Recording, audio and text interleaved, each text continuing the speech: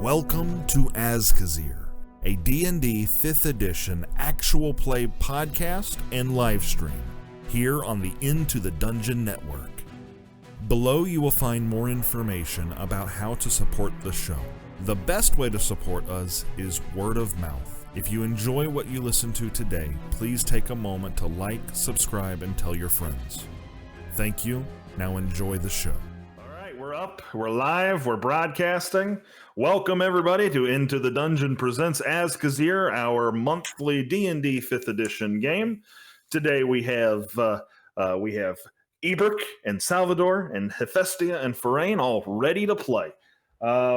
As per usual, I guess we'll start with announcements. We do have an episode of Is next week in Halloween? Or is the weekend after? Weekend after. So yeah, next week we have Starfinder. Any audio that you hear in this, like music that you hear in this during the podcast version of our show or the YouTube version of our show, is provided by tabletopaudio.com. They have fantastic soundscapes for everything from fantasy to sci-fi to Old West. It's wonderful, and I love them.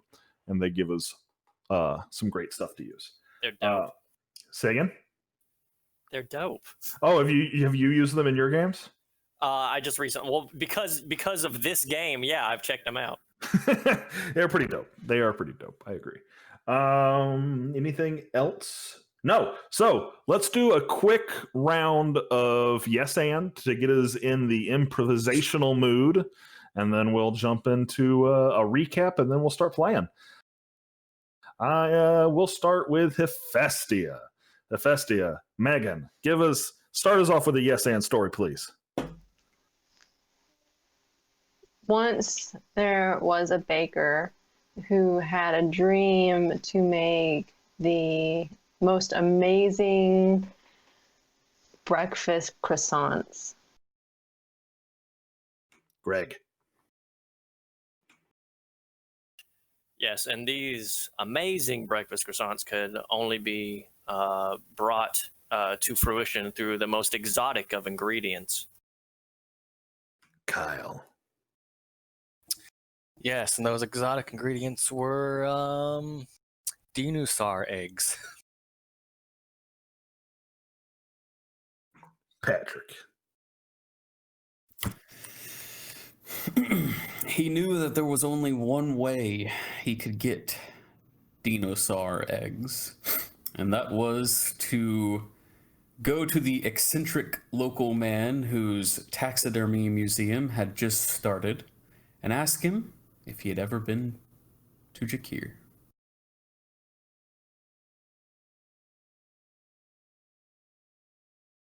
Is it back to me? Yes, it's back to you. Oh.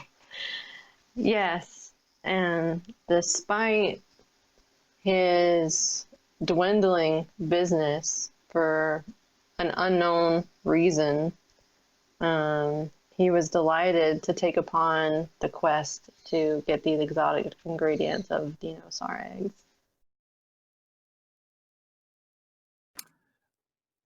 And that concludes this episode of Yes and. We'll pick up that story later. Give me one moment. I'm fixing our Twitch because I forgot to update it from the Starfinder game, so it looks like we're playing Starfinder right now. I know, Patrick. I know. You're supposed to remind me. You're the one that reminds me. Who's running this thing? Jeez. Listen, you. I'm working on it. While I'm doing this, who wants to do the recap?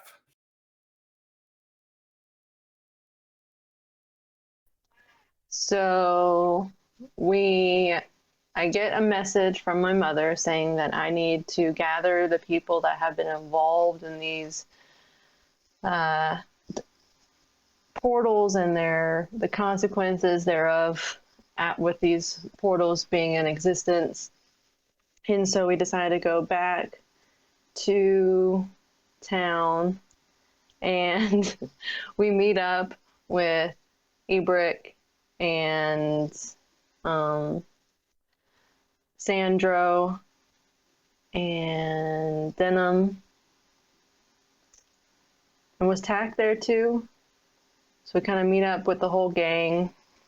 And somehow she was unable to convince Sandra to come, or Tack, but everybody else seemed to be okay after some convincing to move on. And we started with looking at the maps and trying to figure out the best route for us to take. We decided to just kind of cut across to the bridge north and take the road from there, kind of saving us some time, but also making the path not as difficult. And while on this path, not a whole lot happens until we reach a young fellow who seemed to be down on his luck. And he tells us a sad story. Denham doesn't buy it. The rest of us kind of find our emotions toyed with, so we decide to go and help. We end up finding these ruins, and then that's kind of where we're at. We're now facing consequences of following this young man back into these ruins, which we know somebody has already died after entering. So, yeah, he felt to too our much. actions? He felt too much shame for leaving his friend in there to be slain in the dark. I think his friend was already dead and he had left. He wants the body. friend. Yeah, he wanted to recover the body. Also, there might be ghosts. Yeah, so that was part of it. So he, being the son of a great adventurer, had learned somehow that there was this ruin here with potentially ghosts and treasure, and he had gone with his buddy to try and find them. And upon entering, they were ambushed by very large orcs, I believe is how he described it. His friend was mortally wounded, and he escaped. That is correct, but yes, also ghosts. That is a thing. All right, anything else before we dive in? I think that's everything too. All right, go ahead and roll your initiatives. I'll be right back. Hold on to your number.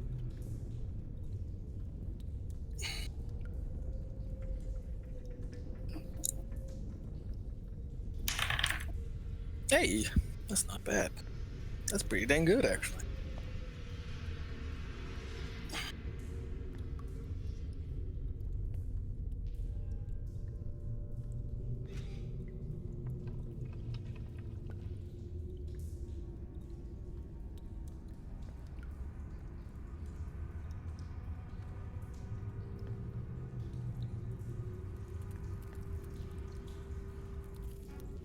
What'd you get, Kyle?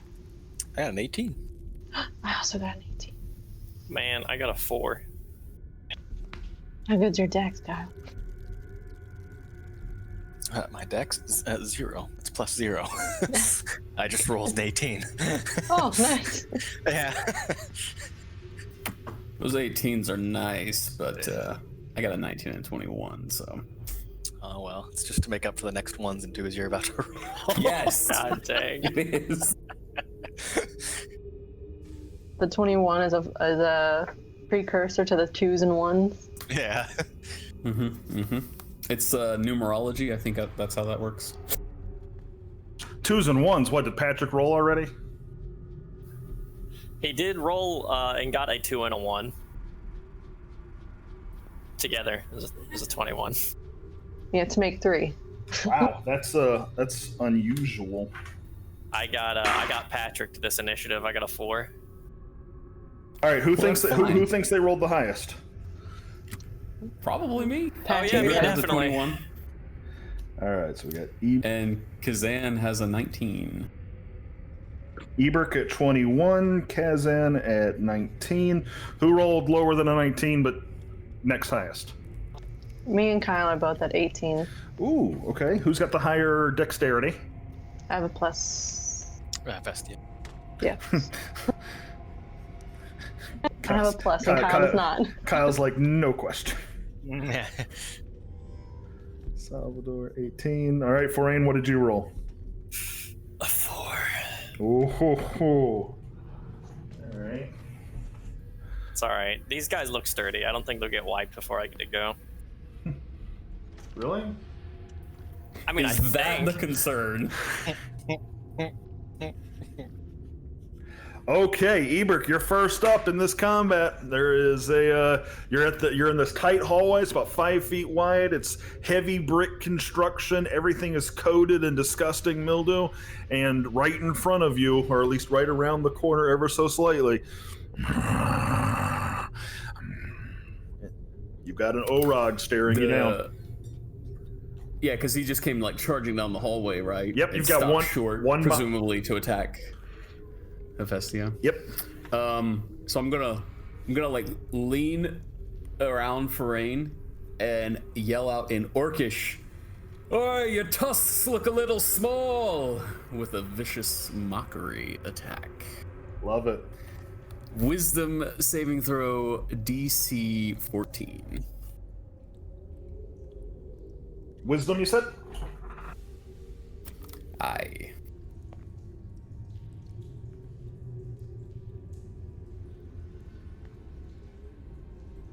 Rolled a natural 18. So does it have any half effect? Boo hiss. No, it does not. My tusks are just fine. He curses back at you. All right. Are you doing anything else in your turn? Bonus action movement? No. Okay. I'm stuck. Can a bard give inspiration as a bonus action? Is that a thing? Yes. That is the Yes, thing. that is the thing. Okay, perfect. Then I'll say, oh, that didn't work. Elf, you might want to watch out, and I'll give you, Hephaestia, a D8. D6? Oh, sweet. D8. Okay. All right. Kazan. Kazan is up. Hephaestia on deck. Kazan, like, has tears and is like, he's very emotional right now. He's a human. And he's like, you monster! And he'll swing back with his battle axe and attack with a +5 to hit. Nat 20! Hey, all right. That's going to hit. It's because it's not my character. It's yeah. So remember, for our critical rolls, you double everything. Double the dice roll and double the bonus.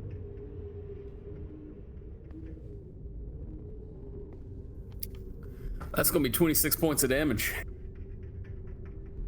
Lad strikes true. Your lad strikes very true. You know what? He's action surging. He's doing it again. Go ahead. 12. 12 to hit. That unfortunately, it's gonna come in this time, and the Orog kind of shifts its shoulder over, and it catches hard right on that metal plate that they have defending themselves. Sorry, bud. All right, anything else for Kazan? Nope. Hephaestia, you are up. Salvador on deck.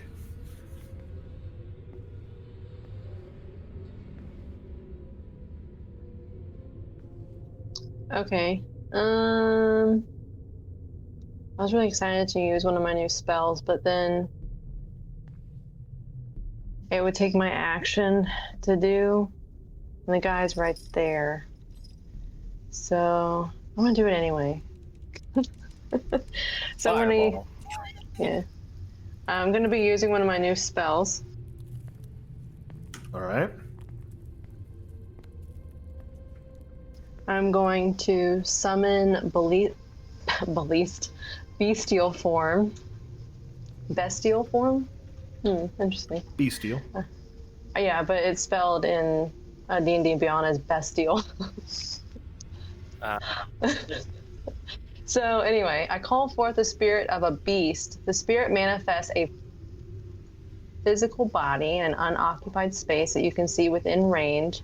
This corporeal form uses the bestial spirit stat block below. When you cast the spell, choose the environment such as air, land, or water. The creature physically resembles an animal of your choice.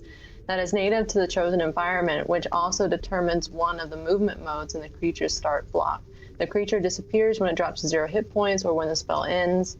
The creature is friendly to you and your companions for the spell's duration. In combat, the creature shares your initiative count, but it takes turns immediately after yours. It obeys verbal commands that you use to it. No action required by you. If you don't issue any, it defends itself, but otherwise takes no action. Okay, so what is the bestial form you're summoning?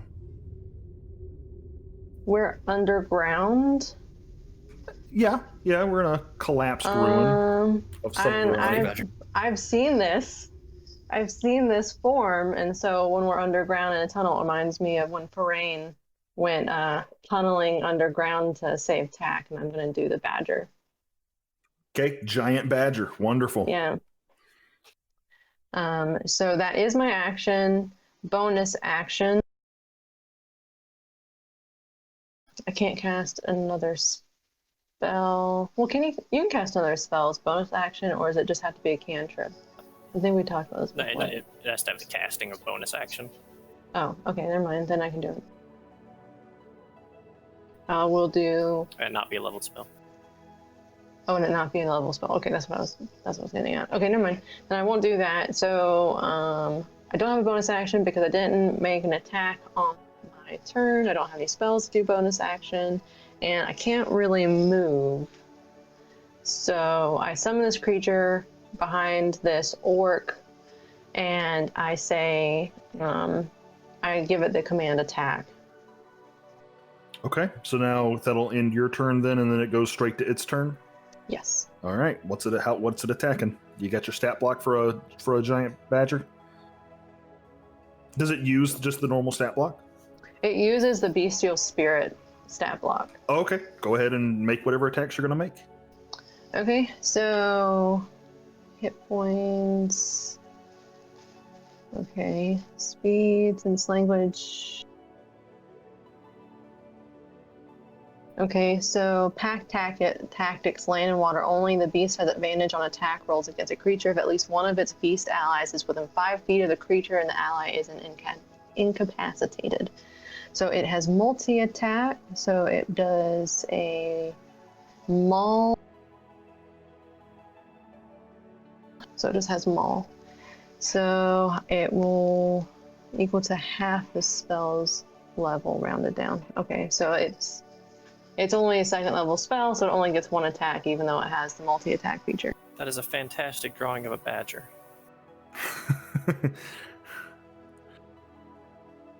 All right, so go ahead and make your roll. It's 16. 16 is unfortunately not going to hit. I'm sorry. Is that with advantage? You said you have advantage, right? Because you have pack tactics? Oh, yeah.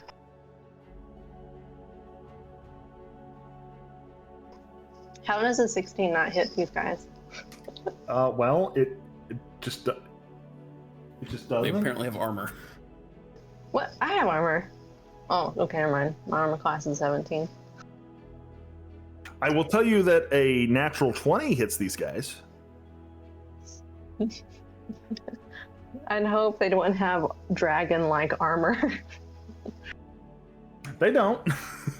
Oh, good. They've got reasonable armor for what they're wearing, which you see them very rugged, heavy armor on them. All right, I concede my turn. All right, it's gonna take us to Salvador. You're up. Is it possible for me to get past what's You can share his space, but you can't end your turn in his space, so you've got to pull back at the end of it. Bear in mind, if you pull back, that's going to proc a potential attack of opportunity because you'll have to leave. Nope, I'm lying to you right now because you'd still be within 5 feet at a diagonal. So, yep, you can move forward. You can hit him. You're fine. You're in range now. You don't even have to move. Is it possible for me to get behind him? Or am I not able to move through that space because it's occupied? 2 sizes larger, so you would have to be small. He'd have to be large. Yeah. Or since you're medium, he'd have to be. I mean, I would let you try. I'd let you make a free like acrobatics check, but the DC would be pretty high, and if you fail, you might find yourself prone or something. I mean, if I go prone, that's fine, because then I just use my movement to get up, right? Yeah. Half your movement. Right. Do you want to try? Yeah, I'll try. All right, make an acrobatics check for me to squeeze underneath them. It's just a flat roll. Great. It is a 4. That's not going to be enough. I'm so sorry. You get Nope. you go to try and squeeze past this Orog, and it sort of shoulder checks you into the side of the wall. I want you to take a point of damage and stay standing.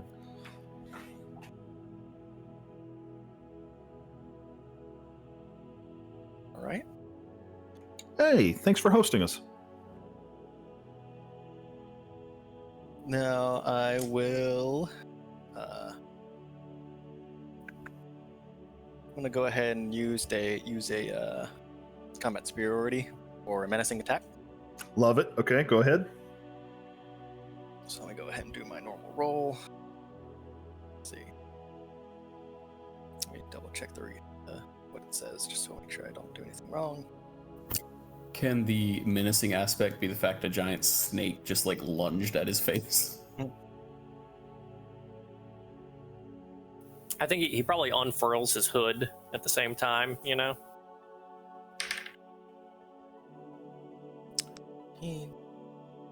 7. So that is a 21. 21 to hit is going to hit.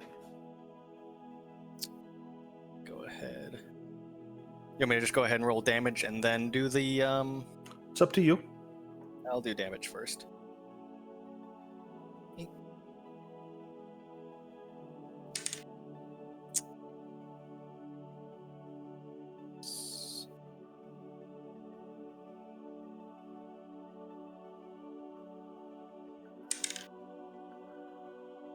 So that'll only be 8 damage. Yeah.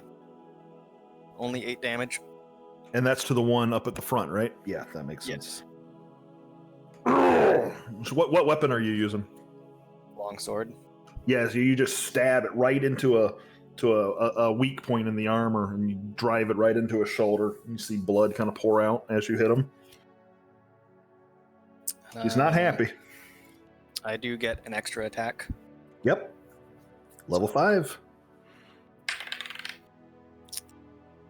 Nope, that's no, that's a 14.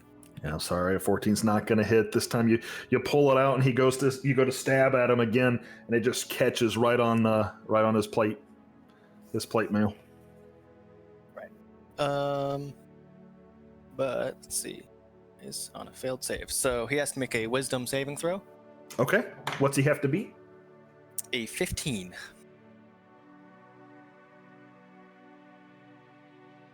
Oh, he rolled a 2. What's that do? He gets frightened. Oh! He is real spooked. Big snake not like. On a failed save, it is frightened of you until the end of my next turn. Okay, end of your next turn. Got it.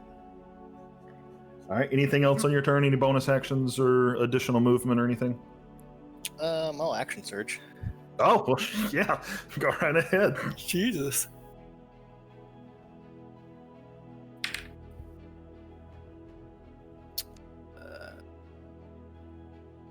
That's a 6. No, that one won't make it.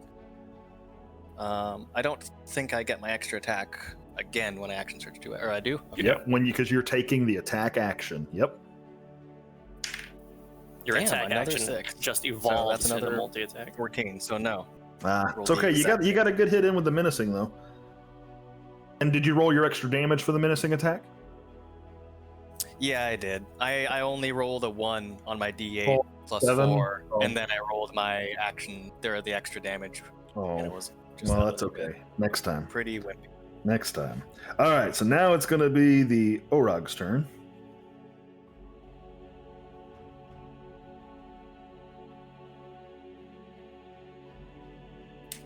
Okay, yeah, it is still the Orog's turn, though. Let me just update my initiative order. 1 second.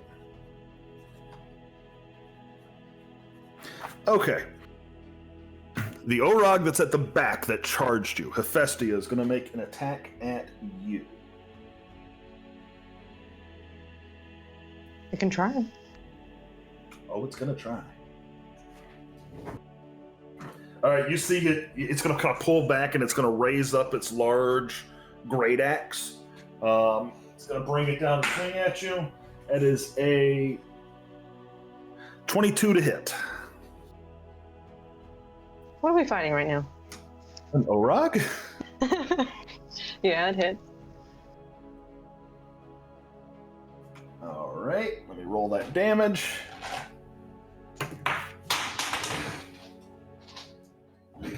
What do you think? You want me to take it on the floor or not? It hit the floor. Take it. Okay, it rolled a 1. So it's a 1 plus 4, so 5 damage from this great axe. That was a fun gamble. It was a fun, D&D Monty Hall. it was a fun gamble, but it has multi-attack. So you see it rear back. Oh my god, a natural 1. It misses. God, I Alright. heard the word natural, and I was thinking, oh, there's the 20 right after it. You had me in the first half, Alright. not gonna lie. Forain, you are up. See, Farain, they're still alive. I with Ebert behind me, I start commenting on it may be a little small, that tusk, but I'd rather worry about the musk. And I take in a small bit of my ceremonial incense, and I catch it on fire and flick it at him, and it turns into a little ball of fire. Like, Produce flame. okay. All right. What does that do? For a 19, does that hit? A 19 does hit.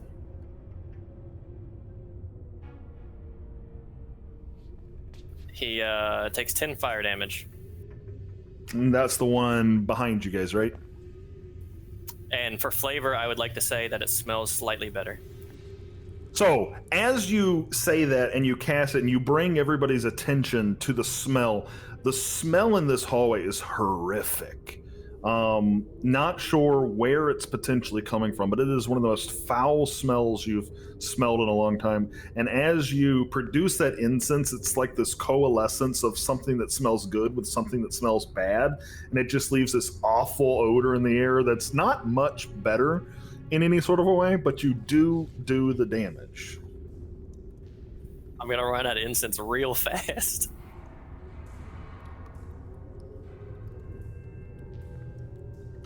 And also, so you light the fire, you hit them. What do we see? Oh, okay. The incense doesn't. You know how things become very embery, like whenever they start going down. The incense, one of the little nidbits sort of sticks in him, and then it just continues going. Like the embers just sort of like spread throughout his body, and he charcoals in a large chunk, and probably dies. It's a pretty heavy heart. Yeah, he just grunts and falls over dead with a chunk of embered skin and flesh and muscle and hair adding to the Embered. smell. There we go. Embered. All right, that's going to take us to the other Orog's turn. It's going to act based on the fear. I assume the fear says he needs to move his max distance away in fright. Is usually how that works. A frightened creature has disadvantage on ability checks. It can't willingly move close to the creature. Okay, so it's not going to run away from you unless the spell unless your menacing attack says specifically it has to run away. No, it doesn't. All it says is on a failed save, it is frightened of you until the end of your next turn. Gotcha. So it's not going to run from you, but it is going to attack with disadvantage because of the fright. You're going to see it bring up this great axe that, quite frankly, looks very similar to the one you've been practicing with. Gets raised up over its head with a almost a finesse at how light this Orog makes it seem. It's going to be an 11 plus 6, 17. The 17 hit. That meets. So It's going to hit. Roll the damage. So 1d12 plus 4. That's 5 plus 4, so 9. 9 damage at you. no, I think that's when it hits. All right. It has multi-attack, so it's going to swing at you again. Oh, this time with disadvantage, it's a 3, so I'm assuming that's going to miss. That will, and I will now use Riposte. Outstanding! Roll that d8.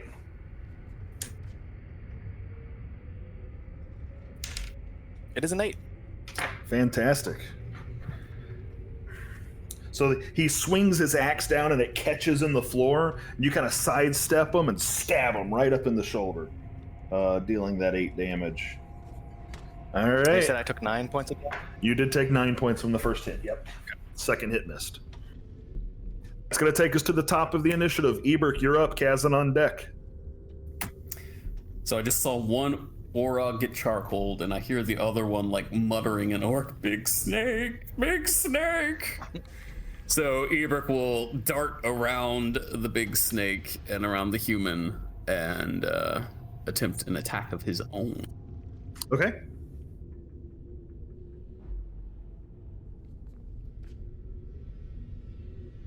All right, so I'm doing the College of Swords Blade Flourish.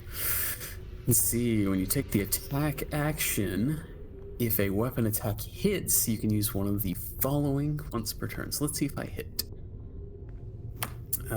Short sword plus 6 to hit. 19. Hey, that's going to hit. All right, so that would do 1d6 plus 3. So do that first for me.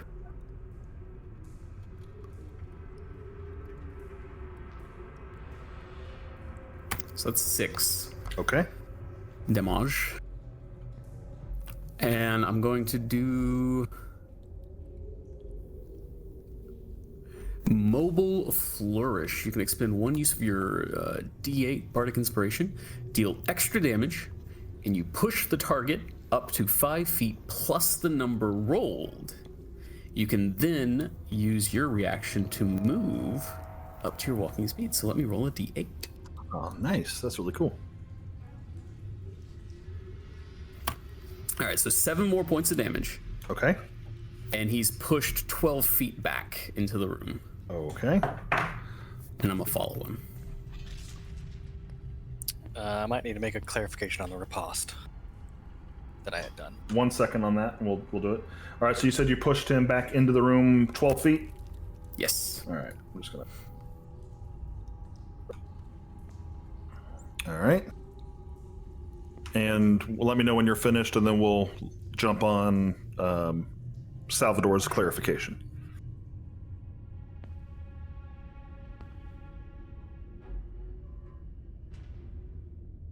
So as you get into this room, Patrick, and you get kind of past that threshold, the smell in here, like, practically brings tears to your eyes. Like like it's burning. That's like the way onion burns. It's just bad.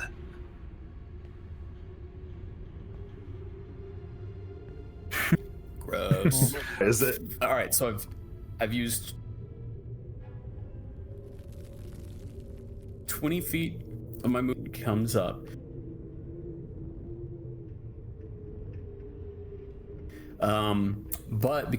But I am holding a dagger in my other hand.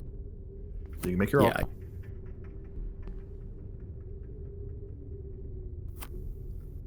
But I do have 2 weapon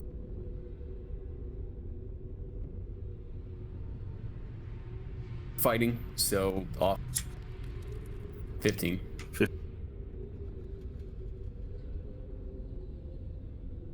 15's gonna miss him. Or Eberk. Okay, Kyle, what was your clarification? So riposte specifically says when a creature misses you with a melee attack, you can use your reaction and expend 1 superiority die to make a melee weapon attack against the creature. If you hit, you add the superiority die to the attack's damage roll. So it's not a roll of the superiority die for damage. It is I roll an attack. If it hits. Well, let's start with this. Go ahead and roll an attack and see if it hits. Right. No, does not hit. So take away that 8 damage that I done.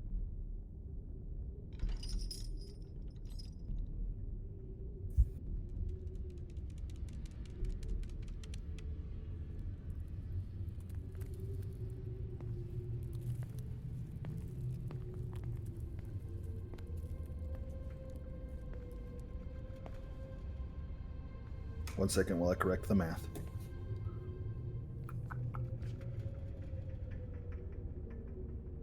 All right, we're good. Okay, Kazan, you're up. Hephaestia on deck.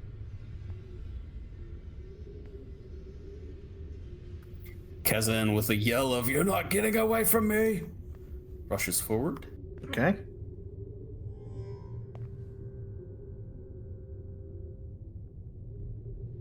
$19 to hit. 19 is going to hit. 9 damage. Okay. And that's it for him. All right, Hephaestia, you're up. Okay. You've got a charred Orog next to you, completely dead. And you're staring at your badger. I do have also a clarification. So bestial form is also concentration. I did make the save, but just so you know that whenever you hit me, I gotta make a save. Oh, okay, got it.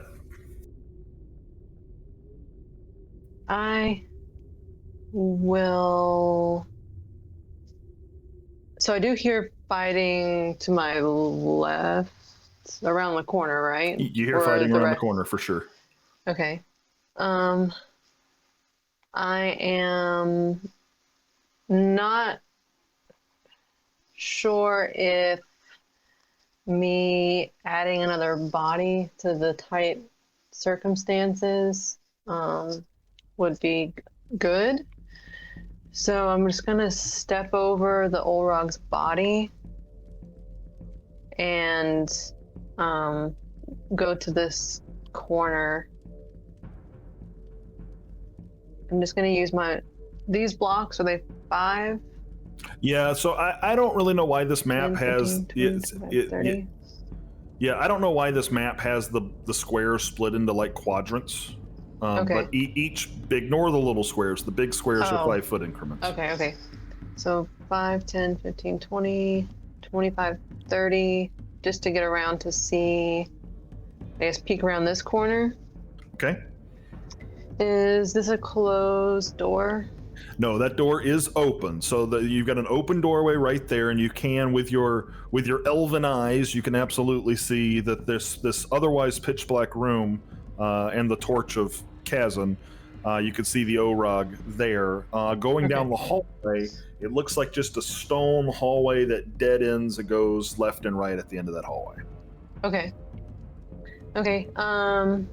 I will put down my sword. Well, this is only 10 feet, right? Yeah, 5, roughly 10. 10 feet. So with a ranged weapon, I'd be at disadvantage. No, it's within 5 feet you'd have disadvantage. Like if you're in melee range, you'd be at disadvantage, but 10 feet you'd be fine. Okay, so I'll put down my sword and pull out my bow and attack. Since I'm level 5, I have extra attack. I like it.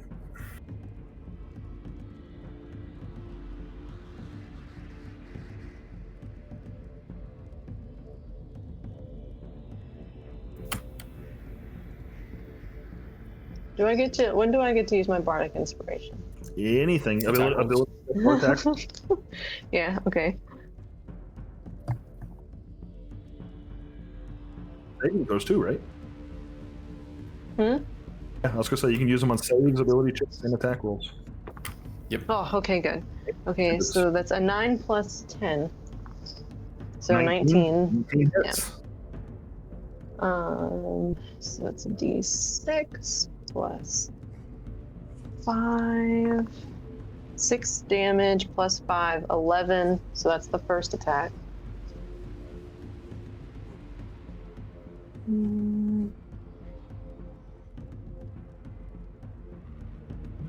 All right, very good. Okay, just making sure that the extra attack wasn't for melee only. Oh, I crit! 20! Yeah, all right. Roll double everything. So double your dice roll and double your bonuses. Another 6 plus 5. Holy shit, another 6 plus 5. Oh, wow. So what's the total? Total is 3 times 11. So 33 damage. What do we see? So. what is Kazan and see as you're standing? And I'm using my vicious bow, so it does bonus stuff whenever I crit. This is the first time I've ever crit with this weapon. I don't remember what the bonus stuff was. When you roll a 20 on your attack with this magic weapon, the target takes an extra 7 damage on the damage of the weapon's type. So it actually takes 40 damage total. You almost double that. 47. 47. Okay. Oh my gosh! He just pulled out a railgun. You did more damage than this creature has in total maximum hit points in one hit. All right. It's very dead. What do we see happen? Okay. So, I mean, there's only so much flavor you can do with a bow. So, basically, Chasm and Ebrick is at the. I assume that's Ebrick's token. I didn't see it earlier. Yeah. But you just see like an arrow just like come through one eye, and the other one just like hit that sweet spot on the back of the neck, and like another arrow come through the mouth. So it's like, you know, like not only was his like brain pierced, but also like the spinal column was also pierced. You got him like a fish. So yeah, this Orog takes that impact from behind. He falls down on his knees and just face first slumps into the floor. You all are no longer in initiative order. For those of for Hephaestia, Eberk, Kazan, and Salvador are all able to kind of peer into this room or actively be in this room. The smell coming from here is awful. There is a door to the east and the west and to the south. The southernmost door looks as if it has maybe been barricaded. And there is a large brass brazier in the southwest corner.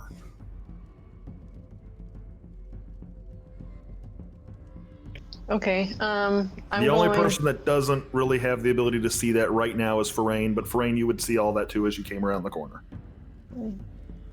I'm going to call out to my bestial spirit, since as long as I'm concentrating, it lasts for an hour. I'm gonna call to it, basically just tell it in Celestial to heal, to get it to come to me. Got it. How long does it stay? It's an hour, as long as I maintain concentration. Got it. Okay, good to know. So Kazan starts like waving the torch around, kind of like a censor, just like putting smoke and fire in the room to try and burn away the filth. He's like covering his mouth while he does it. Yeah, there's cobwebs hanging from the ceiling. There's dust on the walls. It's pretty gross. Eberk looks up at Hephaestia when she walks in. He's just like, he's definitely got awe in his face. He's like, wow, nice shot. Right through the stick. Oh.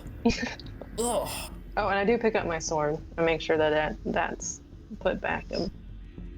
And I just like bow, you know, just. Wonder why there are orcs here. Let's check the bodies, see if there are any notes or anything. And Eberk will start doing that. Okay, make a investigation check.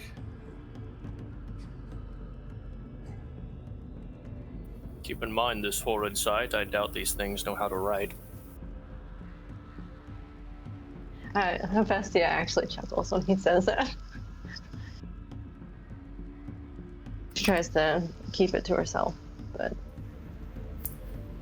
15 to check this Orog's body. Okay, so yeah, you would find, in addition to some random loot that'll be on there that I'll go over in just a moment, the things of note that you would find is that he does seem to have like this large sack tied to his waist. Looks like it's got many days worth of rations inside of it. Of the orc variety. You see some creatures you've never really seen before that have been dried, that are in there as well. Looks like they've definitely been doing, like, trying to preserve food.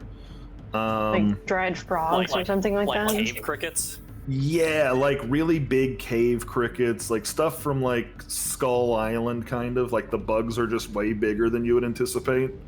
But they don't look like monstrous bugs. They just look big. Like, you know, a beetle that's a foot long instead of an inch long, kind of a thing. That's not monstrous. No, it's like a rabbit. It's like a monstrous rabbit. That beetle. is a monster. That's all right. If I ever have a foot-long roach in this house, we're moving. I'm moving if you have a foot-long roach in your house. Way too close. Loot as well. Sure. I already have an Eber could be ocarina. I don't need to loot. Orc food. And I'll like move the bag to the side. Salvador will come up and look at the bag and be like, And then in addition to that, you find you'll say you find some broken. All of these covered in chocolate packaging here. You find about a quarter worth of like broken plate mail. So there's like probably some like spare metal bits that you could loot off the body. Might be worth it to somebody. You do find another one of those orcish axe, and you find 9 gold pieces.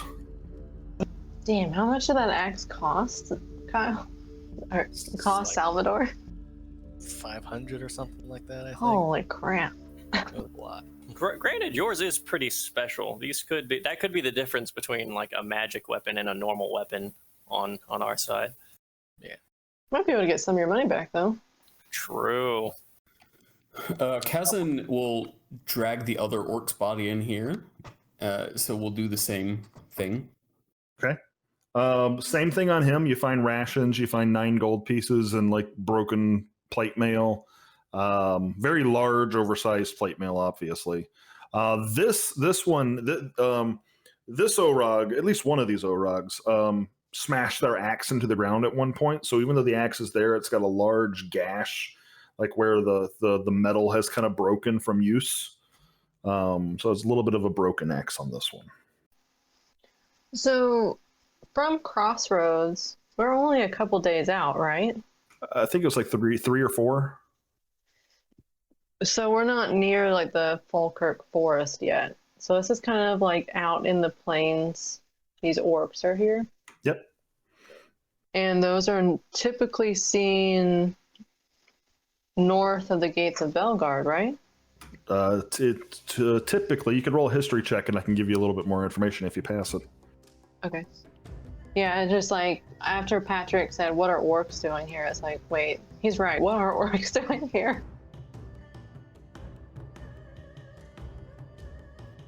Anybody good at history? The bard might be. No, okay. So I'll initiate a conversation then with Ebrick, and it's like, no, that's a good point. Like, I don't know much about these creatures, but I've never seen one this far south before, or never heard of one this far south before, because I rolled a 4. Let me roll history to see if I've heard of them coming this far. Sure, go right ahead. That'd be a +3. What kind of bard am I? Not a very good one. 9. Well, this isn't that difficult. At least based on the history you know from being a Thendellan, that orcs, bugbears, goblins, creatures like that are looked. Dwarf. I'm from the collective. Oh, you are from the collective. My bad. Sorry, my brain went Sandro. You're right. But still, the dwarf, the Ungothro collective, and the Thendels have a long history of working together.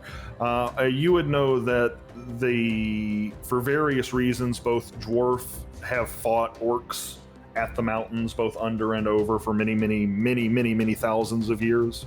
To see them this far south is weird. They were all pushed out with the push for civility after the Thendellans showed up. So to your knowledge, orcs should be north of the wall. I've never heard of them coming this far south either. I wonder if there are any more. And you said that the bag of rations they had was a lot. Like they were prepared for long travel.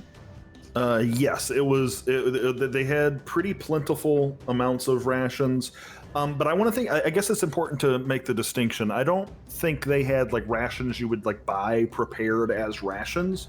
This is more like they have these Survival. weird. They have these weird insects they've collected. These weird grubs they've collected. They've dried them out, and have sort of made their own preserved jerkies. Been there, Well, done that. Like what food they can, I feel like. Yeah, More okay. than like we're So gonna have it this for wasn't travel. necessarily they like went to town and prepared for a long journey. They've been surviving on a long journey. type of thing. That is a summation you could come to. I agree. I think that's what's going on. Plus 5 to survival. If that makes a difference. Make a survival check.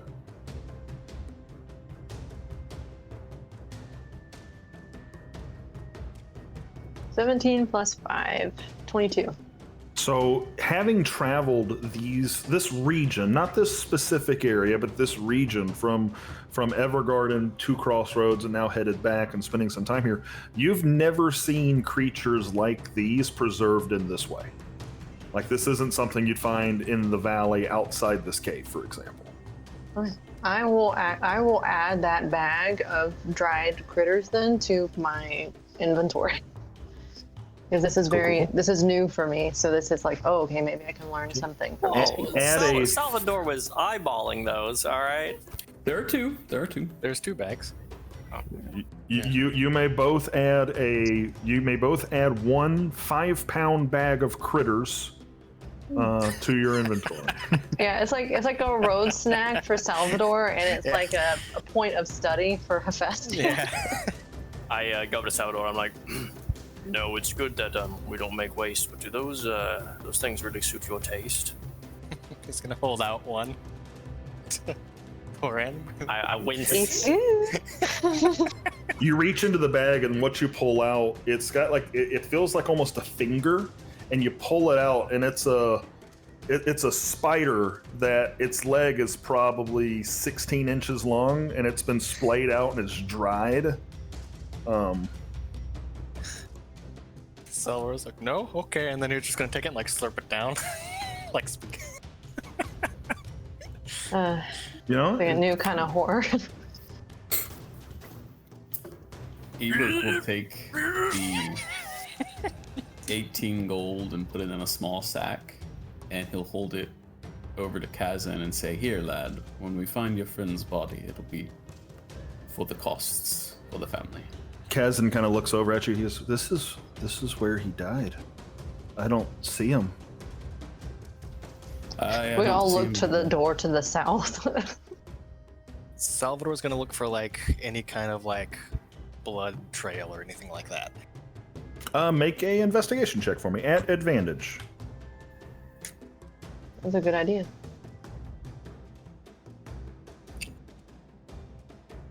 Uh, 15 and 14. 15.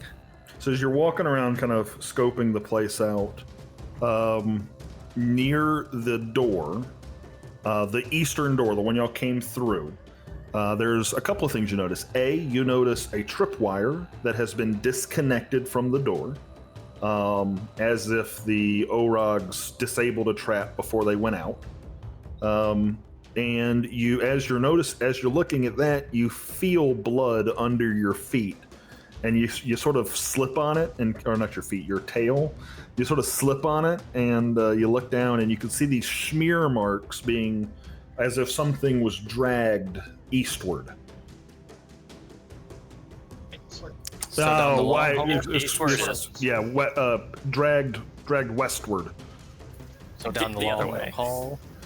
Yeah, over on the other way, the long hallway. This. When he first said smear, I was thinking about like the trap like smeared To the him. left, to Like the there wasn't left. anything left. He was just like a pate on the floor. Oh. Bits of your friend on the floor to your left. Yes, dragged that direction, the hallway that you're in, and it looks like it looks like at around this corner the blood stops flowing, but it does look as if it was going south from there, south down that hallway. Can I make like a medicine check to see if I'm gonna go like CSI here. If the amount of blood on the floor would like be enough like for someone to bleed out and die? It's a lot of blood. I would say you don't need to make a medicine check to know that it's a bunch. Okay. Alright. Because I wasn't sure if like he just assumed his friend died and like left him like half dead or not. So, but we'll keep going. Ebert kind of loudly whispers, "Everyone, if the body's not here, there might be more orcs. Let's be careful. Lad, take these axes and this metal, take it outside, drop it by the entryway, and come back and join us."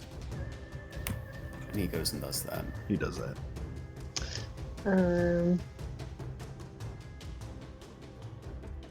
I command my badger to be on guard.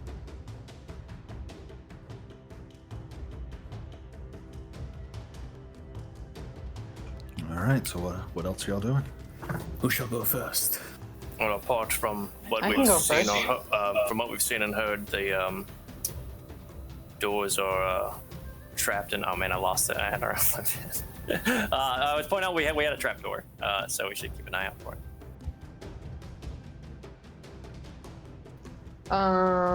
What's Foreign's perception? Passive perception. It's pretty high, right? 23 right now. Yes. Yeah. What's your stuff? Why? I was thinking if we want to move quietly to not alert any more, maybe get the jump on anybody else that's in here. I think that we should move stealthily.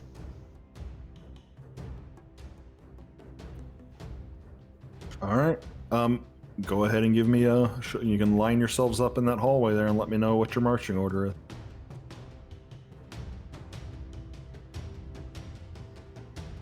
Or do you want to be in front? Wait, why did your spirit going in front? That's what should be in front. Oh wait, you probably need to control your. Yeah. Well, he doesn't. How do I- His passive is only a 12. I mean, and he doesn't have keen senses, so.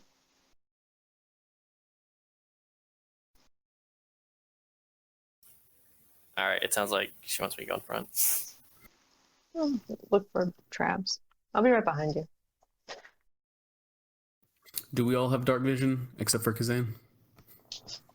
Yeah, my beast has dark vision as well. All right, All right, Forain. then. So you're at the end of that hallway. That's about all you can see at your current position. Do I hear anything if I pause? Wait, we should probably do stealth rolls, right? Are you going to? Yeah, I think I would like to. that's what we're. All right. Yep. let's Roll do stealth. early.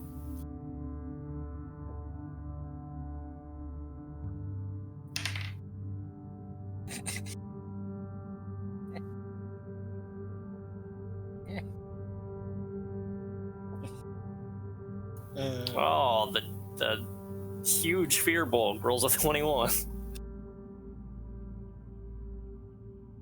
Well, the elf, the badger right behind you rolls a 2. And the elf right behind that rolls a 10. So you can just hear like claws, like the large, long badger claws of the beast just clicking down the hallway. Salvador rolled a 3. So about as good as the badger. 15 and 12. for These are Ebert some and creepy Kazan. but natural sounding noises. It's like hissing and claws. All right. So when you get Oh, to yeah. this hallway, From your position now, Farain, has it lit up for you? Can you see down the hall? I can't see far to the left or right, but I'm stopping for a second just to see if I can hear anybody. So it looks like it looks like it starts to curve more to go south again a little bit to on the western path, and it looks like the eastern path is a dead end. And no droplets of blood or anything left. You see a faint smearing as on the floor, kind of following the same pattern from the other room. They go. All right. They go west. Okay. I took the step into the hallway. Still just a stone hallway. Tall ceilings, probably 15 feet high through here. Very, very old masonry on the walls. When we entered here, didn't Ebert determine that this was dwarvish construction? I don't remember specifically, but I know that Ebert had asked about the construction. Ebert, I would say you would know that this is easily thousands of years old, probably in the realm of like 3,000 years old. That this is a dwarven style of masonry, but it's no longer used anymore. As just techniques have advanced over the millennia. And it is either sandstone or limestone of construction. As we're walking, he kind of like, we're stopped here stealthing, and he looks at the wall and he runs his finger along one of the seams that's probably like airtight, mortarless seam of stone. He's like, oh yes, this is good stone, good dwarvish stone.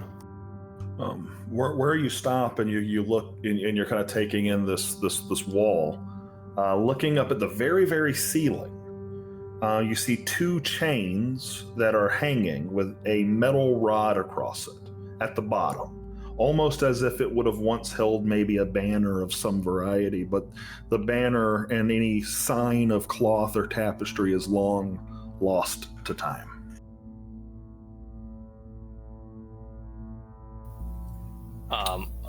Across us getting to this door, I turn back to Hephaestia. I'm hoping that she'll play the telephone game down with the rest of the people, right?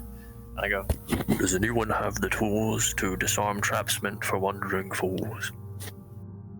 As you say that, you hear through the door. Oh man, someone must have been right at that door. No. This it wasn't. It sounded like it was maybe a little far away. You were hearing something in the. It may be on the other side of that door, but not like. You didn't. It doesn't say. They don't sound spooked necessarily. It's like you're hearing a conversation. You just have a 24 perception. Oh, okay, gotcha. I notice everything. I will turn around to Ebert and not rhyme, but say, do you have tools in order to disarm traps? No, I don't. Also, with a passive perception of 18, was Ebert able to maybe hear the speech? Let me check. You're not that much further back. You know what? Yeah, sure. I would actually say most of you heard it. Okay. Was it Orcish? It was. So what you would have heard is, something spooked the Orcs. Hold tight. Wait for the signal. Aye, they're talking about a signal. They know the Orcs were spooked. They might be setting an ambush. Okay. Do we want to make... Alright. Do we just hold tight, stay quiet, and let them make the first move? Ebert does not hold tight. He actually ducks down to the right because he's looking for the other side of that door that was in that room. Can I investigate the end of this hallway? Yeah, sure. Go ahead and make an investigation check for me.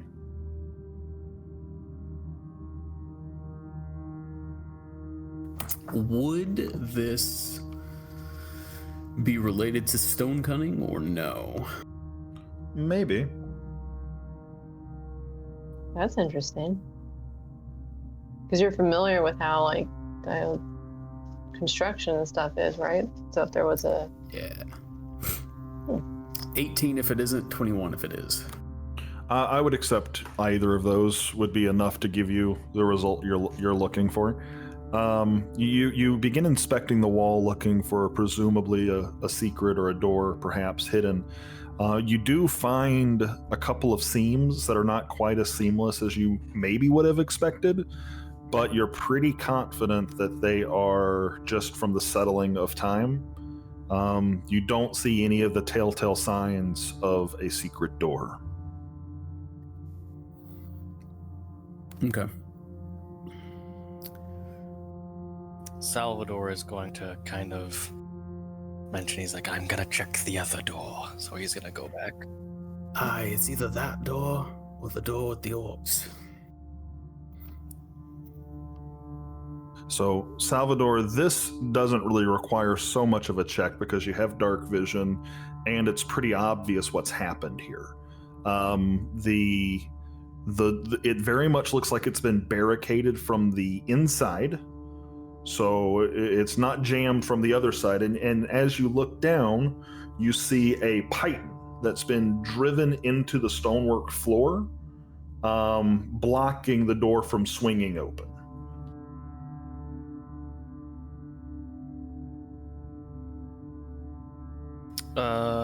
He's gonna try and remove the python.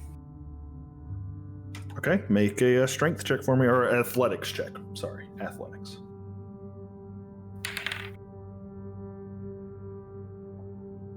That is 18.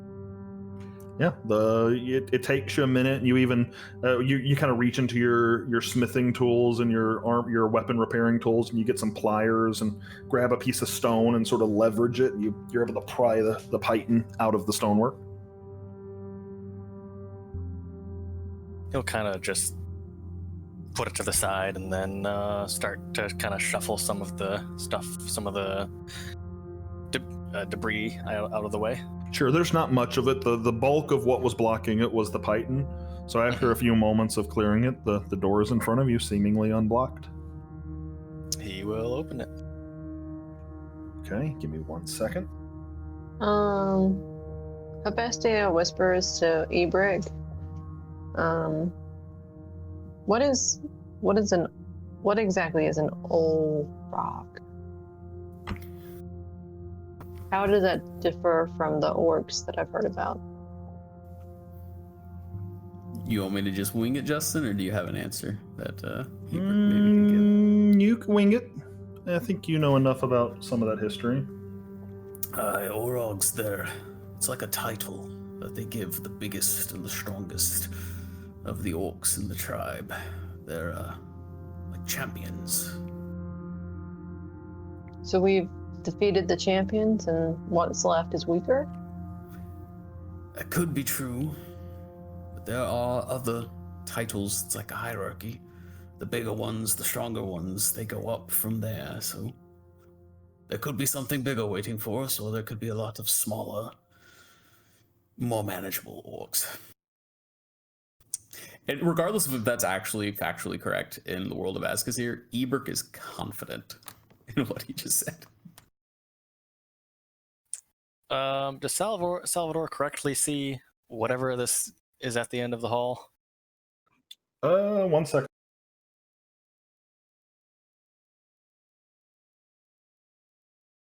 Yeah, 'cause I think other than... I'm looking at it from your point of view. What do you think you see? Some kind of creature. I mean, are you like barely able to see it in like the darkness? Kind of. I see about half of it. That's amazing that the darkness filter works the way I want it to. All right, cool. Yeah, you see something, and it's actually producing a very faint blue light.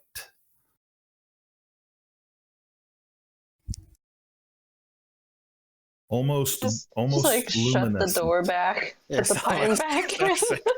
No. Yeah, you see this, you sort of, as you're closing the door, you sort of see this little tentacle with a blue diode on the end of it, sort of kind of flutter in the air. I'm gonna have Salvador do a history check for the sake of see if he's seen anything like this before. Sure, go ahead. Just for the sake. You know what? You don't have to make the roll. You've not. I'm not, There's no okay. reason in your history you would have seen this, and I don't want to waste the time with it. Alright. Either way. Kazan. Oh, go ahead, Patrick. Hmm?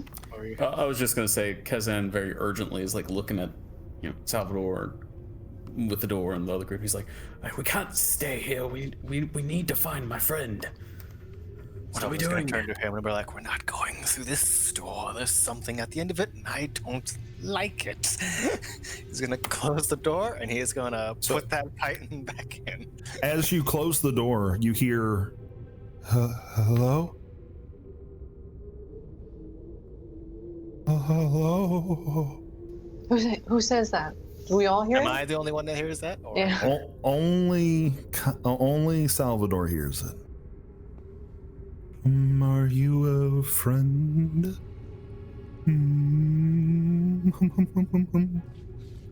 So, am I hearing it just in my head, or am I hearing it actually from down the hall? Make a wisdom check for me. I didn't know if that was about to be a check or a saving throw. Yeah, I was like, is this a check or is this a saving throw? We just lose Salvador. 14. You're not sure if it's in your head, but you're not hearing like the reverberance you would expect of a voice carrying down a hallway. Salvador's gonna kind of turn to. Is it who else is in the room with him right now, or is he just It's Kazan's in the Kazan. hallway. He took up a Kazan?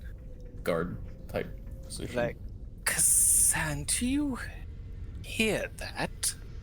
Kazan doesn't hear anything. What was it? Was it my friend? Is he down that hallway? Did you get the door open? Salvador's going to turn and just hammer the pike back in. Is my friend down there? Nope.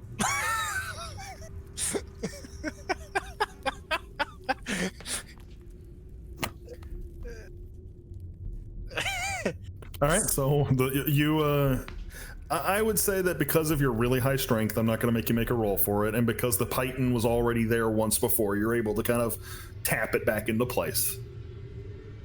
Kind of move some of the stuff back in the way. He's gonna go over to Kazan. He's like, "Your friend is definitely not down that hallway." So, Justin knows why Kazan does this. He says very loudly, "Sod this! I'm coming for my friend!" And he kicks open the door. Oh wait, it's this door? It's this door right here? What door? Oh, okay. I was gonna say, it's like, we don't need. This is the door, Okay. but we're hearing orcs Okay. from behind. Oh wait, hold on. Oh shit, okay, alright. Okay, I do know why you did that. Yes, it's already happened. You hear no, and second. I'm gonna let this idiot die.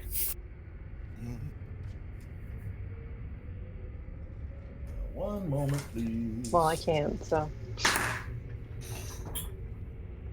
I don't want to know. I would have liked to be able to try to stop him before he shuffled through everybody.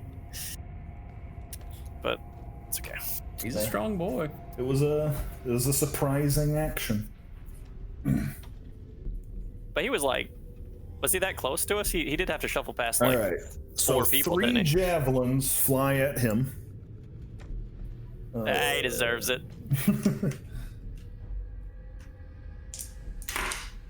Patrick's Oh like, god, they're all good rolls. The first one is going to miss. The second one is going to hit him in the shoulder. It's going to deal 8 damage. The third one is going to deal 8 damage. Then a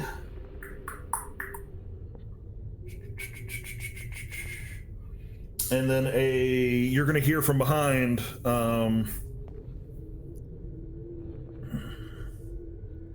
you'll hear another voice in Orcish say, "Prepare for battle." Now, he yells it like it almost reverberates the room as he yells it, and you hear the other ones clank their armor. Roll for initiative.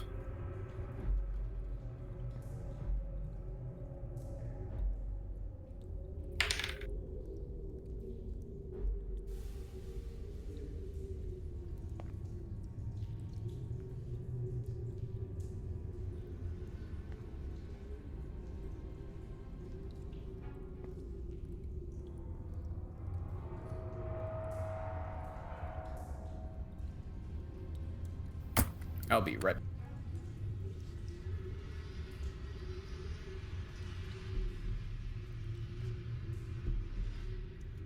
I will also.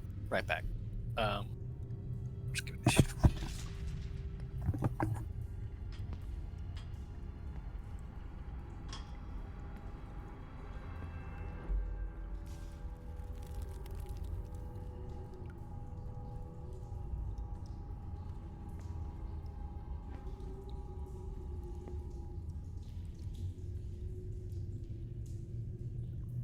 Couldn't hear that if you were talking, Justin. No, I was just saying, let me, since the door was flung open, let's let the audience see what's going on.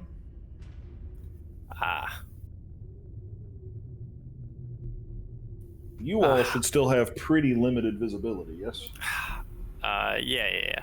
Man, I should have interrupted earlier. What I wanted to do was use my Feared Bolt magic to disguise myself as the Otogya, because I'm still relatively the same size, and walk through the door. I could have just ended up with me getting speared 4 times, though.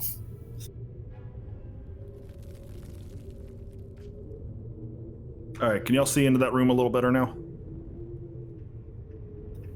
I don't think anybody can see into the room. Okay, that's fine. We're not at the doorway.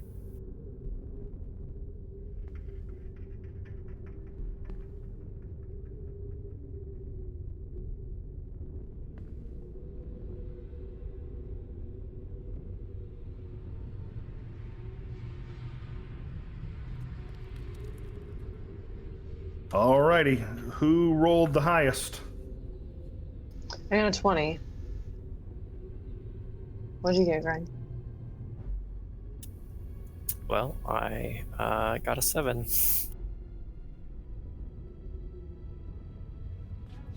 Yeah.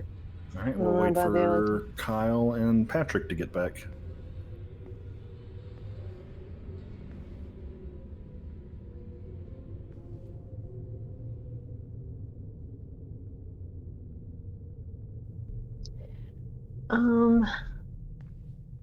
So as we're...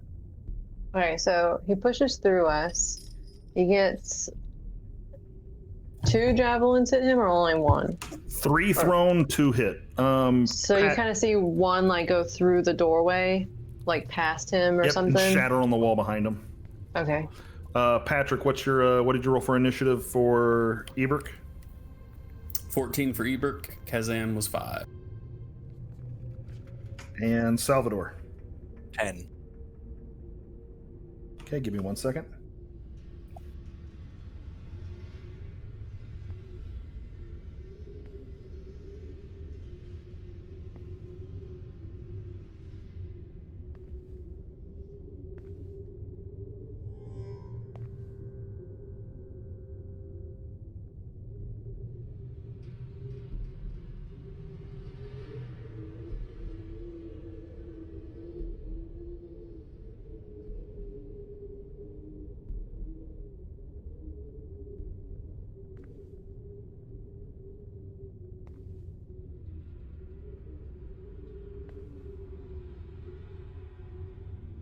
Alrighty. Hephaestia, you are first. Okay, so he does run past us. Does he say anything? Does he exclaim when he gets hit or anything like that? Does he step back? Patrick, what did you say he shouted out as he ran? Saw this, I'm coming for my friend. Okay. That's all you got.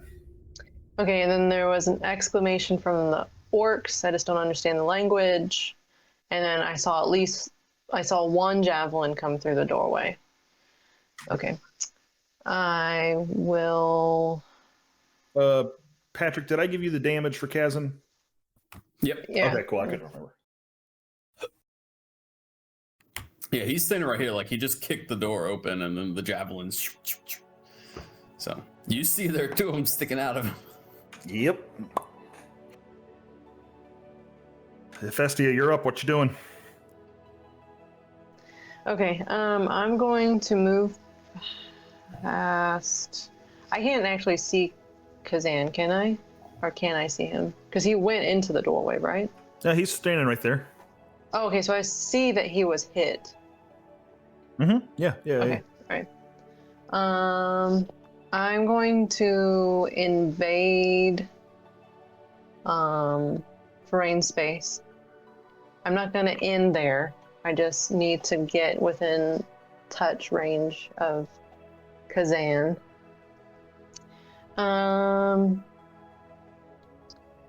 I touch him and grant him protection. The protection gives several benefits to creature of those. Oh no, never mind. Nope, never mind. That's not gonna work. My bad. I take it back. Can I take it back? No protection for him. Yeah. Yeah, you can take it back. Okay. I will still touch him though. I just won't do that spell. I'll do a different spell. Just a pat on the back. Yeah. Yeah. I'm gonna use Cure Wounds on him instead of. So how many hit points do you give back to him? Oh man, 5. 5. Only 5. Which kind of blows.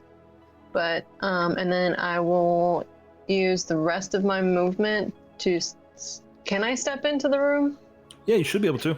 As you drop your token, it should reveal new stuff. It won't let me go into It the won't let room. Oh, me go in now. hold on.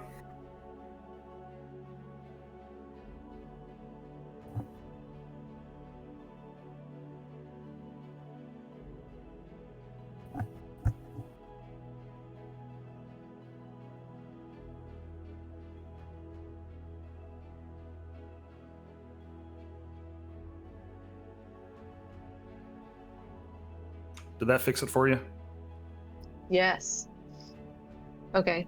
So I'll step in I'll get you all in there. I don't know why it's being buggy, but I'll get you all in there. the room. And I'll use my rest of my movement 5, 10, 15, 20, 25. Okay, I can probably just get right here then.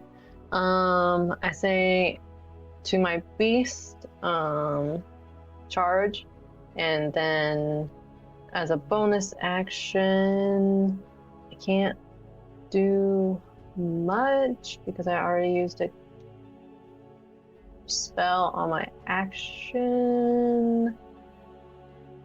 I'm gonna hold tight right there.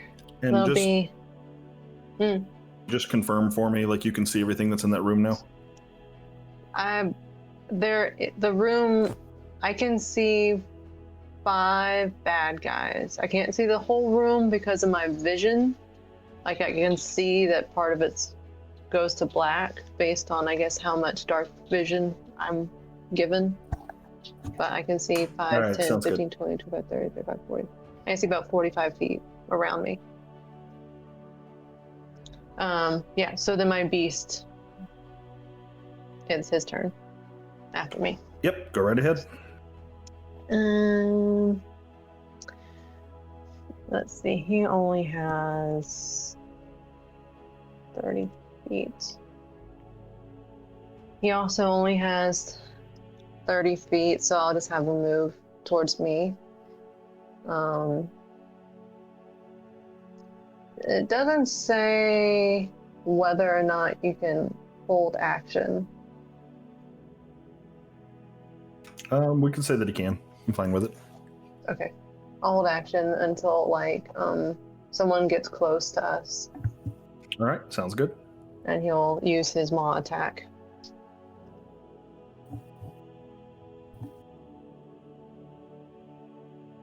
Okay. That's going to take us to the big orc's turn that's at the back of the room.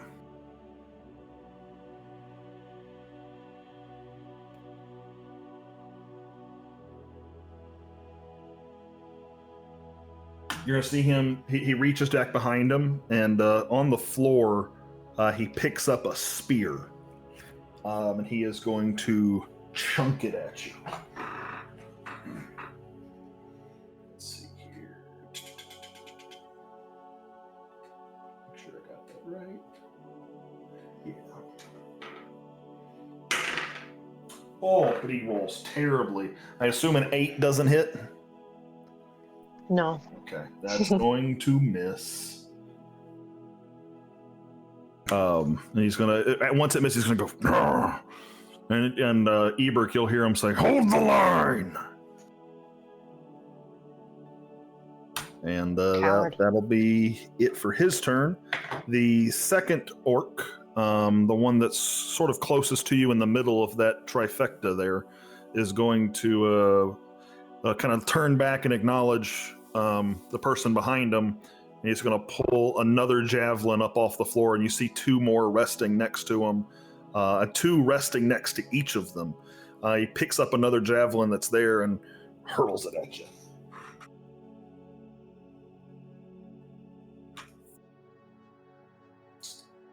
So 15 plus 5, so 20. 20 is going to hit, I assume.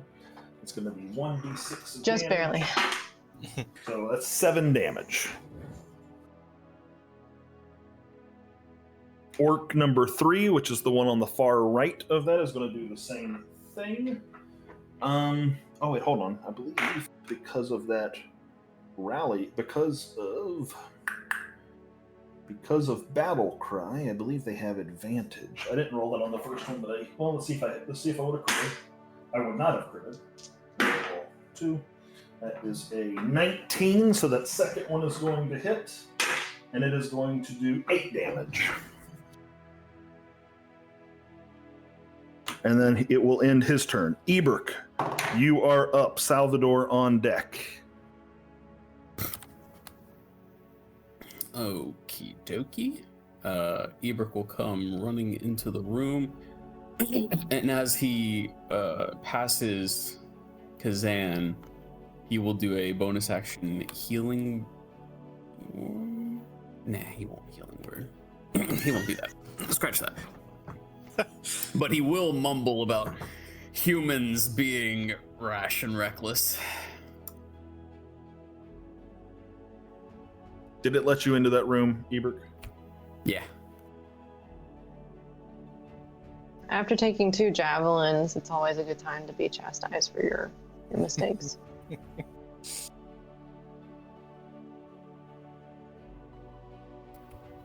Were you chastised? What happened? 15. Oh, Ebrick was talking about Oh, gotcha. Yeah, comments messing with about Chasm. the human. Yeah. He'll run up to this orc, get him in melee, and we'll take the attack action. Do it.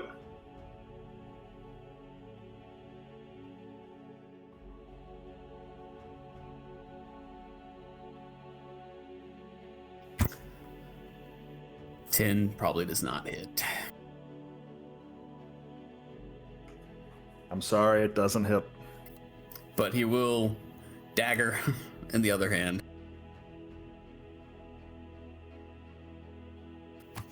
$24. That will hit. Roll your damage.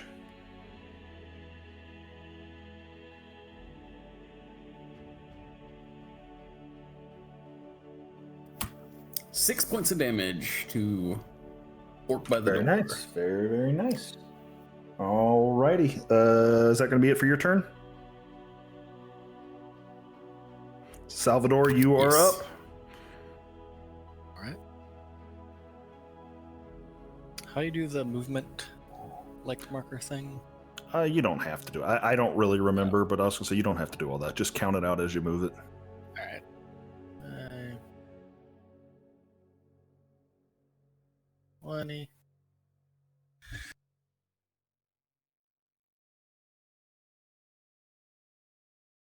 As far as he can go. Okay. Did you want to use your dash action?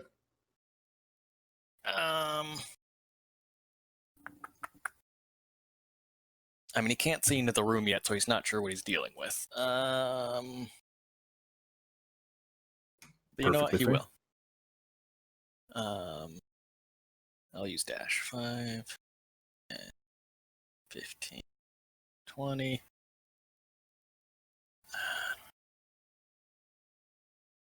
I assume now that you're in the room, you can see everything. Yeah, I've still got Okay. 20 more feet of movement. It's gonna. 20 will take you right up to their wall. Let's see, so. 10. Justin, are you easily able to adjust how far we can see things? Yeah, what you got? Ebert has 60-foot dark vision, and Kazan's torch should be 20. I think it's only about 10. It's 15, but I'll bump it up to. But Salvador will move there. That's as far I as he also can have go. 60 feet with this bow.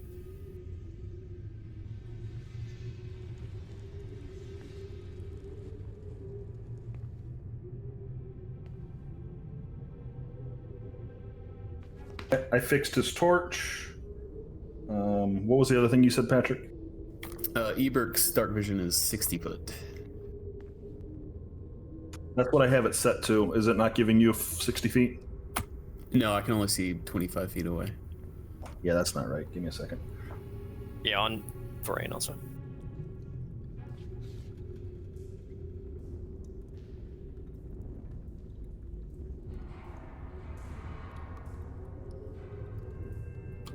Thank you, sir. So, like, Hephaestia wasn't, like, quiet when she got hit with this stuff. She got 2 javelins. So you come in, she's looking about 50% what she was when she walked in this dungeon. Okay. Gotcha. So 1 arm, 1 leg, 1 pointy ear. Yeah, there's only 50% of her left. All right. So, okay, Salvador, you moved over there. I assume that's all of your action economy. Are you doing anything else? That's all I can. Okay. Orc number 1, which is the far left on the orc lineup. Nope, not that one. That one. There you go. Is going to see Ebert charge at his orc buddy there, and it's going to throw one of his javelins at him. Also with advantage. That's going to be 15 plus 5, so 20 to hit. Yep. 5 plus 3 for damage, so 8 damage from that javelin. Okay.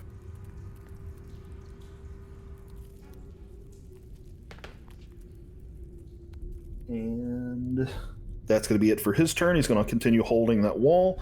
The orc that you are fighting, Ebert, is going to attack you with its great axe, also at advantage.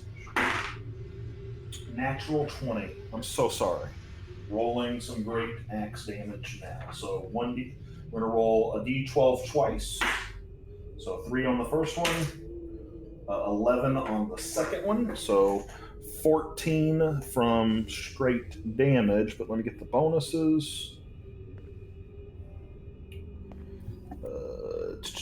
Plus 3, so double that to plus 6. So 14 plus 6 is 19 damage from that great axe. 20. Yeah, you're right. All right, and that's it for its turn. Kazan, you are up. My bad. All right, there's now half a dwarf and half an elf in this one. Kazan will second wind for his bonus action. So that's a d10 plus 3.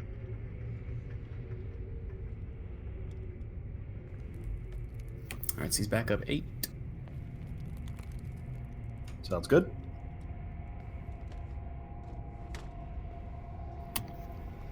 Five, 10, 15, 20, 25, 30.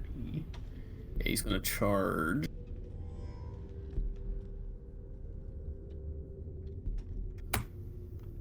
Alright, that should have only been 30, but regardless.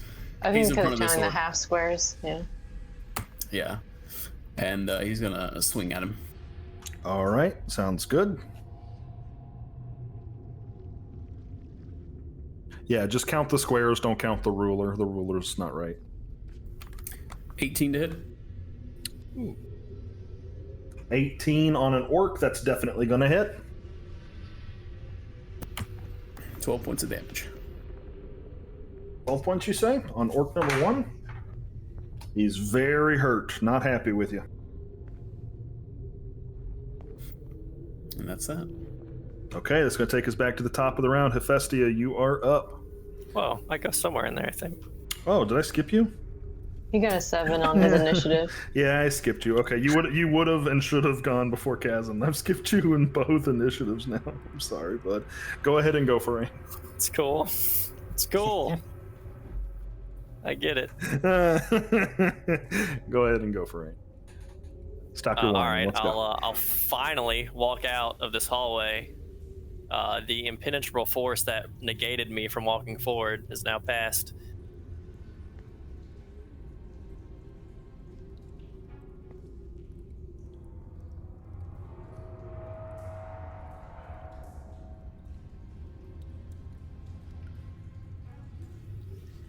All right, let's see. Now that I'm right here, I am going to hold on to my moonstone pendant from my village mine, and I'm gonna channel my druidic energies through it, and the stones on the top of the ceiling are gonna start to glow, and then it's going to create a cylindrical beam of light. It's gonna shoot down from the ceiling. I'm casting Moonbeam. Got it. Where are you putting it?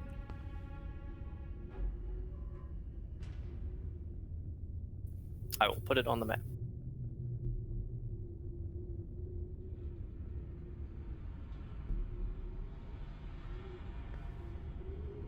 Limestone does glow after being heated in a flame from the Bunsen burner. So, All right, will that work? That will work. And I would say you would catch 3 of them if you put it there. I shall. They don't actually, nothing happens until the beginning of their turn, but whenever their turn starts, they make a Constitution saving throw or take 2d10 radiant or half. That's a good way to break a formation.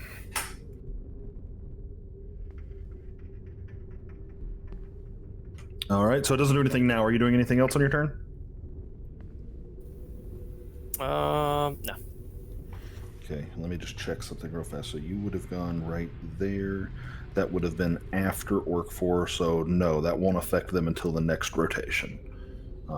You did go after both of those last 2 orcs. Now we're back to the top of the round. Hephaestia, you are up. Great. I'm gonna have my bow out. I'm gonna shoot somebody. A good plan. Who? Salvador, Ferenc. Yeah, but who? So many choices. Hephaestia, there's cover you're needing. There's blood everywhere. You're severely bleeding. I got this. Ooh. Oh no.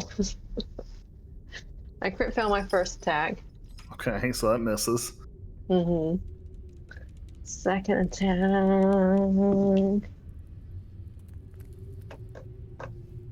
It's a 2. I am severely bleeding. So I assume a 12 misses. 12 is going to just barely miss. I'm so sorry. Alright, so that's my 2 attacks. As my bonus action, I am going to Hunter's Mark the biggest target in this room, because I also find them to be the most cowardice, most likely to run. So he's been Hunter's Marked. Okay, so that'd be the big one in the back. Yes. And that will be my... I'm gonna just step back a little bit. Just to... I don't know how much range those things have, but maybe And then it is my beast's turn. He will, because of pack tactics.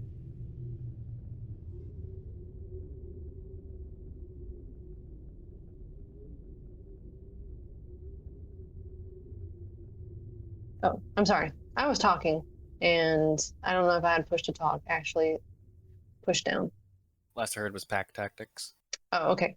The orc that Ebrick's fighting is not dead, correct? Correct. Okay. The badger will go over here then, and try to maul that orc. Okay. Go to make your attack. I was gonna say, good thing he has advantage, but I rolled 2 1s.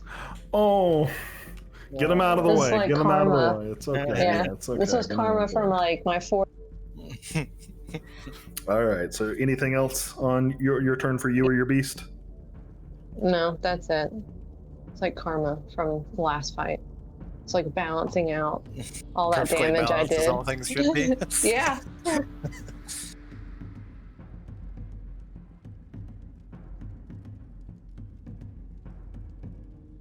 Okay. So it's going to take us to the Orc War Chief's turn. You're going to hear Ebrick. You'll hear him call out commands to his footmen. He's going to say, "Smother the boy! Surround the dwarf!"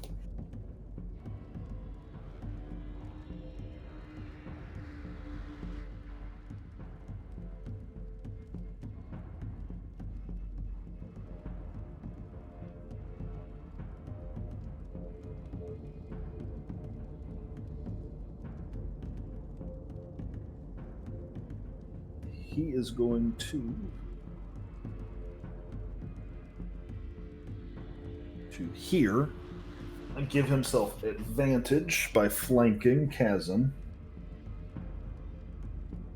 You'll see that he's holding at the hilt of an axe, yet another one of these great axes y'all keep seeing.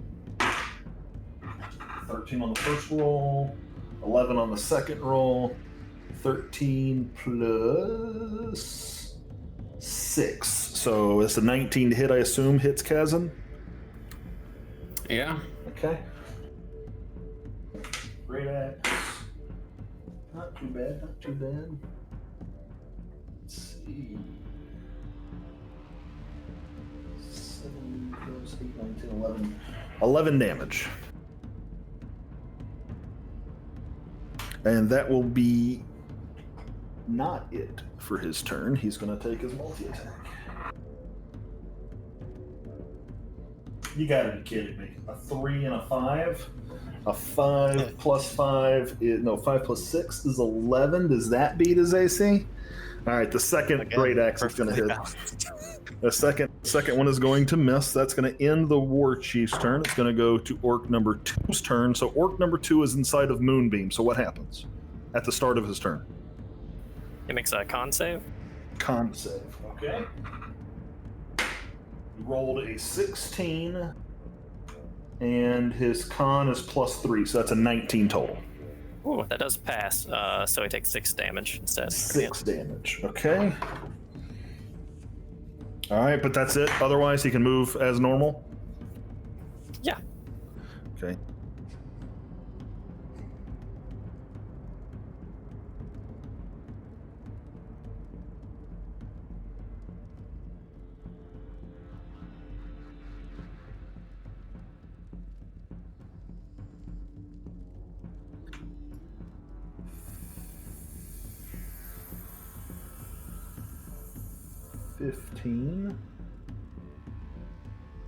Is Kazan taking advantage of that attack of opportunity that just passed him?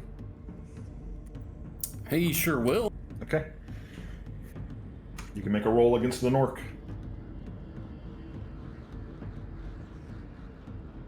22 to hit. That's gonna hit. 11 damage. What do we see happen? He takes a leg off, Like it's a low blow. Cleanly takes a leg off, and the orc falls down dead.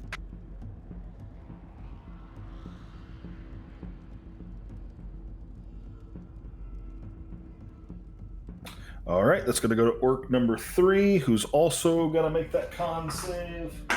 Roll a 3 plus 3, so 6. I'm betting that fails. So how much damage is that for the moonbeam?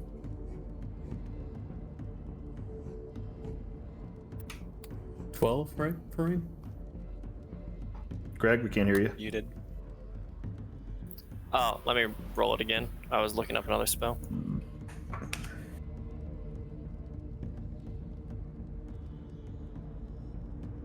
Ooh, gross. Did he? It's 7 or half, so 7 or 3. Okay, 7 damage from that. He is going to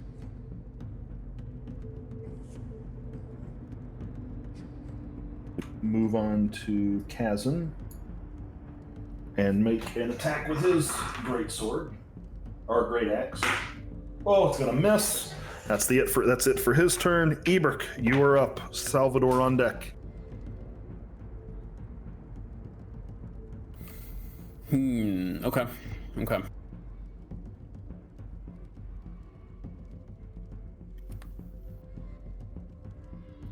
I had a flourish for this.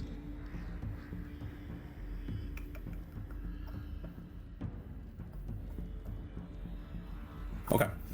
I will make another melee attack against this orc next to me. Sounds good. Make your roll.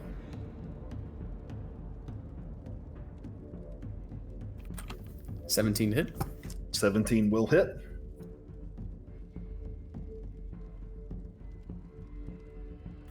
Seven points of damage, and mobile flourish again, so that's a D8. All right, so 8 more points of damage. What do we see? Oh, oof. He goes in. This orc has a great axe, right?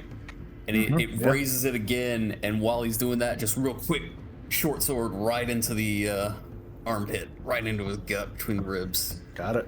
And then he pulls it out, and he looks at the orc war chief, and he winks, and he falls back. So that's 10.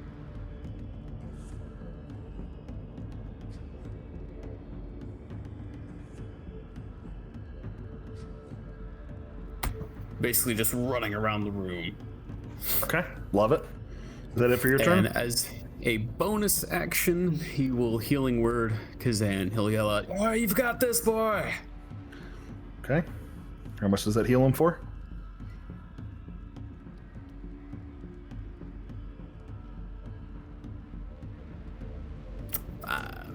Awesome. Okay. Salvador, you are up. Forain on deck. Right. I wish the orcs hadn't moved because I was gonna table flip and then stick them under the moonbeam. That would have been cool. But since that has not long the case, I don't see much value in doing that. So I'm just gonna shimmy on over here and get flanking on this guy. Smart. And just do some straight attack rolls. Well, that one won't hit because that's a 1. Go ahead. You have advantage though, right? You do have advantage. Oh, I do have advantage again. Derp. That's a 13. That is going to hit just barely on the nose. Nice. Flap. 6 damage. And then with his other hand, he'll do the other attack with the other longsword. That's only 2. That won't hit. Jesus Christ. 2 plus. Neither of those would hit. Jesus. I'm rolling terribly. Okay, so you did 6 damage. Yeah. All right, that's better than nothing. Alrighty, anything else for your turn, Salvador? Nah, that's it. Okay, so that's going to take us to Orc number 1's turn. It's still inside the moonbeam, so it will do its con save. It rolled a 19, so it's going to save. Greg, I just need the damage. 4. 4, got it. Thank you. Oh, what do we see? Oh, that's kind of funny. Super the funny. Darkened. Oh no, the orc's skin starts to glow and bubble underneath, and the skin on the outside starts to just sort of evaporate. It's a very like clean, sort of like dissolving, sort of like fog off of a lake. It just sort of poofs after a rapid acceleration. Snaps. Got it. As this happens, the war chief kind of looks over at you, and you notice his eyes are glowing red. And he's just... All right. He's dead, so that's going to take us to Forain. So it's this one, the southernmost one. All right. Well, while he does that, Forain looks back at him after hearing this sort of guttural grunt from deep in the war chief's throat, and Forain starts to do it, but he tries to be well spoken, so he's like back, but then he wild shapes into a bear as he's doing it to try to finish out the roar. So he goes, and gets on all fours and starts running towards the war chief. And then I attack. Sounds good. Okay, roll for your attack.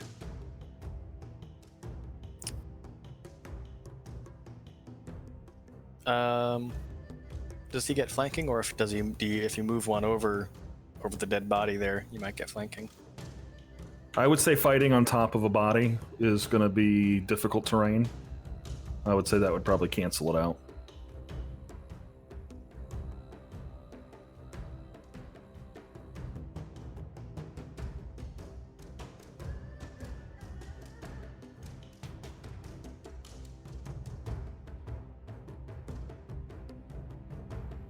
First attack is 14.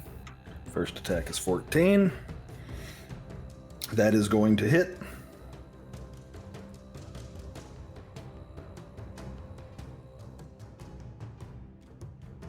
And the second attack would be 9, so I guess the first one hits. First one hits. How much damage? 12. 12 damage to the war chief, right? Yes.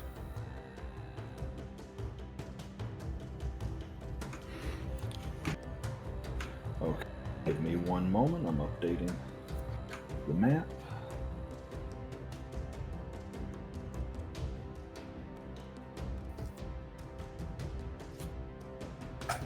All right, cool. All right, and that's going to bring us to Kazan.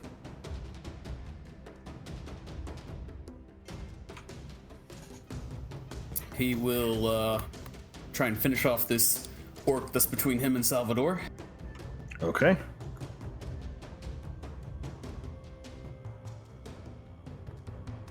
Hey, he crits on 19s. Very good. Very good. I would say, how do you do this?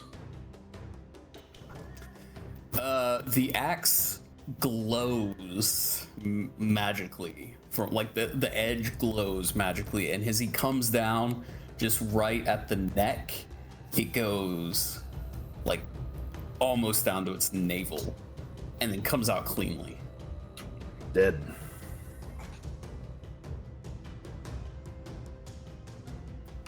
And then he will kind of circle around the orc war chief, like just looking at him.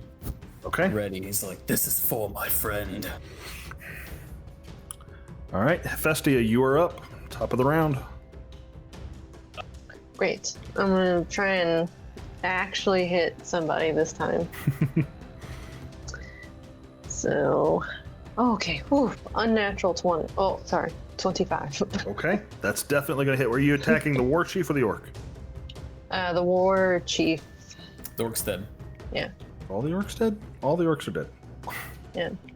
So I hit him. So this is going to be with my vicious short bow, which is a d6 plus 5, but I also have my hunter's mark on him, which is a d6 as well. So it's going to be 2d6. 11 plus 5, so 16 damage with my first hit. Second hit is an unnatural 20. Will also hit. How much damage on that first one? 16. Sorry, it was a 5 and a 6 plus 5. Okay, so this one isn't as much. This is 12 damage. Yeah, 12 damage.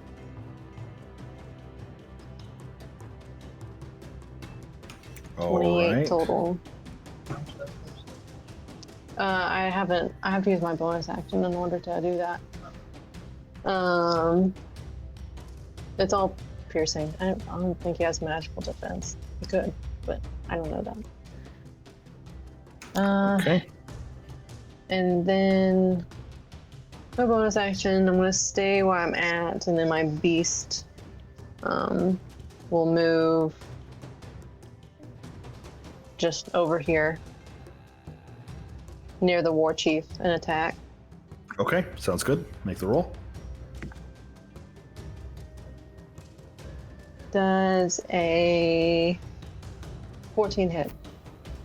14 does not hit. You have advantage, right? Oh, thank you. Much better. Unnatural 20. No, wait, 18. That'll hit. Okay, so it's a d8 plus 6. Ow. Finally hits, and he does 7 damage. Yep. All right, is that it? All done. All right, so the war chief is going to kind of look around the room, surveying the situation that he's in. You're going to see his eyes glow even brighter red than they were before. He's going to reach up and grab the bandolier, like the leather tethers on his metal armor. And he's just going to, in one single pull, he's going to rip his armor off. And you see him just sort of, and he's going to. It's almost like he's in a state of fury at this and at the situation that he's in. He's going to look to Farain, who's closest to him, pull back his great axe, and make a enraged attack with it. It's going to be a D12. Well, let's make sure we hit first. But that is a 19 or that's a 16. 16 plus 6. I assume that's going to hit. So that's Yeah, I'm a bear. My AC is like 11. Yeah, I'm a bear. He could almost hit me with his eyes closed, I'm pretty sure. Just barely. I'm just a bear. Yes, I'm only a bear.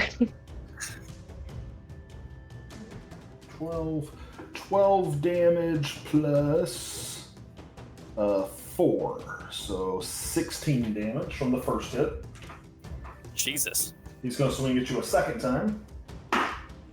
That is a 10 plus whatever. That's going to hit your 11 AC. That's a 5 plus 5 for the enraged damage plus his 6. So 16 damage from the second hit. Holy crap. Okay. How much was that And- total? I think it was 16 twice, wasn't it?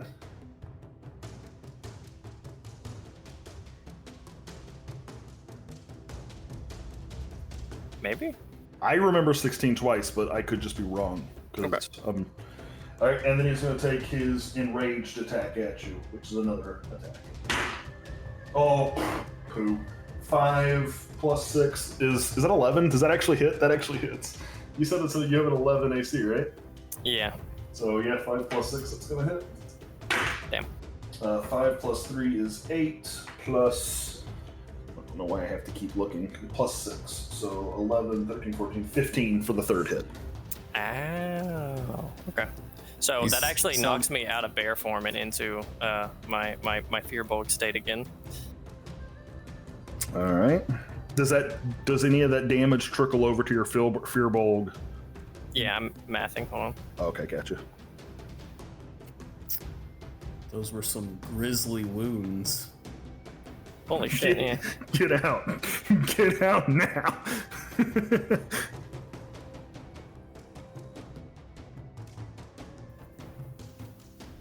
The bear skin absorbed the first two. Gotcha. Then he's Did the Fearbolg skin survive? Then he is going to use his aggressive bonus action to move up to its. Oh, he doesn't have to do this. He hasn't moved yet, but either way, he's going to move now.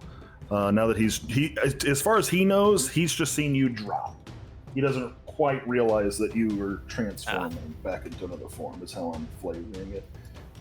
5, Cool. 10, 15, 20, 25. He's gonna charge all the way over here and end his turn. I want to take an opportunity attack with my staff. Are you on the ground? I don't think so. Nowhere does it say it makes me prone when I get knocked out of wild shape. I'll let you take it. Nice. Kazan does.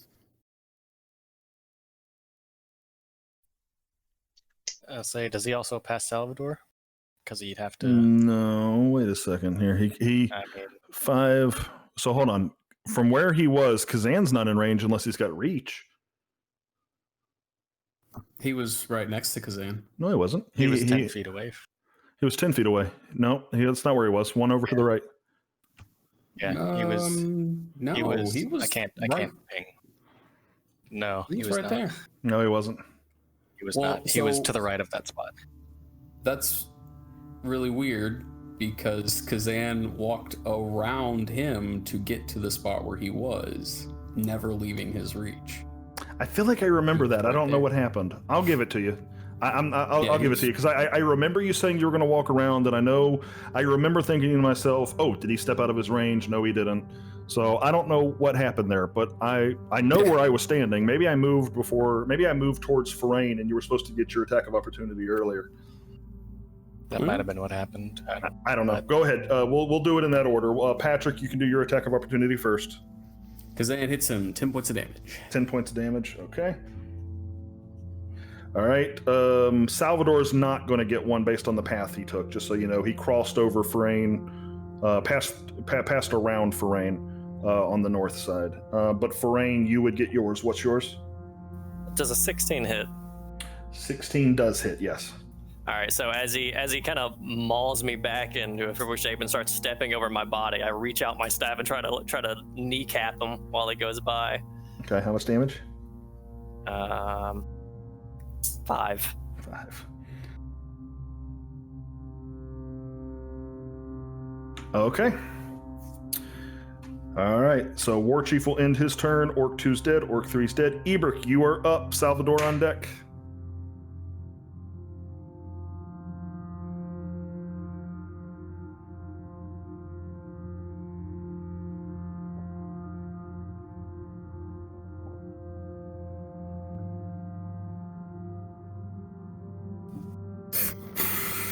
Let's see.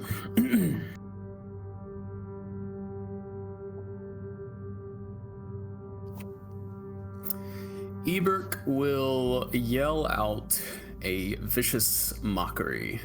In Orcish, he will taunt the war chief for getting all of his soldiers killed. So a DC 14 Wisdom save.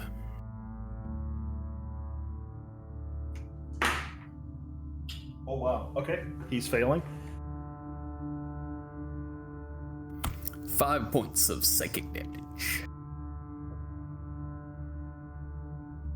Okay. Perfect. And he has disadvantage on the next attack roll he makes.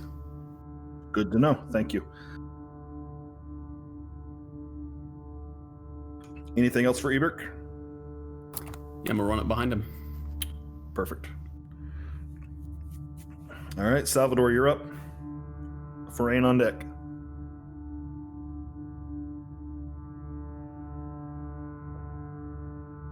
So right there. Sounds good. And then he's actually going to take out the big axe, the big one, for flavor. For flavor? Okay, I believe at this point you'd have What to does it roll it taste with. like? I think you'd have to roll it with disadvantage because I don't think you're fully trained on it yet. You don't have proficiency. No, you just don't use your proficiency Actually- modifier. You're fine. I think we said I would just have like +1 or something like that. I don't get my plus. Yeah, it's just your proficiency. roll plus strength. Yeah. That's it. Roll plus strength. Got it. Okay. For So your that's to actually- determine your to hit. Right. So that's actually pretty good because that's a +4. Mm-hmm. All right. Ooh, that is a 18. 18 is going to hit. So that is a 1d10.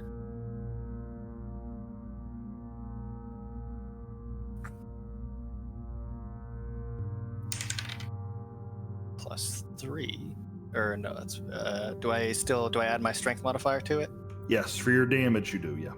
Okay, that is 6.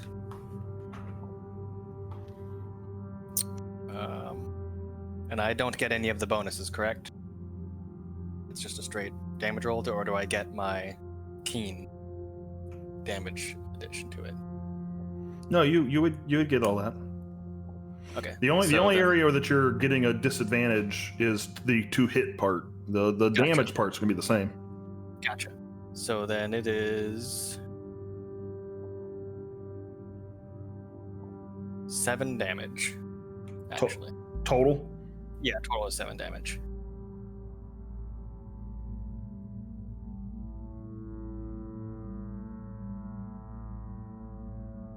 All right, he's real hurt. You can see him bleeding from multiple open wounds.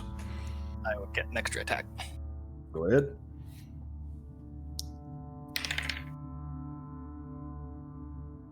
That is a 15. 15. That is just barely going to hit. All right. I think that's all I can do. Let's see.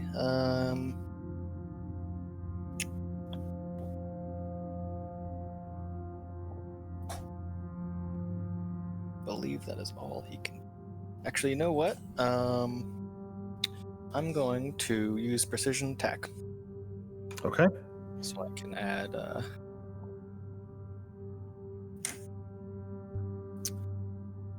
Spirit die 8.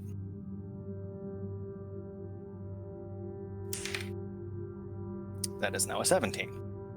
So 17 points of damage on the second hit. 17 points of damage to hit. 17 to hit. Precision attack just adds me to the adds it to the to hit roll. Okay. I mean, you didn't have to spend your superiority die. You already hit him. It's for the second attack. Yeah, the second attack hit. You rolled a 15, right? Yeah, I thought you said that barely didn't hit. No, it barely hits. Oh, nice. Oh, I'm sorry. I misheard that completely. No, I probably stuttered. It's all good. Okay. My bad. It's like you hit really, really well.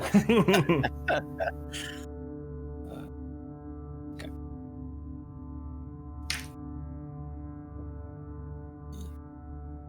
4, 8. 8 damage? Yep.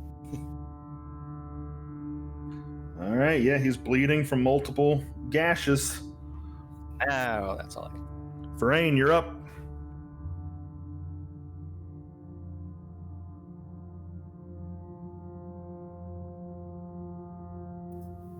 Forain, you're up. Cool.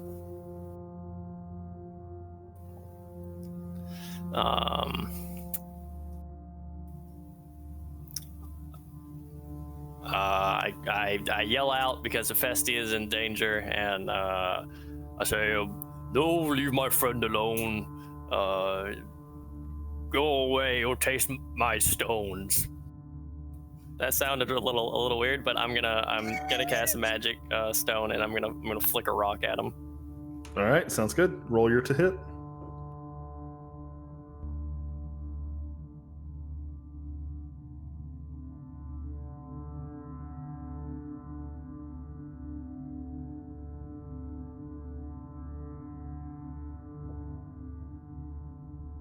Uh, 19.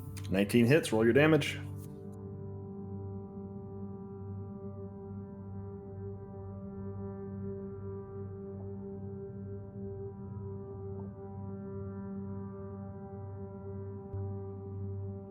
Six damage.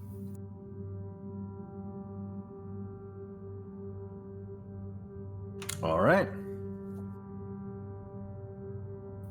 And then as my bonus action, I'll cast Healing Word on Hephaestus. Nice. How much healing does that give her? I'll roll it while y'all going. Okay, Kazan, you're up. Hephaestus on deck. You're not getting away from me that easy.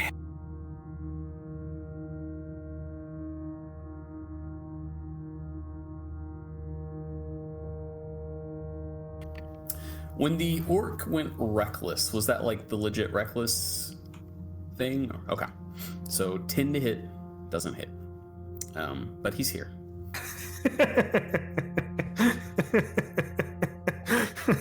Sorry. All right. That's going to take us to Hephaestus, then it sounds like.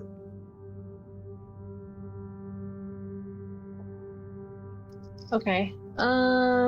Well, I'm not up for getting meleeed by this guy. So I'm just gonna like pop out of existence and then pop back in real quick. I'm gonna Misty Step. Okay, where are you going? I'm going to just pop right over here. 5, 10, 15, 20, 20. Oh, right here. In that area, about 30 feet away. I'm just going to pop into the ethereal plane, pop back into existence, and I'll be right there. And then that's my bonus action. I cast a spell. And then with my action, I'm going to use my bow. Okay, roll your to hits for me, please. Just do tell me how many arrows you're going to fire, and then roll to hits for each of them.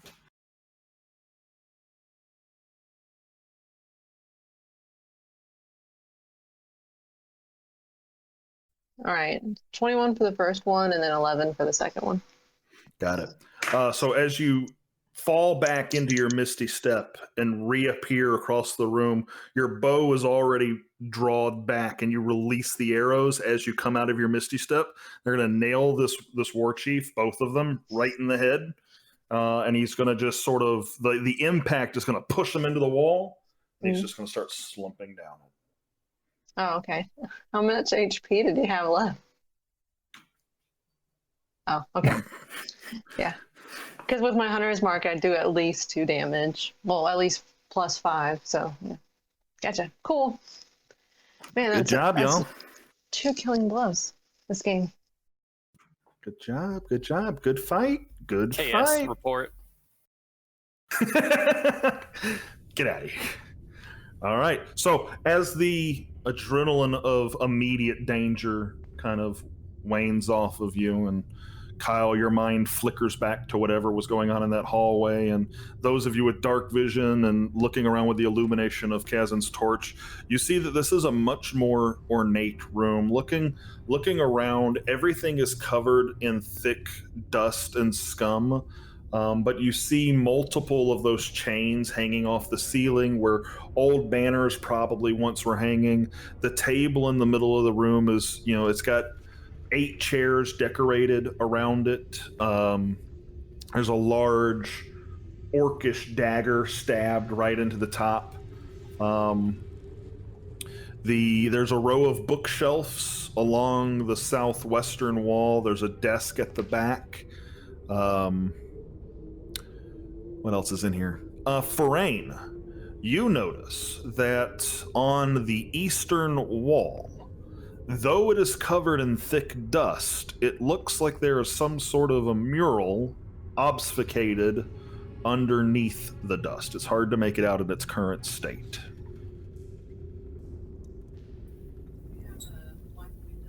Can I do that with Druidcraft? I think I can make a small, harmless, but still a small gust of wind, right? I'm going to sort of wave my fingers around elegantly or whatever, and I'm just going to like force the wind up against the wall to sort of plume off the dust.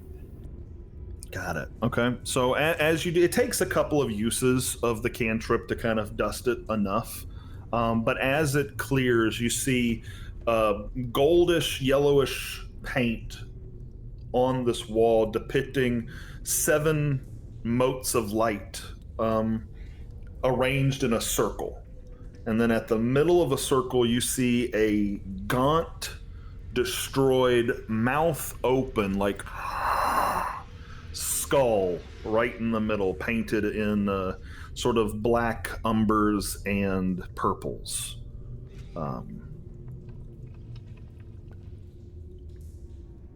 Terrifying.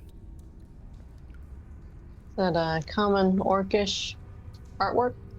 Or dwarven artwork? Hey, Burke, there's something I don't want you to miss. Come here, tell me what you think of this. I will. I'm seeing to the lad, though. Does anyone see his friend? Eberk and Kazan are looking around for his friend. Since the two of you are looking, make an investigation check with advantage.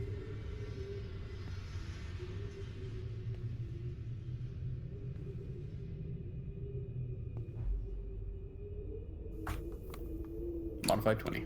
So after, it doesn't take very long as you work your way across the southern portion of the room and you get nearer to the table, you find that large orcish axe that was stabbed into the table is actually stabbed into the back of a young human body that is slumped across the table.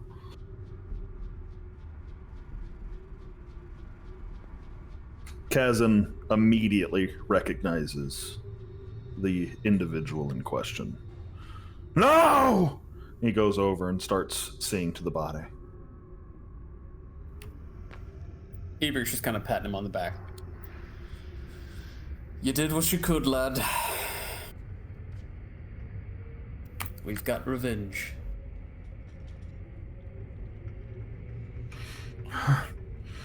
We shouldn't have even been here. I'll give you a minute. Just Eberk walks away. he starts like sobbing at the body.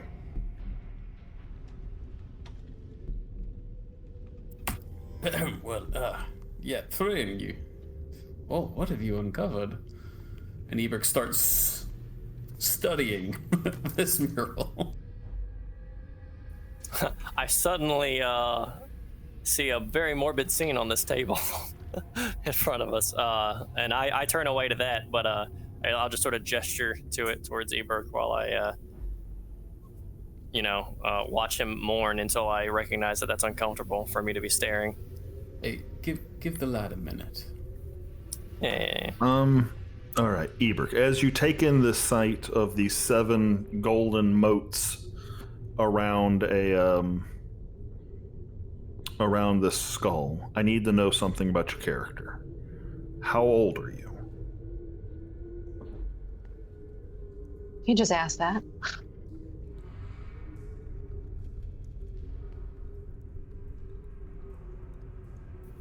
Why don't you ask him to trim his beard while you're at it? Beard's looking a little gray these days. Well, he's definitely not thousands of years, but he's probably in his mid-hundreds, like 150s, 160s. Make a history. Oh, wow. Make a history check with advantage. Hephaestia is older than Eberk. Yeah, old woman. 19. What'd you say? 19. 19. That's going to be high enough. So you recognize.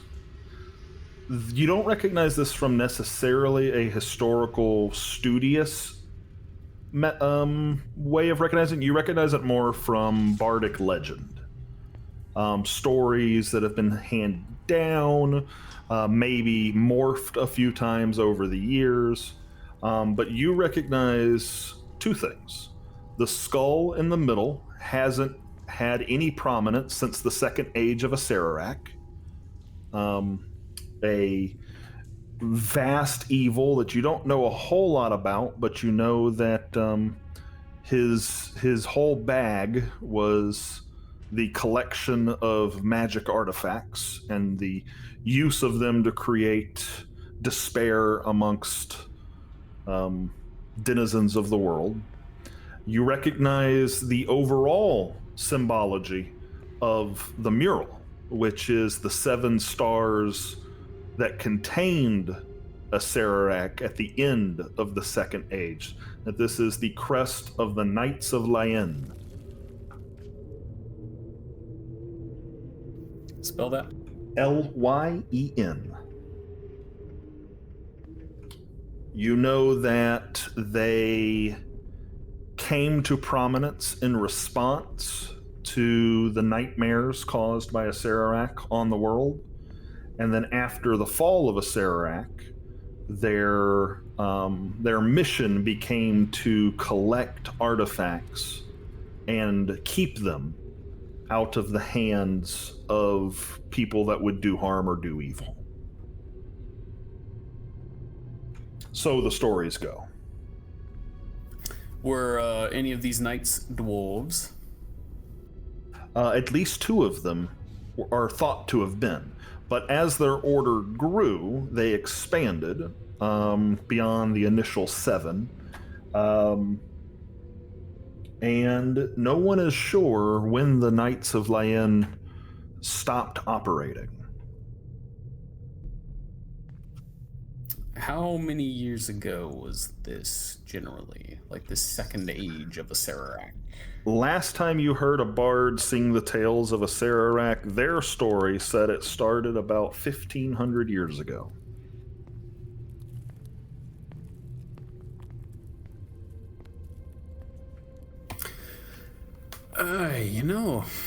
I think this mural is the crest of the Knights of Lyen. They're a ancient group fought against an evil known as a Sararak. A mural this size. If we can find more proof in here, we might be able to say that this was one of their chapter houses. I wonder. Salvador's gonna open the desk he's at and hope it doesn't explode. So you open the desk, and it doesn't explode. Very good. But your hand does stick to it. No, I'm kidding. That doesn't happen either. So inside you find a smattering of old papers. All of the any ink or graphite that would have been etched onto them is long lost to time. I need you to make a investigation check for me. All right. Where's my D20 gone?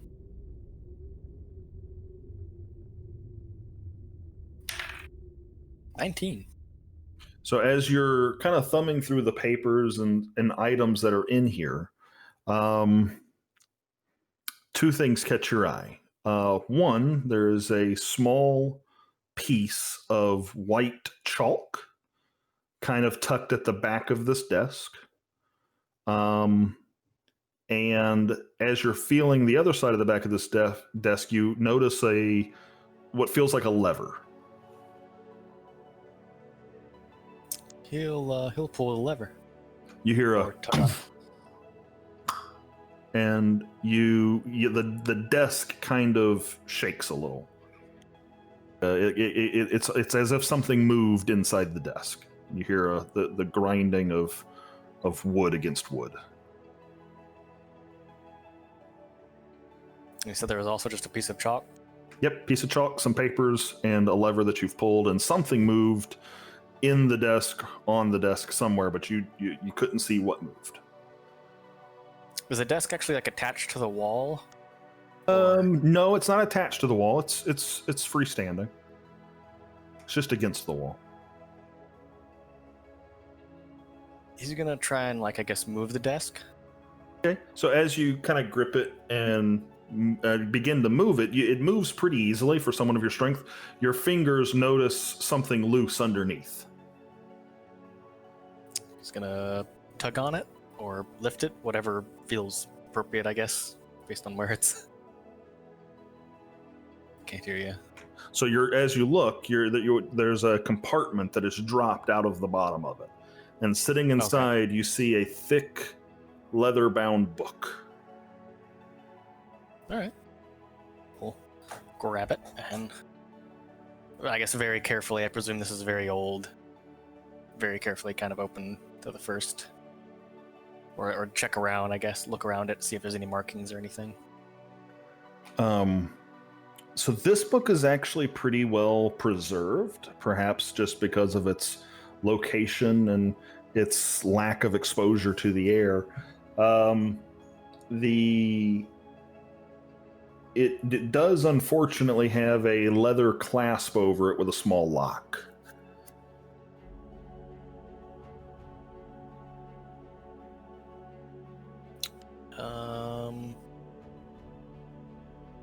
And I would say that on the front of it, in kind of engraved or etched, however that works on leather, you see the letters E.L.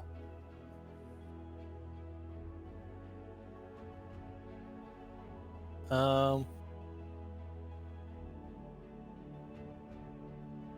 there was a piece of chalk in the back. Salvador's gonna take the piece of chalk and kind of feel if it's maybe something inside of it, or feel if it really is just a piece of chalk, or is it maybe something else, like a key inside of it or something.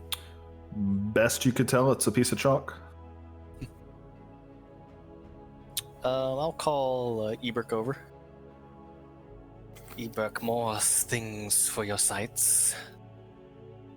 He's still kind of stroking his beard, thinking about it, and what you got there? It's a book. It's got E&L engraved on it. A small leather-bound strap and lock keeps it closed. This was in a hidden compartment in the desk.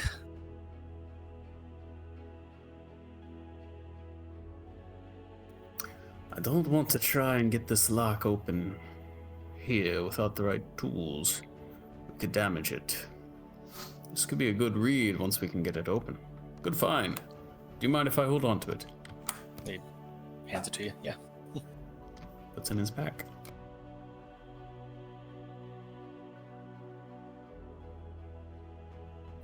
When Ebrick was recalling all the information about Astarak, you were saying that out loud, or were you just kind of, do you think Ebrick would just be thinking it to himself?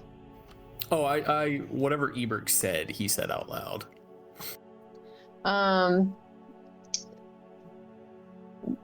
Did Astarak, did he ever affect the Fae at all? Or was it only the material plane? Does that name, would Hephaestus be completely clueless on the name? That name doesn't seem to have a bearing on Fae history that you can that you can recollect, at least. A human plague, then. Are any of these books on these shelves legible, or are they all kind of? Yeah, that's what I was destroyed? checking out. Once I saw the books, I was like, "Oh, books!" Go ahead, Hephaestia. I did notice you moved over to that corner. Why don't you lead a investigation check? You can have advantage with Salvador helping.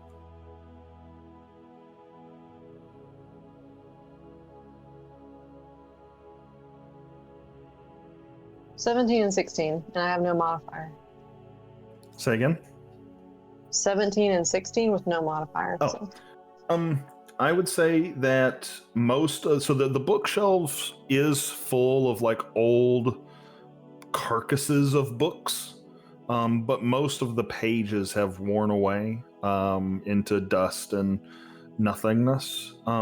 However, you do find a couple of books that are relatively well intact.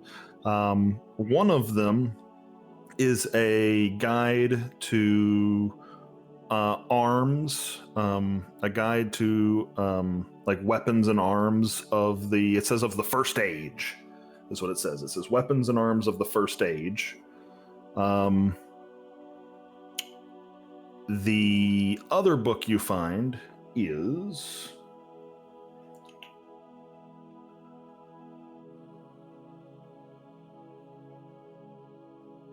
Book of Ancient Tomes and Castles. And it says it's by Rook Rogar.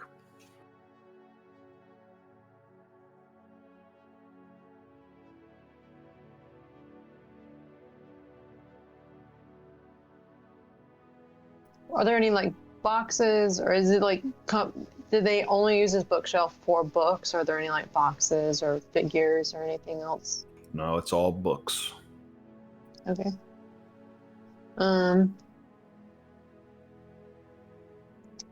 Okay. I'll go over to the table because Bestia is really bad at these types of things. She's just gonna go up to the table and like put the books on the table and start carefully thumbing through them while there's just a dead body there. Gotcha. So do you look at weapons and arms of the first age, or do you look at ancient tombs and castles? She would probably be interested in the ancient tombs and castles, I believe. Yeah. So it looks like this is a sort of maybe a research journal that has been published, if you were to think of something like that. Definitely much her shtick. The introduction is written as a foreword by Rook Rogar, and it is basically says that he was a traveling adventurer, that he was a bard. The year he lists is the year 500, but you do note that it doesn't have the current moniker that you're used to seeing, which is the year 1500 AC. Oh no, excuse me, PA. So you think perhaps it's from the book seems very, very old. Perhaps they had a different thought on time and year for them. Most of it and basically it's just a documentation of different places he saw on his travels. Tucked in the first page is a page that fell out of this book that has been kind of like folded and put back in it. And it very clearly looks like it's from this book, like it's part of this distributed works of Rook Rogar. And I'm going to send you what it says. Is Rook a particular character that Creed would, or is this a different Rook? Okay, that's kind of nice. And I'm going to send this to you on Discord. Salvador would probably look at that first book as well, of the weapons of the first age.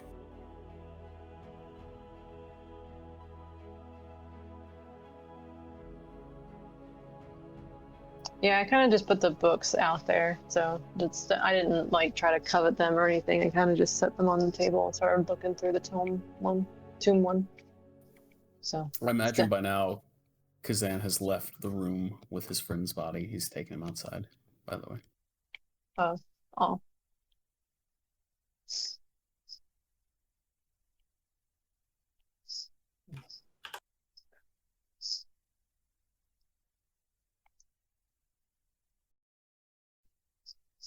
Kind of makes me feel like a jerk, but I am a jerk, so.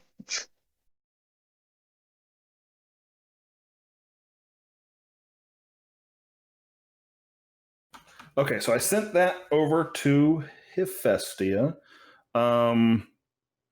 Salvador, You said you were looking at the arms, the yeah. weapons and arms of the first stage?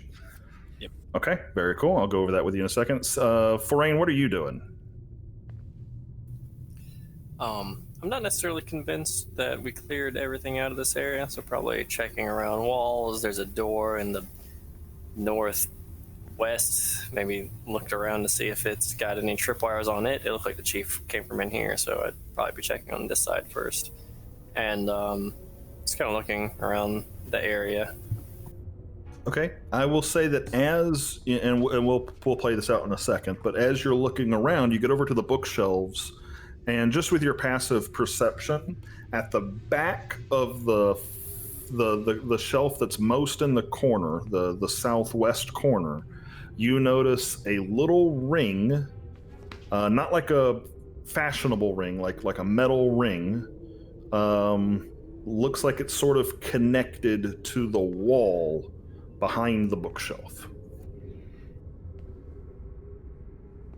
Hephaestia, so you have found this page. What are you doing with it, if anything? She's probably like set it to the side. Like she gets that it's a part of this book, but she's probably has like the book splayed open, and then maybe right side she has the page, and it's kind of like reading over this text a few times, just trying to maybe gather the message from it, because in her world rhymes it's just a way of speaking, so it's always takes a lot of thought and preparation. Like every word kind of counts in a way, so that's how she's kind of interpreting this. You don't just say something to say it because it's the way everybody talks. So but she doesn't, whatever the story this is telling, she's not getting it. Like this isn't something I don't think would resonate with her at all. So to her, it's like she's reading it as if it means something, but to her, it's almost nonsense. Wonderful. So she's like kind of getting, like almost like mouthing to herself, like trying to understand, and then probably, just leaves it set to the side and keeps moving through the book. Okay.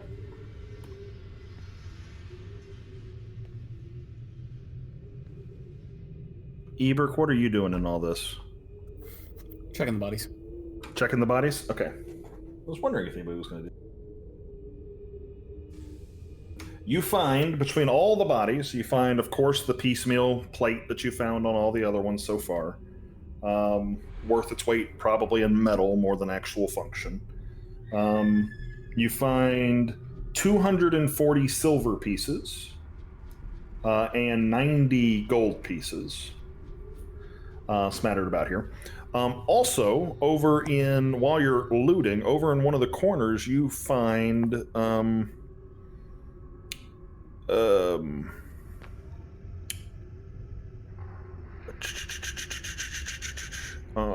on that one, yeah, the one you just moved to, on that body, I would say you find 2 silvered daggers.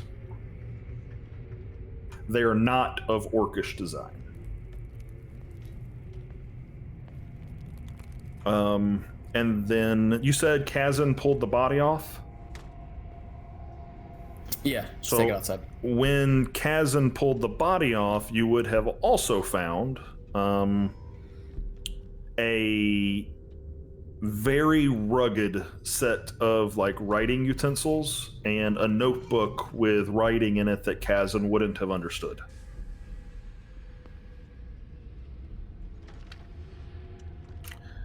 Forain, there's a metal ring in front of you. What are you doing?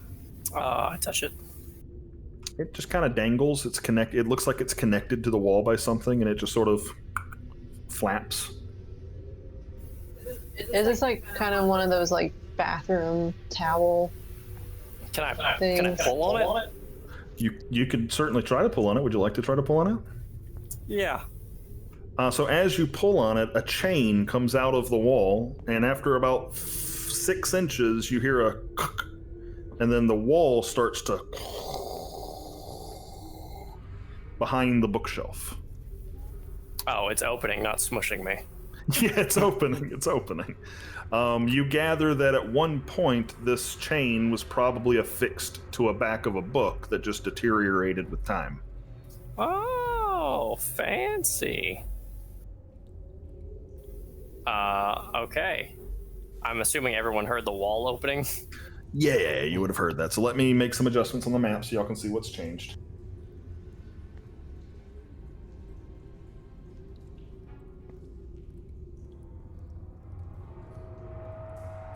Actually kind of a pain to do.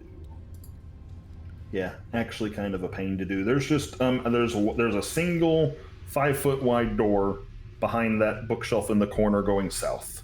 And if y'all decide to go that, if you peek back there, you would see that it's a 15-foot long hallway with another door going south. So it's just a small hall with not a whole lot you can see because there's another I'm up door. for going down the hallway. I'm up for going down the hallway. Did Salvador ever tell us about the creepy tentacle thing? I think the only person who would have known about it was Kazan before he ran off. Yeah. Without really saying much, I'm just gonna start kind of walking through. 15 feet is not a very long distance, right? Like I'm still within shouting distance, so I feel safe. Oh yeah, it's so a very I'll small. Here, I'll move you. You know, we're all bleeding, covered in blood. Don't you think we should take a short rest? I'm not like running, by the way. I'm just kind of stepping along. So when you get in there, there's a door at the end. Looks like the room you're in is less of a room and more of like a closet that had a secret door at the back of it. I'm willing to investigate this. I don't know how many layers of traps they intend to put on it, so I'll do everything slowly, but I'm also not really equipped to handle any traps, so I guess I'll open the door. I want to know what's on the other side. Okay. So as you open the door, you're still under the effect of your dark vision spell, right? Yeah, it lasts 8 hours. Roll a stealth check for me, please.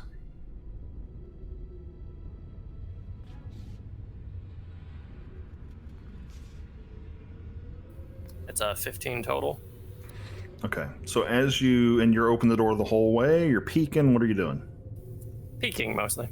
Okay, peeking mostly. So about 15, 20 feet away from where you open the door, as you peer through, you see facing away from you the backside of this slug-looking carapace that stands about 15 feet tall and is like about the size of a grub. We found the huts. Very similar to a hut. And as you kind of watch it for a second, it turns its head towards you. It doesn't seem like it sees you. But it's got this wide open worm-like maw with multiple little tentacles kind of around it. And you see it kind of move away from you a little bit, and it starts kind of eating at the floor. You see it kind of like rustling through stuff that's just, who knows how long it's accumulated there. How long do you watch it? I think you had me at about so whenever it sort of faced me with the weird tentacle mouth thing and then looked away, I'd been like, all right, cool, this is his room. And then I want to close the door and back out. All right, so as you close the door, I would just say you spot 2 more of these creatures in that room. Ooh, I don't like that. Is it giving me too much to? I kind of want to know what the floor looked like. Like, is this something I should be concerned about where we're staying, or what? Or if we were to like short rest in the room we were in with the chief's current you quarters, wanna- like Pop the door back open and do an investigation check. I sure don't, Captain. All right, I'm going to move back to the other room.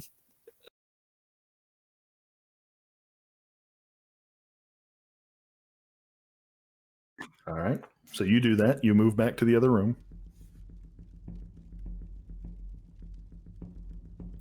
What'd you see in there, Farain?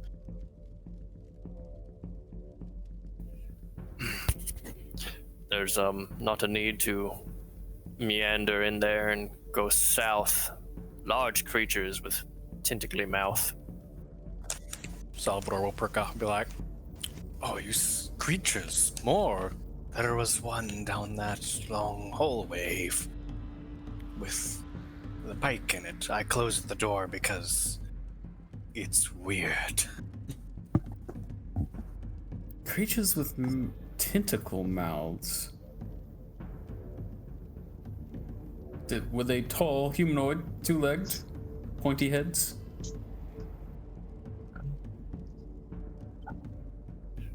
No, these were soft and chubby. One might describe them as alien and grubby. But large. Ebert visibly relaxes. He's like, okay. I'm going to use my uncanny ability to detect my favored enemy. So for one uninterrupted minute, I would like to concentrate and see if I can sense any Fae within 5 miles of me. Only you and Farain. Was there anything in this book of arms that Salvador was flipping through? Only that you would have noticed that it was really, really old.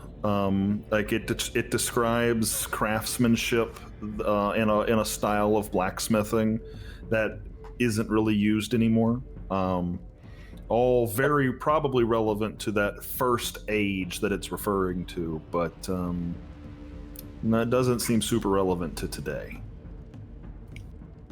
Does it at least seem like interesting? Like, does he think like a collector would find it interesting or something like that? Perhaps. Yeah, he'll pocket it. He'll pack it.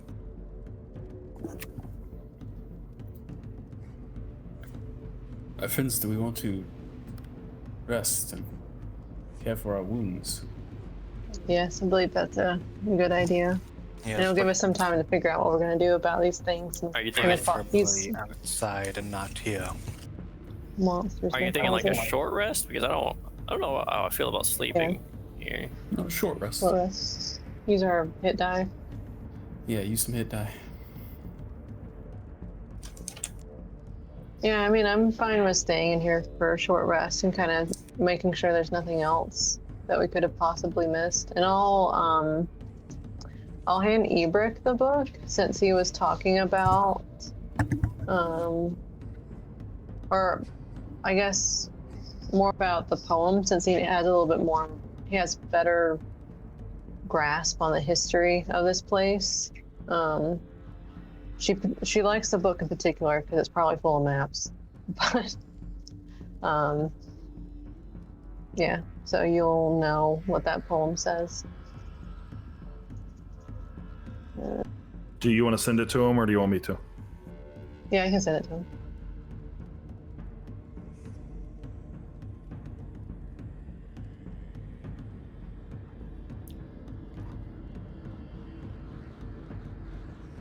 All right, so we're taking a short rest here in this hour. You've given there's the journal that was found in the desk, or the book that was found in the desk that has been given to Eberk. We've also given the page to Eberk. You held on to the rest of the book. There was the notebook with language that Kazan couldn't read over on the table. Yeah, I don't know. I know Brian and I share a few languages, but I can check to see if it's Celestial or Sylvan. Oh, yeah, I was going to say Ebert did pick it up to take a look at it.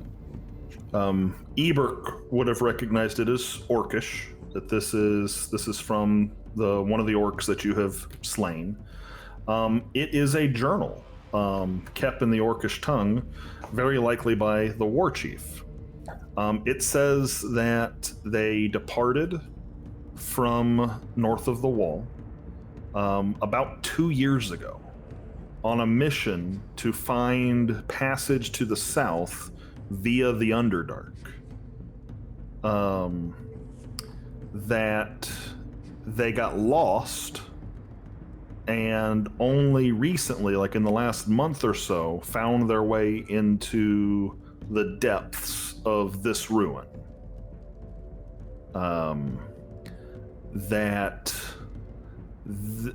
During their journey lost in the Underdark, their savior was also sort of their curse, and they've been afflicted with nightmares for about the last 6 months after making a pact with Lolth that pointed them on their way and gave them some direction and guidance to getting to where they are now.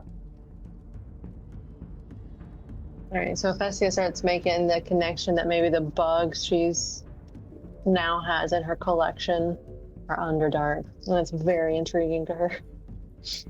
Yeah. So after we sit down for our short rest, and Ebert will ask Kazan the name of his friend. Because I don't think he ever... Vanrin.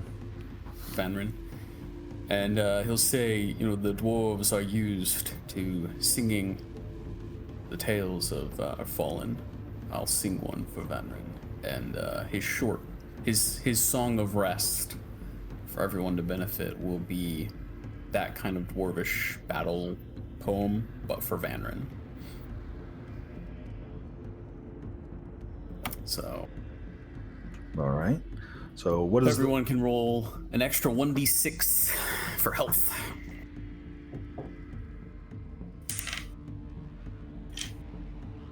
If you burn a hit dice, that is.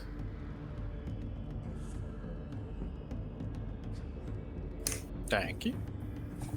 Do you declare how many you use at the beginning? I don't think it matters. Okay. How hurt did Forain end up being after those impacts?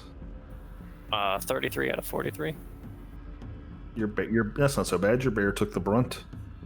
Oh my god, yes, it definitely did. If I wasn't in bear form, I might have been downed from that flurry of gigantic axe swings. I'll be honest with you, I missed the part where you turned into a bear. I thought I was hitting Forain proper. Oh no, God, that would have jacked me up so good. Well, actually, one of them would have missed. That third one would have missed because it was low. It just happened to meet a bear's AC. But Forain does have a shield with him too.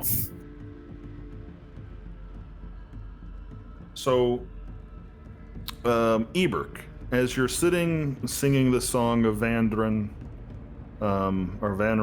and kind of reflecting on where you are and what you've been through, I need you to roll 2d6, 2 separate d6s, and give me the results of each of them.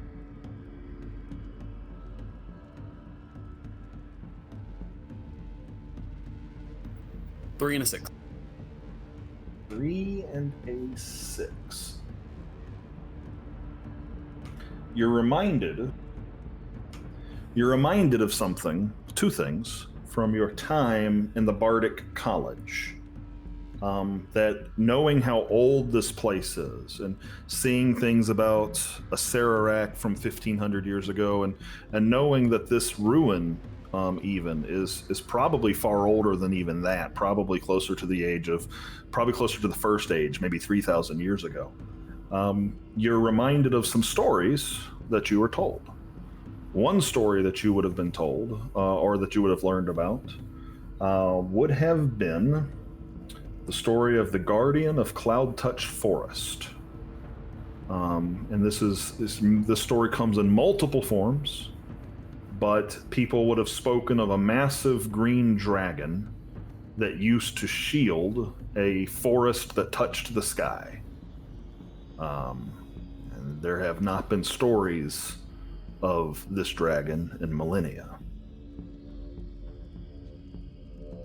I'm reminded of this story. You Do you are. sing about it? How? You're reminded about it because there are very few stories from that long ago. And being in this environment and seeing some of this, it's just taking you back to your college days a little bit. Gotcha. The other story you remember is the story of Ungateke. It's the lost city of gold, known as to some, the lost city of power to others, or the lost city of magic to others.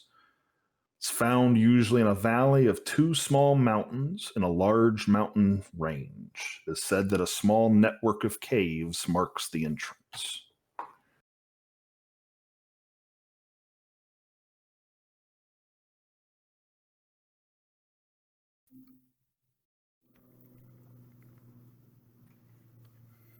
All right. Cool. After this short rest, after the song of rest ends, during the short rest, Ebert would have read the journal out loud to everybody.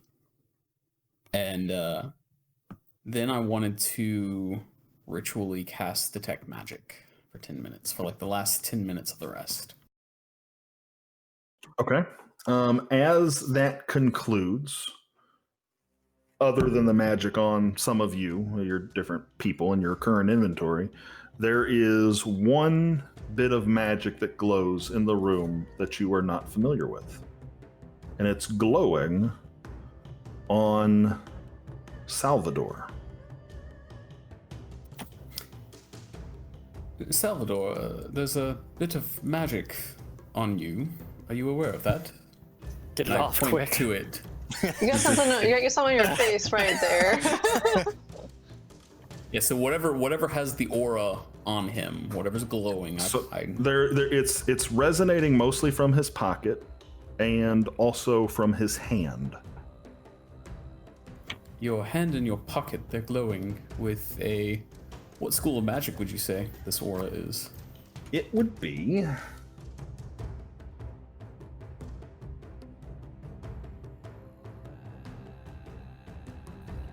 One moment.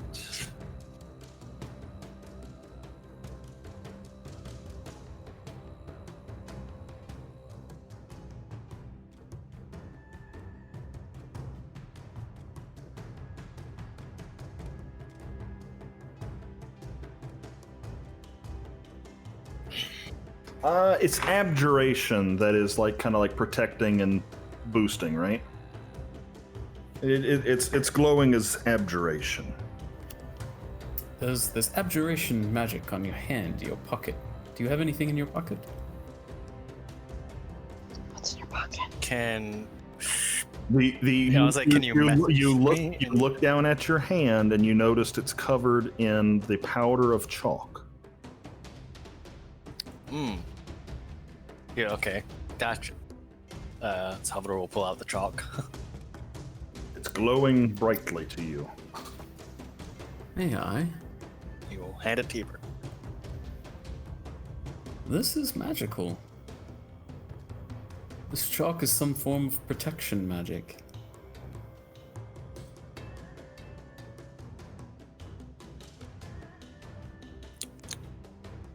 Do we have a magic blackboard? Rudy's got the chalk. Ebert's got the chalk. I cannot identify exactly what spell or enchantment that this chalk might do, but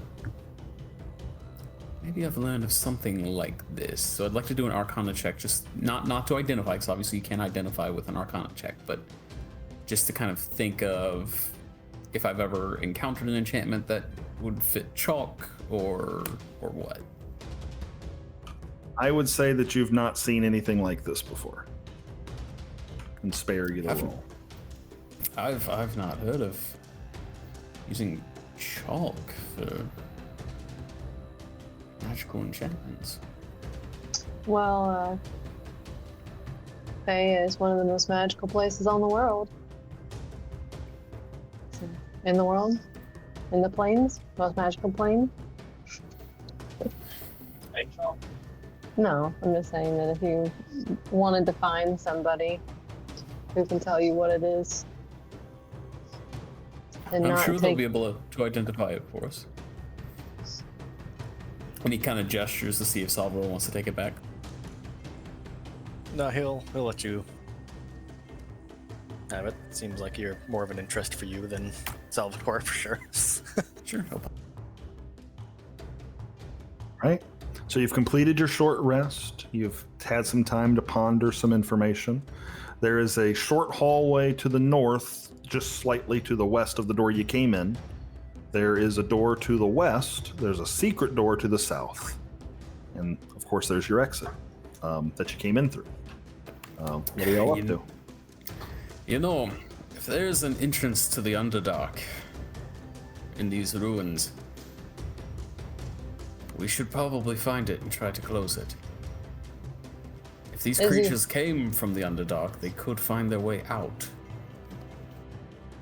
Is the Underdark particularly dangerous?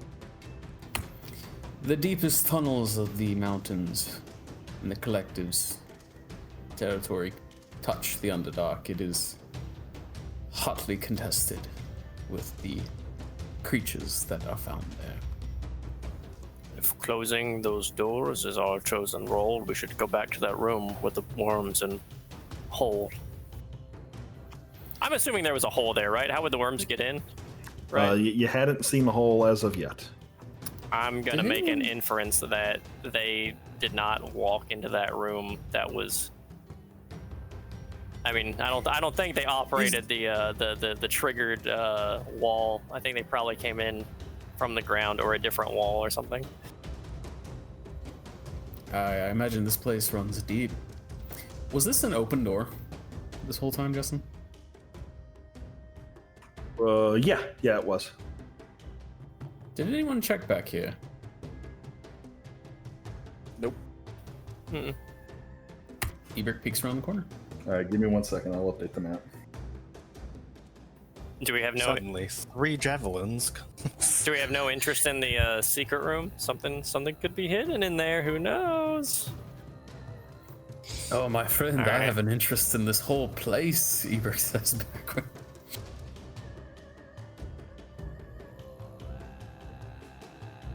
Ebert's digging through history of. All right, so it's a short hallway that cuts to the left and then cuts left and right again. From your current vantage point, you can see that there's a closed door going north and then what looks like a dead end going south.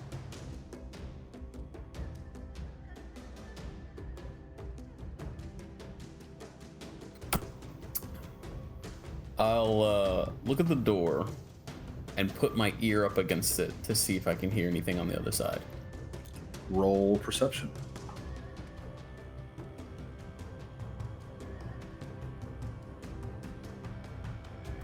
$23. So, Frayne's passive. All seems quiet. I'll jiggle the handle. It's unlocked. Okay, but before I open that, I want to know, Ebert will look back and be like, "This is curious. Why is there another alcove here?" And he'll do an investigation of this alcove. So go ahead and make an investigation check for me. 19 again. So you do see there is a little table and altar at the end there, but it's mostly gone to time and maybe even pilfered. There's not a whole lot there, and in looking around, you don't see any signs of like secret levers or anything like that.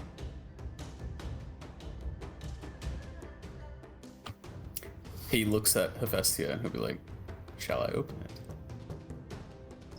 You can always close it again. I open the door, slowly, trying not to have it slam open or anything.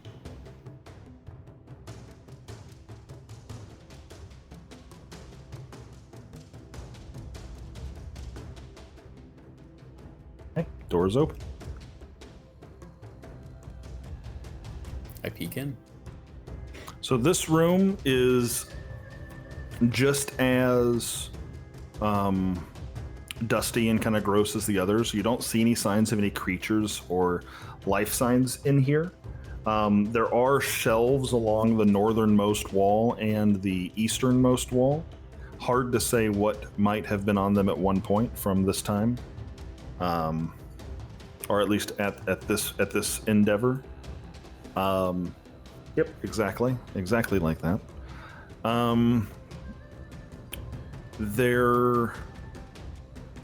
You also notice some barrels and crates kind of in the southeastern corner, and maybe a couple of long tables sort of in the middle.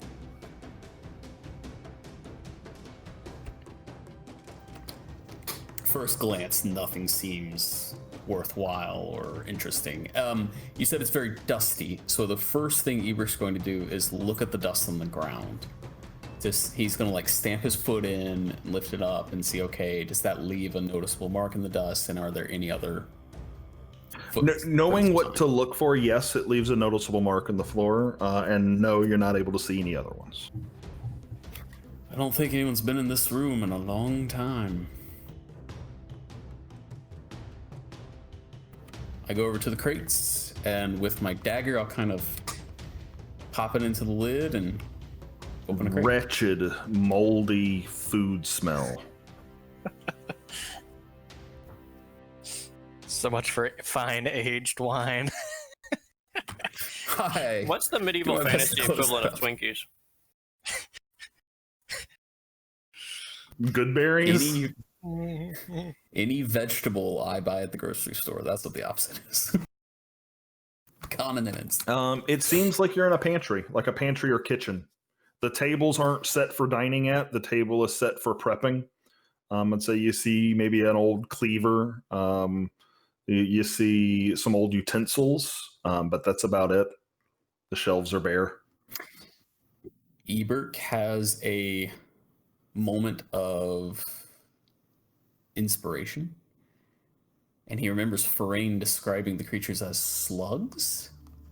And if he's like, oh, this is the pantry, he's going to look around for salt. All right. Make an investigation check for me. Are you going to assault them?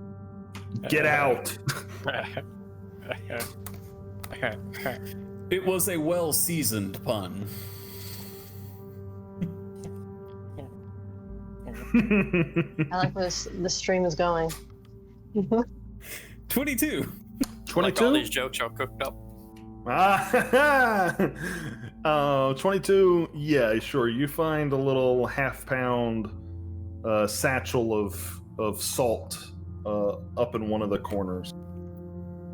I think these kind of jokes are a little overdone. Are they making your nerves raw? They are just to my taste. Let's sprinkle some more. It's also savory. As Ebert walks out of the room, Adds I 5 kind of- more slugs. I'm sorry. We didn't mean to pepper you with comments like that. yeah. The hill giant. We really shouldn't be distracting from the main course. Guys, this is no time for jokes. All right. All right. right. Settle. All right. So he will kind of toss the bag to Forain and make sure that Forain can catch it as he walks by, and he says, "If you see any more of those slugs, that might help you."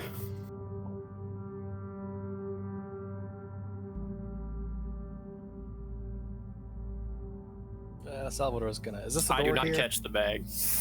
that is a door there, Salvador. Salvador's gonna try to peek open this door. I pick it off the ground. I was gonna say, come on, man, they're vulnerable. Okay, door is open. I can't.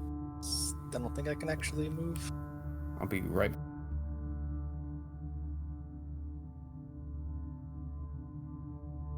I can't actually move through.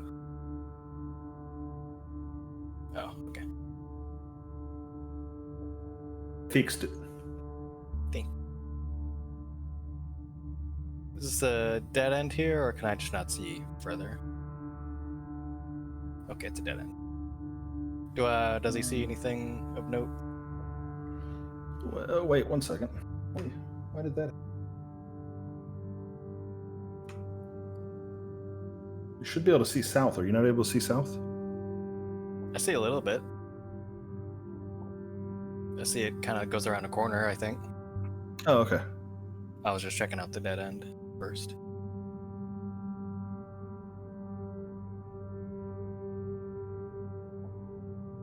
Yep. Yeah, it goes around a corner. That's right.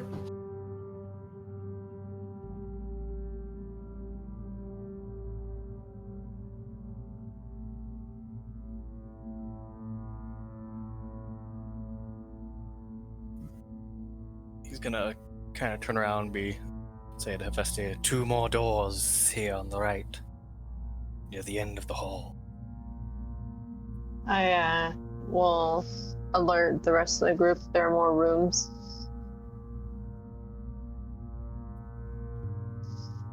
And I'll proceed after Salvador.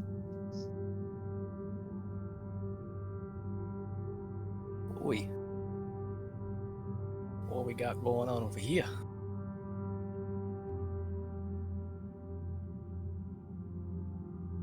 Salvador is gonna come to this, I think, doorway and like just check for any sort of trap or anything before he goes in here. Go ahead and make an investigation check. Oh my god, I don't like what I see. 14. Yeah, it doesn't seem like there's any traps.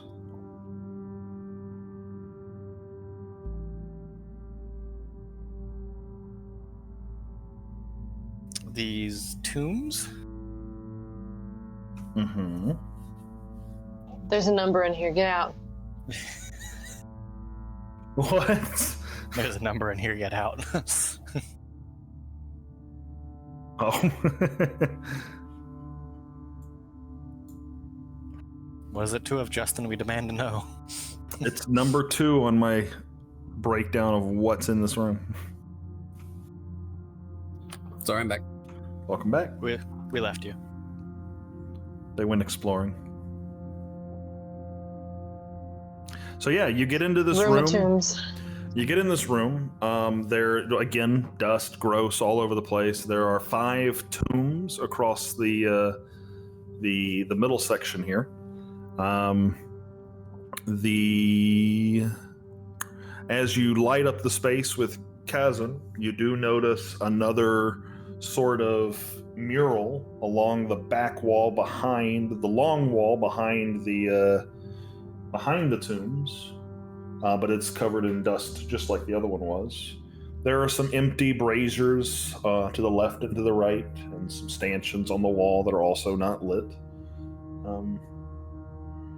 That's it. That's what you see.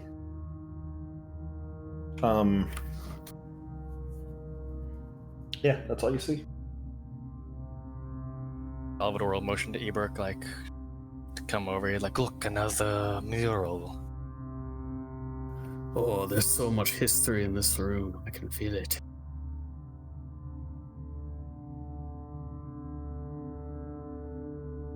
Kazan will actually also enter the room. And wanting to see more, he will use his torch to light the braziers if there's anything in them. There's nothing in them.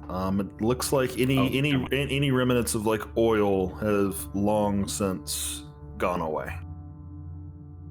All right. But they are surprisingly empty.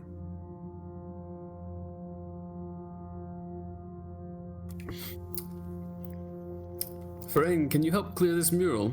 We can take a look. Yeah, knowing a little bit of, I don't know if I actually know that or not, about not damaging things with your hands that are artwork. I'll be using Druidcraft though to swish the wind around on top of the dusty surface of the mural.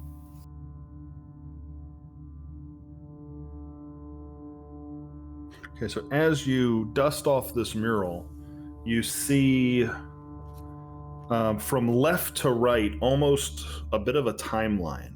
It's as if it's showing the progression of events.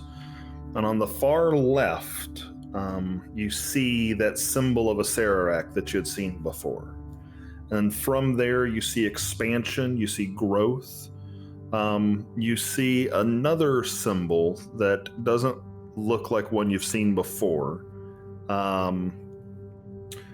That is sort of, it's small, and then you see another representation of it that's bigger, and then you see a representation of a circle, a very large circle with the symbol sort of kind of covering the whole thing. And then you see 7 swords lying in a circle at the end of this mural on the far right.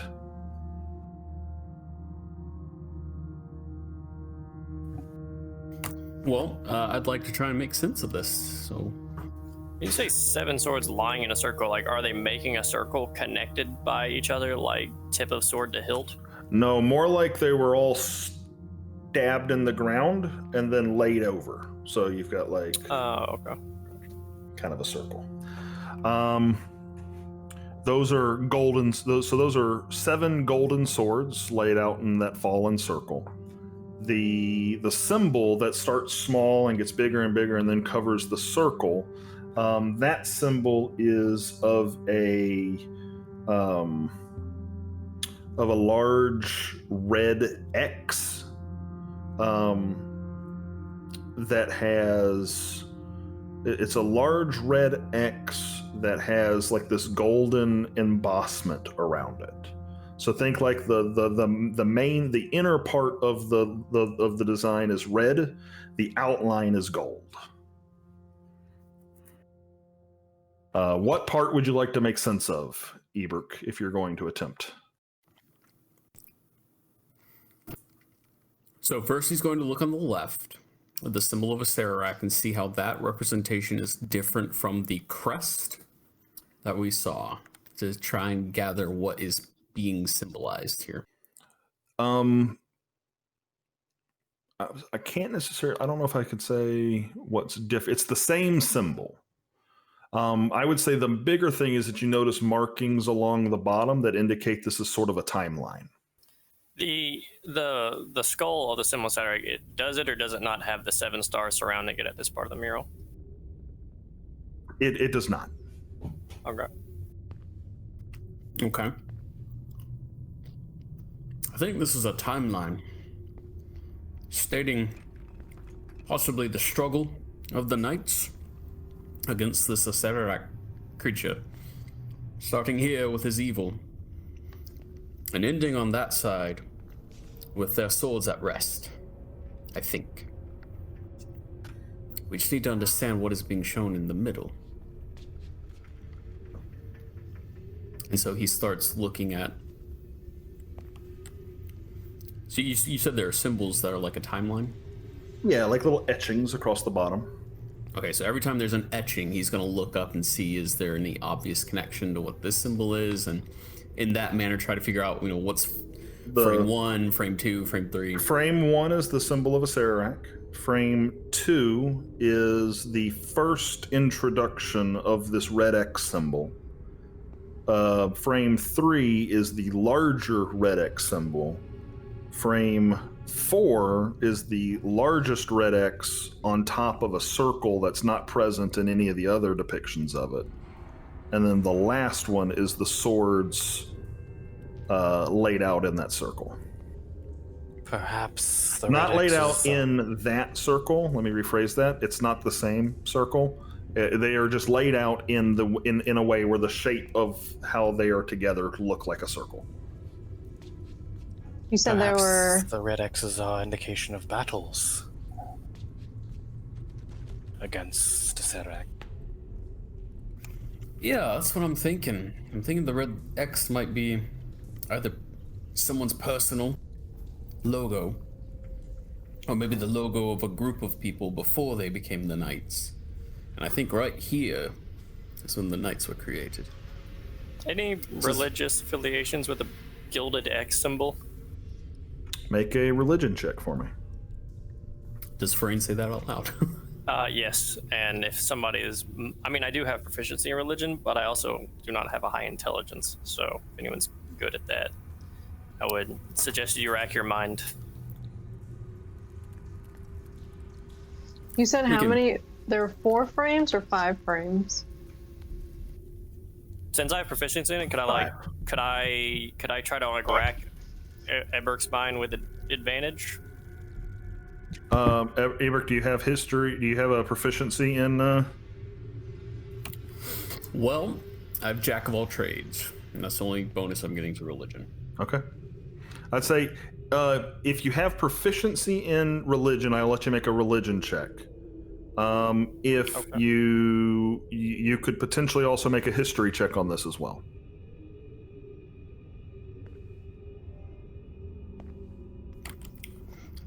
I'll give Frayne advantage.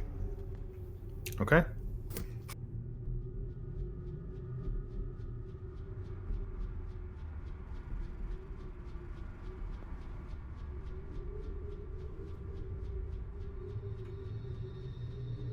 I heard a chirp. What do we got? Nope, there's a 10. Those are really cruddy rolls. Sorry, it's drawing a blank.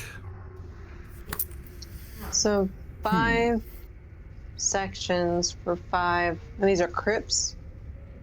There are 5 sections and there are 5 crypts. Are there any markings on the crypts? Make an investigation check for me. Yeah, I'm gonna go up to the far left one. 15. The crypts themselves are very ornate.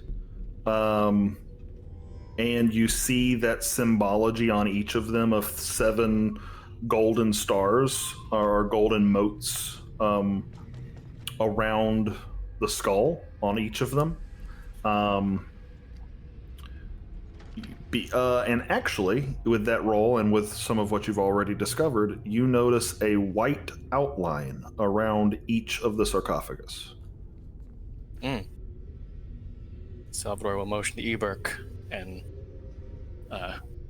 is this the chalk?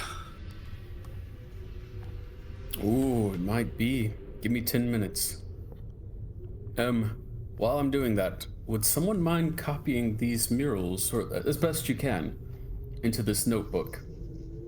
And I've flipped, it's the Orcs notebook, but I've flipped like blank pages. Okay, I can do that. Thank you, I'd like to study this later. And I'll start detect magic. Okay, you'll hang out while that's happening. All right. Yeah, they glow. They glow with the same abjuration magic that you saw before on the chalk. Salvador, it is. It's the same chalk. How very curious. I wonder if it's meant to protect them or protect us.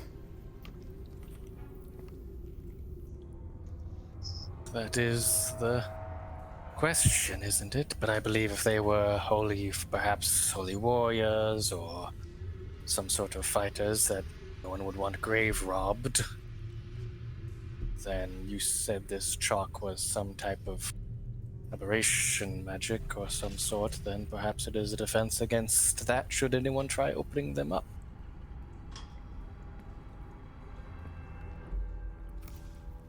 Surrounding them.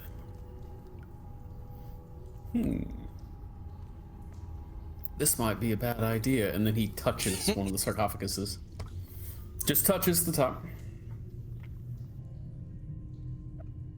You feel cold Not even- stone under your hand. It's a little dusty.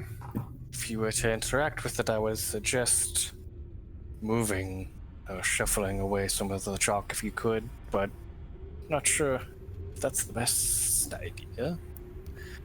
Well, maybe these tombs might have the answer.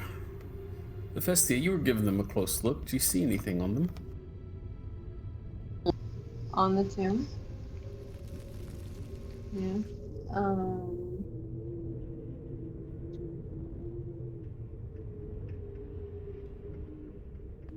Hephaestia, make an investigation check for me. Yeah, I was gonna say, like, what kind of skill would I use?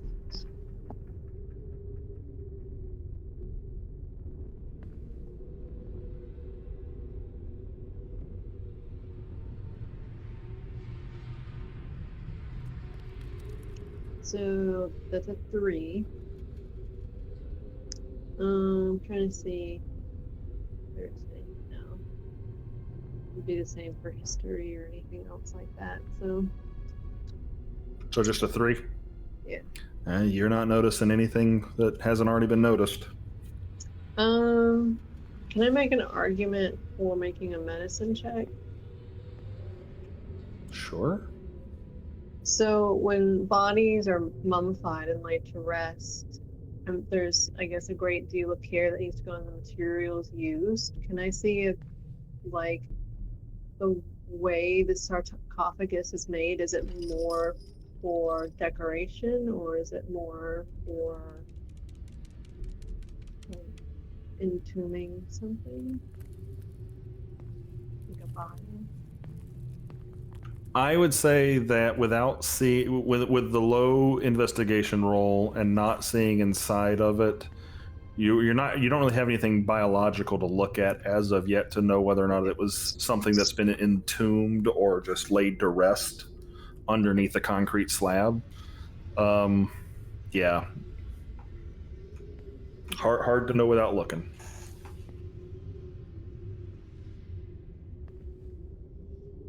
Farain, what are you doing with all this? How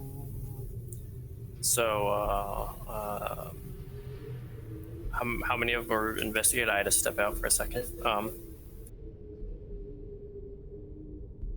Well, there's white chalk around all of them. They seem sealed. There's the mural on the back wall. Oh, you know what? Your passive perception is 23. At the base of each of these, you notice a little placard that's covered in thick dust and cobweb, probably obscuring some details. If you use your druid craft to clear it off, the one in the middle, the one you're right next to, you'll notice it just says E.L. Oh, cool. All right. Well, I guess I could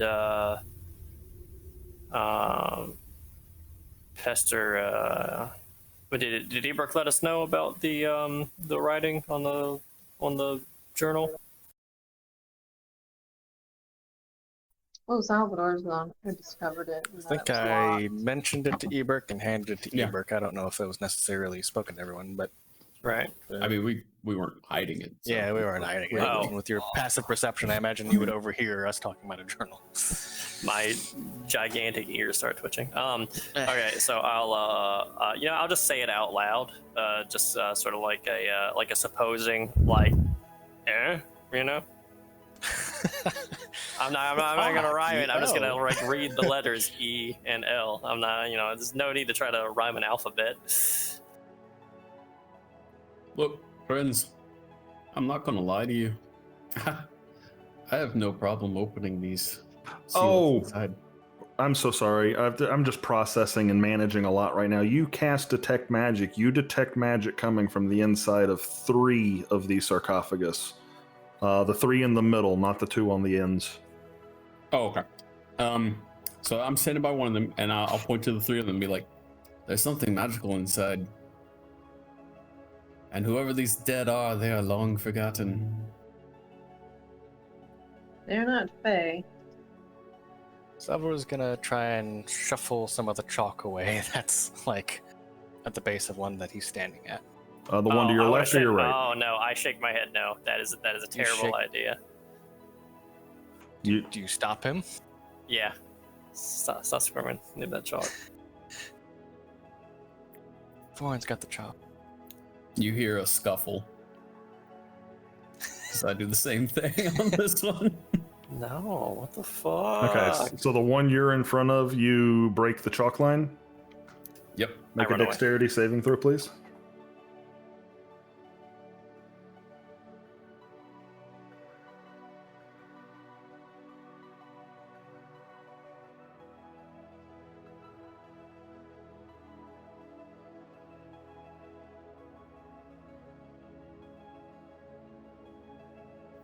19.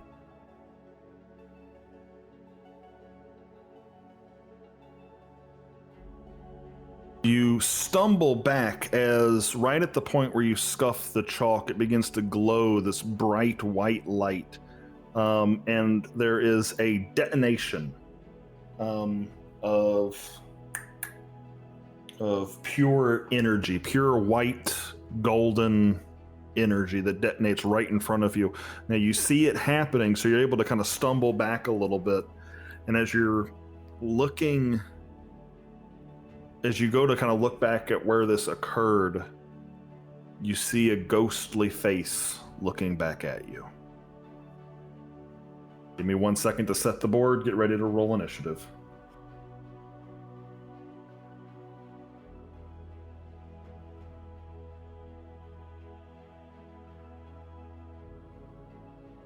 This was Salvador's idea. Why did we disturb the chalk? That Could've has said to. something. That. I mean, I was telling you not to disturb the chalk. Oh yeah, you stopped Salvador. I feel like that has to be the most basic of like magic instruction, right? Is creating an enclosed circle for. You think Salvador knows things. anything about magic? Well, I didn't have time to explain it. Roll initiative. Who thinks they rolled the highest?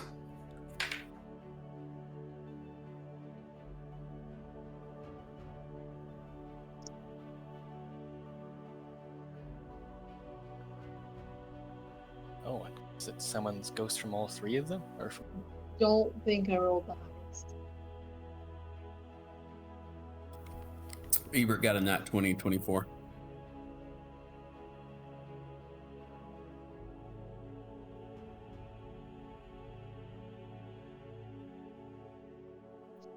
Very fitting for your current situation. Okay, who rolled the highest? 24, Ebert. Okay, who rolled the next highest? I thought it was only one face. Well, I got a 15. you got a 15. Anybody higher than a 15? Nope.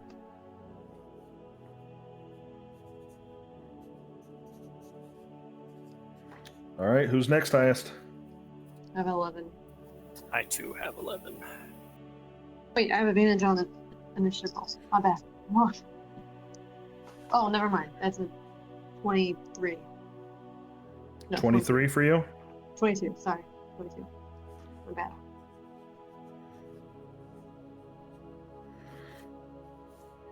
And that was, someone said 11? Yeah, me. For rain. And Kazan's probably at the end with a 6. Okay, 1 second, yo.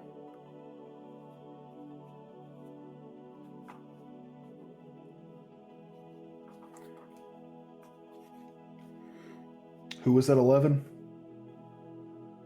For rain. I'm gonna try not to forget you this time, Farain. You go after South Orcs.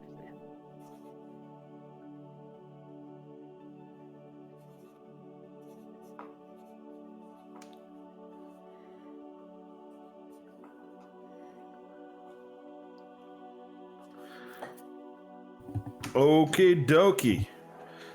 Eberk, you are up with Hephaestia on deck. So, ignoring the battle map right now, you had mentioned something exploded out of this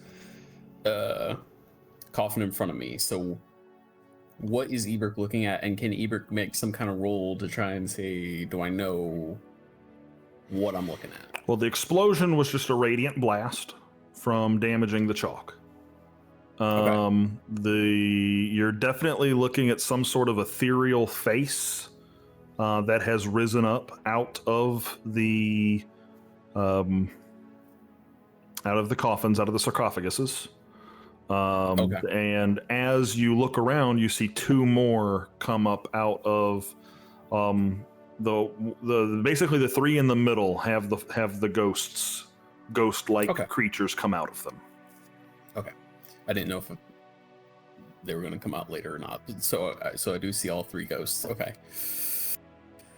Can I make a roll to see if I know about ghosts? As part of your action economy.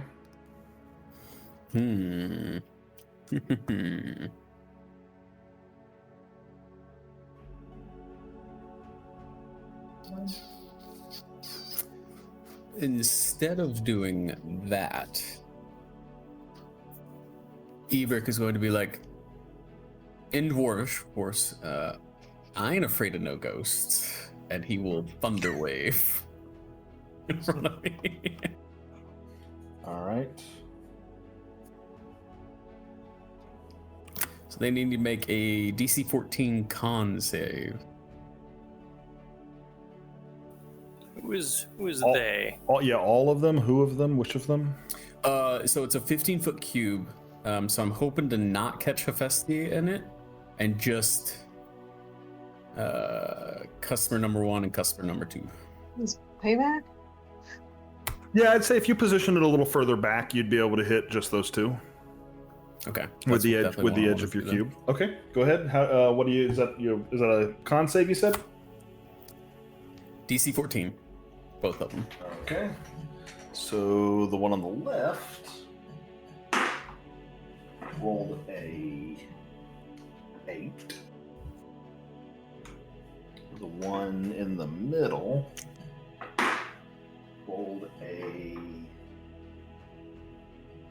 15.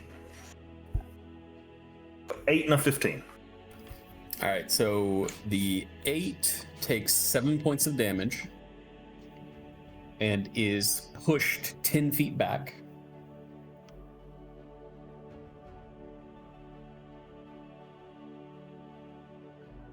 Which direction do you want to push it? Towards the wall. The mural wall, I assume, like that. Yeah. And then the other only takes 3 points of what damage? Thunder damage. All right. All right. You said that was thunder damage. Mm-hmm. And my bonus action, I will give Bardic Inspiration to Salvador, since he's right next to a ghost. All right. Both of them take damage, but it doesn't seem like they take quite as much as you anticipated.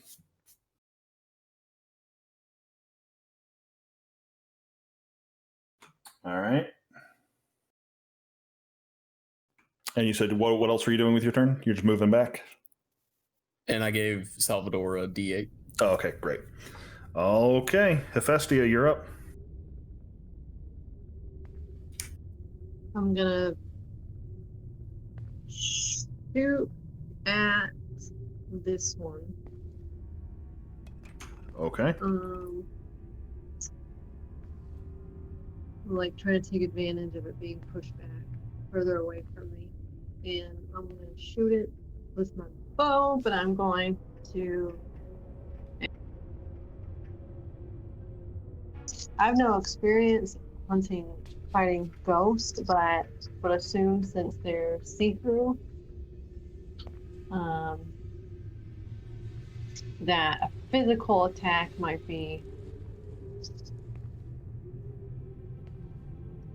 nothing to them. So I'm going to use my bonus action to use force and just do extra damage.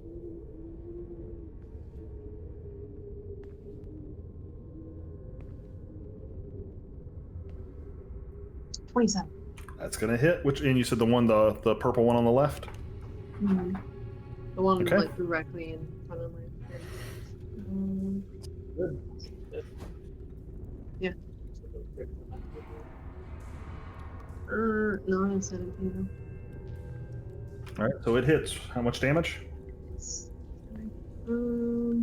That's 1d8 plus 1d6 plus 5.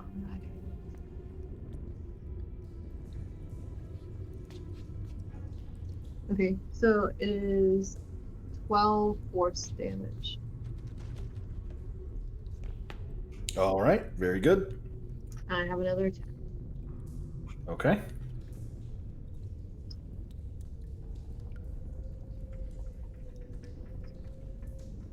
Quick question. So it says, Okay. as a bonus action, you choose one creature you can see within 30 feet of you. The next time you hit that creature on this turn with a weapon attack, all damage dealt by the attack becomes force damage. Does that include extra attack? Like when you have two attacks? Read it for I me was one more making sure. time. Read it Next for time me you one more hit time. next time you hit that creature on this turn with a weapon attack, all damage dealt by the attack becomes force damage, and the creature takes an extra 1d8 force damage from the attack. No, I'm going to say the next time. Because it says next time it takes damage, I'm going to say that that doesn't apply to the whole of it. It's applying to the single source of damage that it takes. Okay. So next attack is a 26. Okay, and that's with your bow? And is that a magic bow?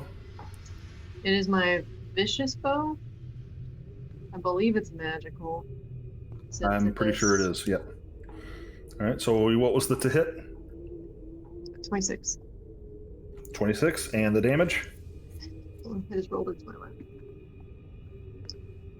It is 11.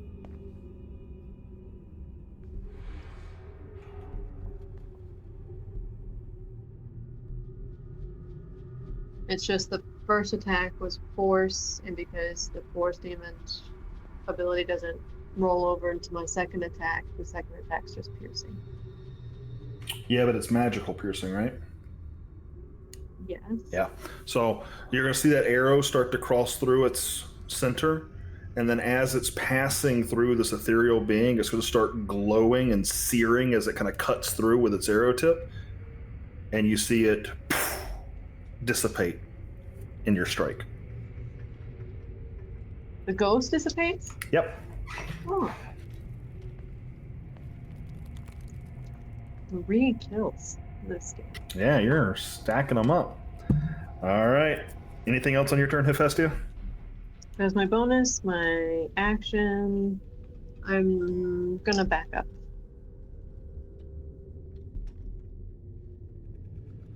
And that's it.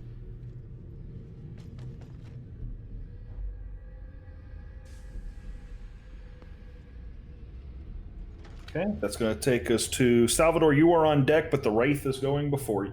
Sorry, Ghost is going before you.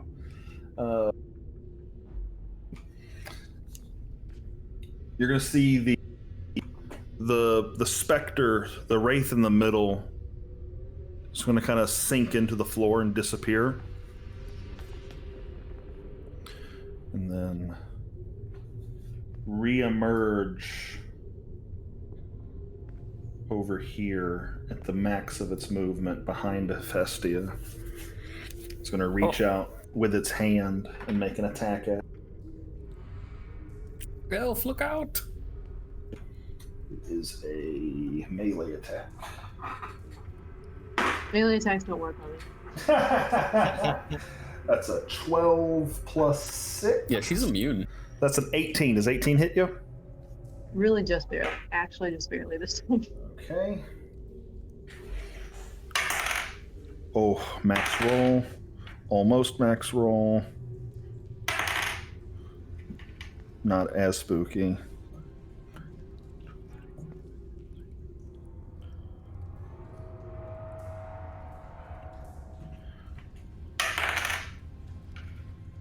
Okay, 28 points of damage, necrotic damage. No, excuse me, 30 points of necrotic damage.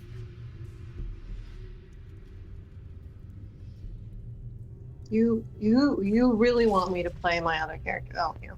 Does that kill you? Does that drop you? No, but I mean, you really think I have much more than 30 HP? I don't know, but I need you to make a DC 14 Constitution saving throw, please. Was that a scarring attack?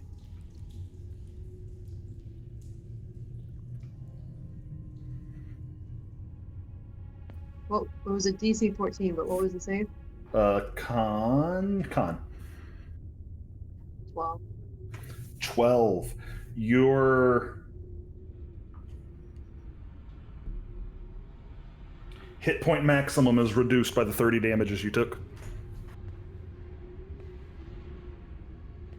from its life drain ability. I'm at level 1 here, guys. But you're at full health. It unfortunately used all of its movement to get over there, so it's not going to slump back into the floor. Salvador, you were up. Well, he'll do the only thing he knows how to do, which is he's going to swing at this creepy thing that's in front of him. two long swords. Okay.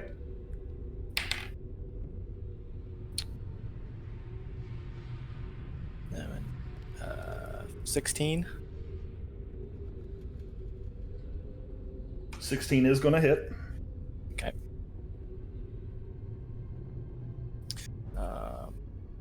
Okay.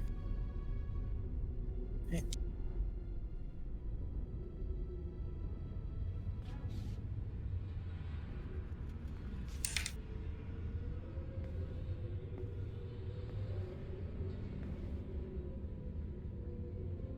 Am I able to use the inspiration for?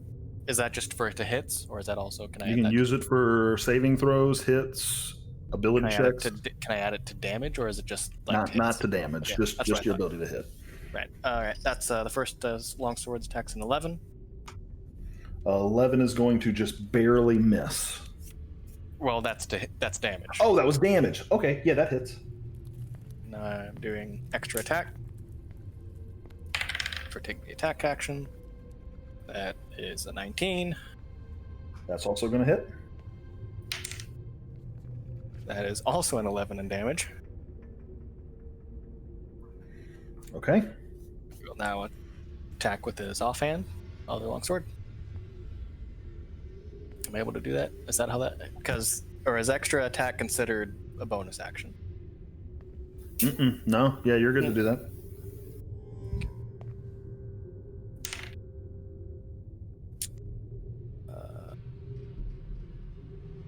Does a 12 hit? Just barely. Okay.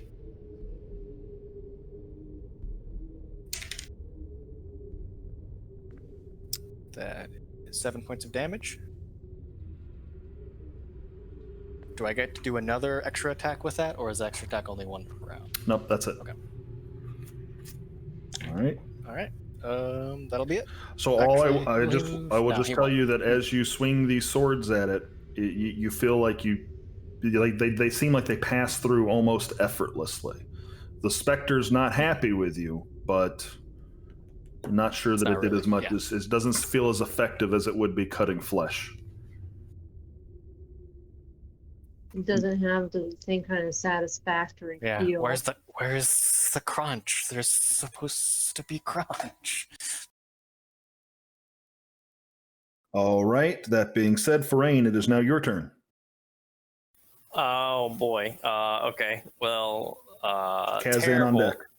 things happening over there. I'm going to do my best to purge these lost souls, and I'm going to hold on to my moonstone pendant again, and a shimmering pale light is going to drop down from the ceiling on top of the not wraith, because I don't know what that is because you didn't say that earlier. The thing attacking Hephaestia.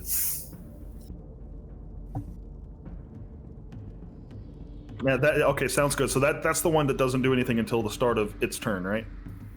Right. Okay. All right. Anything else on your turn? I'll wild shape into a creature. Okay.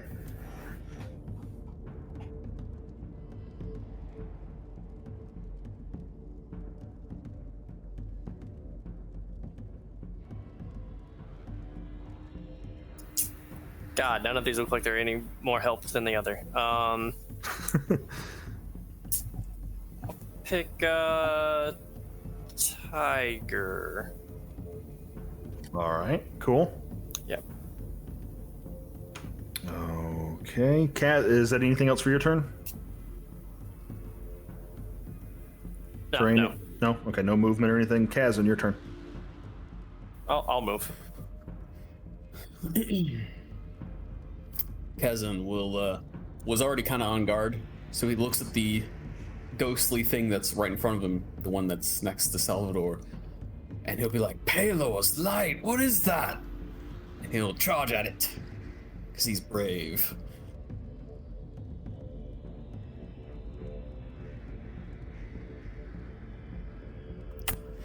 Oh, I have advantage, right? Or no? Or flanking? Yeah, you'd have flanking.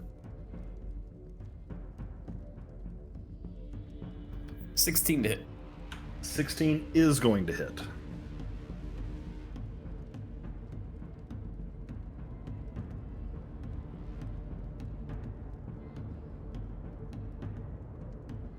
So that's 9 damage from a magical battle axe.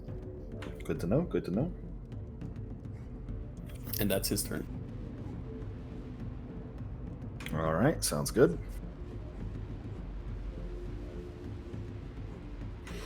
That's going to go to its turn.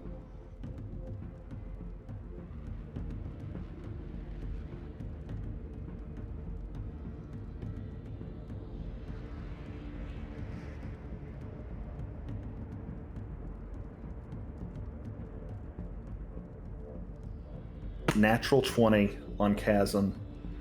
So we're going to roll 6d6 necrotic damage.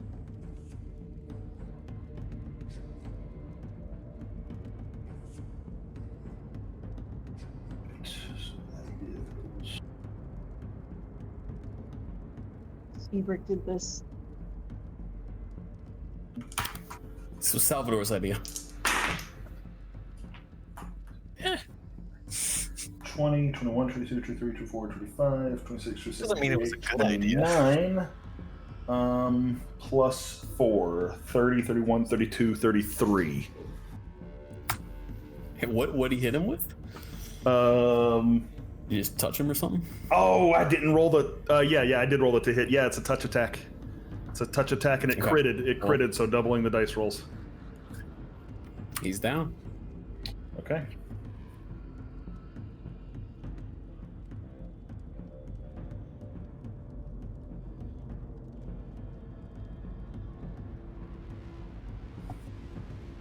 All right, seeing that happen, it is going to... You see this male face turn to look at you, Salvador, after striking your friend. I need Kazan to... How would that even work? So hold on.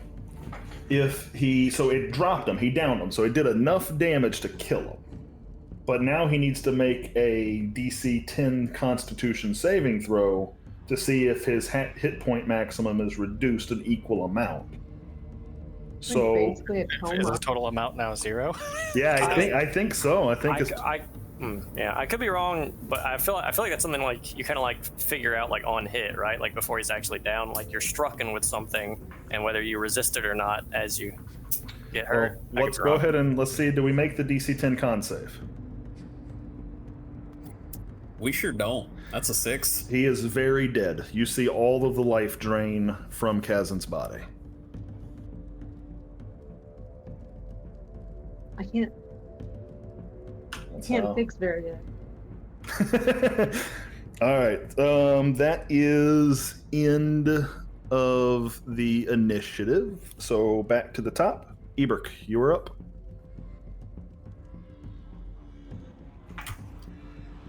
Ebert kind of sees like the ghastly emanation of necrotic flames and light, and like I imagine Kazan probably has that like I've seen it so often on movies or television that I can't like call it a specific instance, but like, you know, he ages and like dries up and shrivels up and dies, and Ebert's just like, oh lad, no.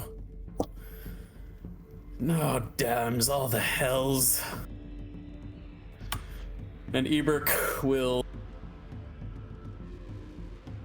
knowing that magic is probably his best bet against these things, will call out to that purple boy and vicious mockery him and be like, "You are a coward in life, just as you are in death."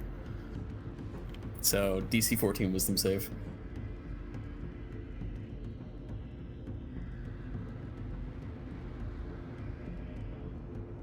Natural 1. He probably was pretty cowardly then. Oh no, he was right. 7 points of psychic damage. 7 points of psychic damage to that specter. What do we see? It writhes in pain like it grabs its head. It was very confident in what it just did, but then suddenly it grabs its head and it's like, "Ah!" It's just this horrible scream as it shrivels up and dies. All right, fantastic. All right, anything else on your turn before we go to Hephaestia? Yeah, he forgets about the blue one because a human he hoped would have become his friend just died in front of him, so he walks over to him. All right, Hephaestia, you're up. You should never have that hope for a human. Oh, oh. What the hell? Elves. Well, since you took a short rest, and this dude just probably ripped her a new type of wound, she is going to cast on herself protection from good and evil.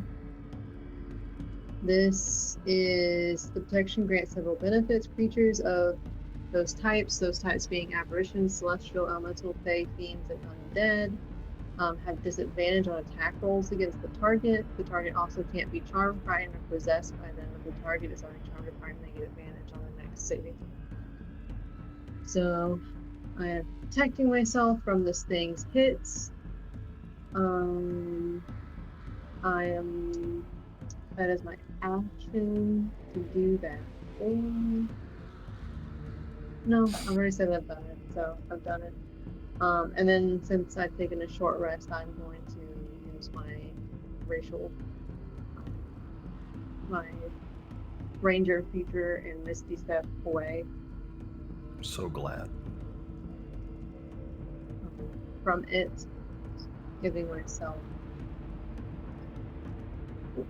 up to 30 feet. I don't need to use 30. I'm worried about the damage. I'll make sure I come back towards like an ally. So if that thing chases me down, there's at least an ally right next to me. And that'll be my turn.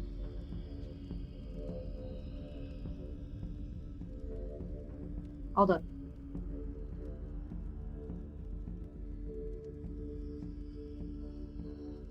Okay, so that's the end of your turn. That's going to take us to the Wraith's turn. You're going to see it watch both of its specter allies die, and it's going to disappear into the floor. It's gonna start its turn in the light and take 2d10. What's it got to do? A con save? Correct.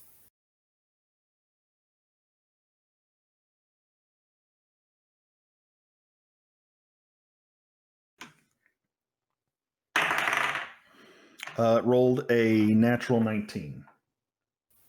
It'll take half damage. How much damage? 18 radiant, which I guess will now be 9 radiant. All right. So it's gonna. 19 is You'll hot. see it get burned and singed by the moonbeam as it passes back into the floor.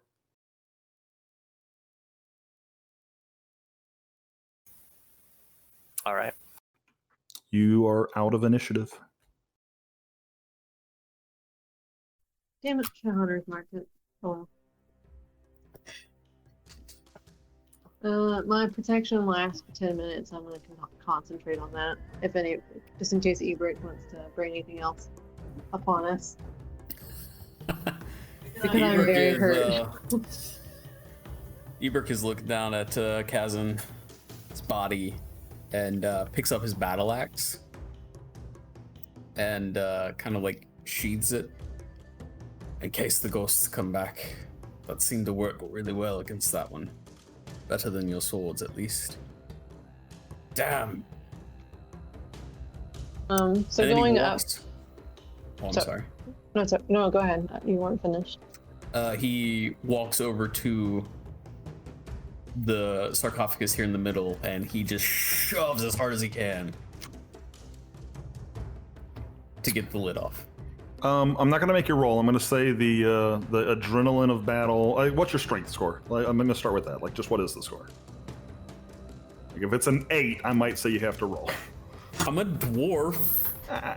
It's a 10. All right. Yeah, I would say that the adrenaline coursing through you, your familiarity with stones, you're not going to need to make a roll. Yeah, you shove, it falls off. You see a robed person in gaunt, decayed, no state of entombment or embalmment. It is just totally lost to time. There is no muscle or skin really left. It's a skeletal remains of an individual dressed in like full Knights of Lion regalia. You do see him clenching a sword that's laying lengthwise inside of the casket with him, and a small pouch on his side. His robes, are they like tattered and decaying? Oh yeah, definitely. Like, you Okay. know, moths have eaten at them, that kind of stuff. Ebert will reach down to grab the pouch and the sword. Okay. The sword, best you can tell, is a short sword. It is very fine craftsmanship. It is, yeah, it's a very finely crafted silver sword. It's got, not silver, sorry, very finely crafted sword with ornate Knights of Lion markings on it. The pouch, when you open it up, has 30 gold pieces and a small key.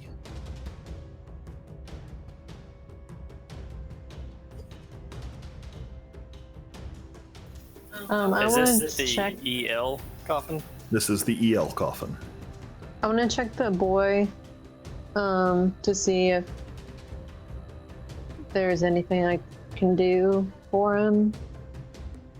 You turn to look at the boy, and you're about 10 feet away by what I'm seeing here. And as you turn, you see a specter of the boy rise out of its body and make an attack at the back of Ebert. Jesus. And I, You are back in initiative. good lord. That lasted all but 6 seconds.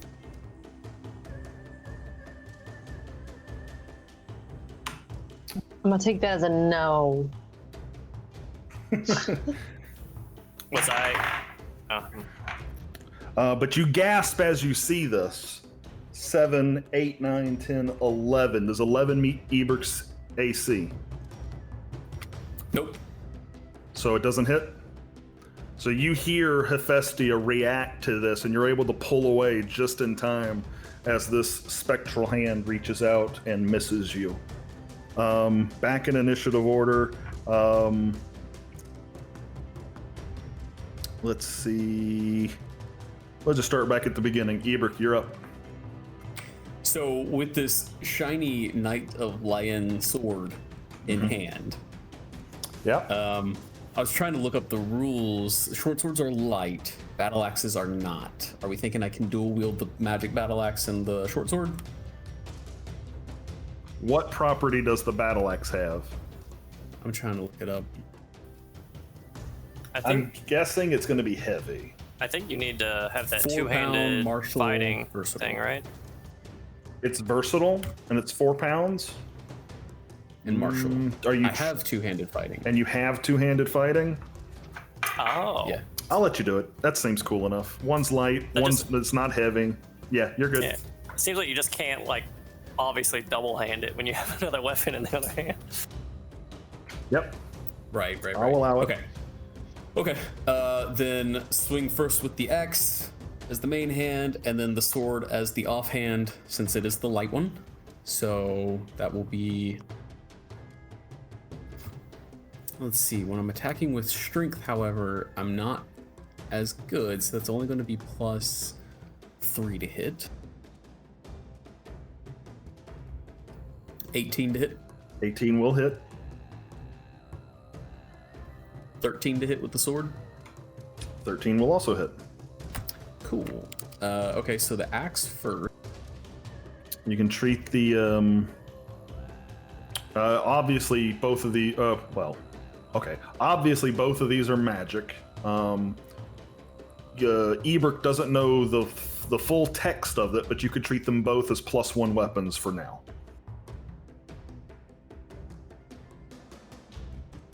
I would honestly say +1 to just the damage, because you're not attuned to them or anything, but I don't know that might just be too much math.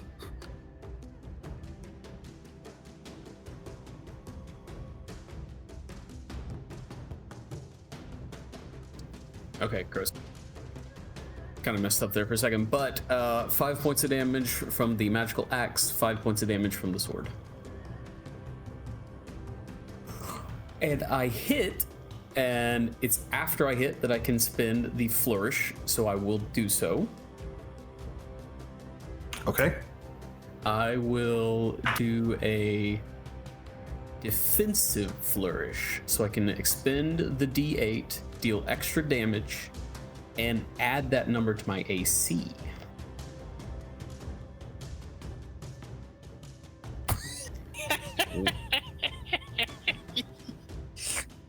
One point of damage. There it is. Wonderful. All right. Is that it for Ebert? That is it for Ebert. Hephaestia, your turn. So I see this ghost pop up all of a sudden, and Pops right out of Kazan's corpse. oh Jesus. I'll put down my bow. No. So is the orange dot Kazan? Again, Yes, like the orange his dot is ghost? Kazan's ghost. Okay. I'm not in melee range, so I'm gonna back up for a second. I'm gonna shoot the shot. Try to miss Salvador. I'll let you know if you hit.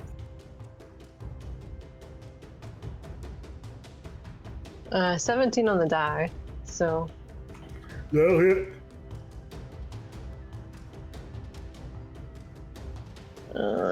8 for the damage on the first hit. 12 to hit on the second one. That will also hit. I haven't missed these ghosts once. And it's 11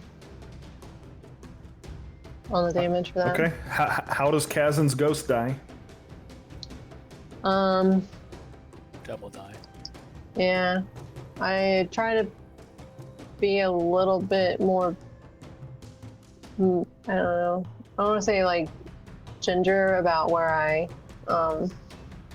hit him with the arrows. So I just go straight through the heart. Okay. And then I split my first arrow with my second arrow.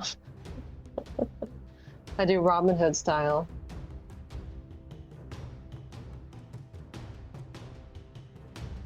All right. Sounds good. So you see that ghost out of existence. That's going to take us to the Wraith's turn.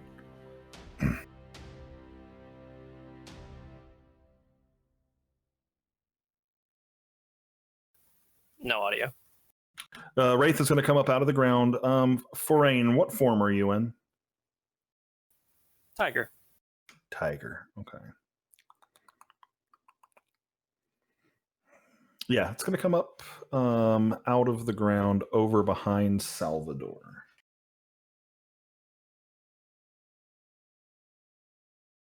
He must like cats. He's going to come up behind you, Salvador, and make a attack against you. Oh, no.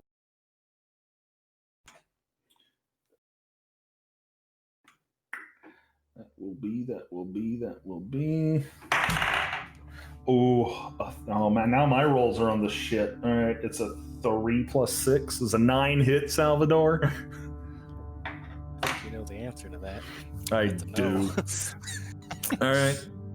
It's going to use the remainder of its movement to fly out of your range. So if you'd like to make an attack of opportunity, you can. And it's going towards the ceiling.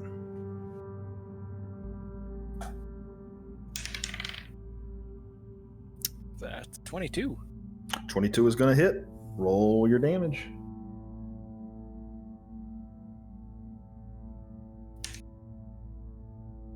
Six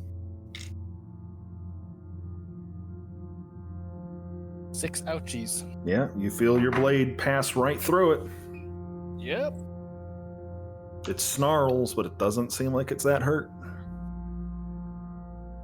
All right, but as after you do that, it passes through the ceiling and goes out of your vision.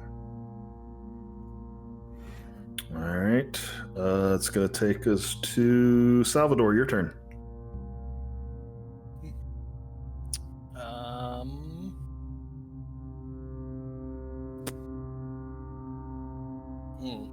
Well, I guess I'll attempt to swing at Ghost Boy here. Is he still there, or did he move? No, he's moved. He's past. Wait, which one are you talking about? Are you talking about blue or orange? Orange. Orange is dead. Yeah. There's Okay. no Oh, that's right. enemies currently. So there's no one else in the room currently that I can hit because Blue Ghost has moved away. Moved up. But we're still in initiative order. Yes. Can I do some out of round talk? Yeah, of See if course. I can see if you can get the other sarcophagus open. Let's grab whatever's magic in there and get the boy and get out of here. I think the mechanical way like adventurers deal with this, I think would just be reading actions, right? Like I think people forget that exists, but there's something that like you're waiting for an event, and that's to see the specter pop up, and then you just ambush it with reactions when it comes back. Guerrilla tactics only get so far. That's if you wanted to do damage, that's what you would do. Is gonna open up this other sarcophagus, I guess. Which other one? The one on his right. Okay, sounds good. I need you to make a dexterity saving throw.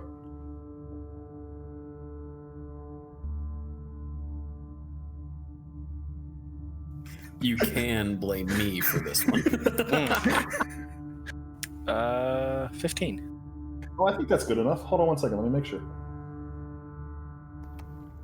Did you use that inspiration dice? Hey. Inspiration. No, I did. You're good. You're good. 15 was good enough. All right, You're so good. explosion goes. Another yellow golden explosion goes I off. saw what happened earlier. I was like, I know what happens here. Poke. Another one goes off, but you're able to avoid the damage. All right, you push open the sarcophagus. Inside is another skeleton, completely garbed the same way I had mentioned before. In its hand, it is holding across its chest a medallion. It's holding a medallion that is you've seen those little moats I've described a few times, those golden moats that are around like the head of a Sararak. It's one of those moats cast of some sort of precious metal, and it's holding it right here at its chest. Salvador grabs it. All right, you doing anything else as a bonus action or movement?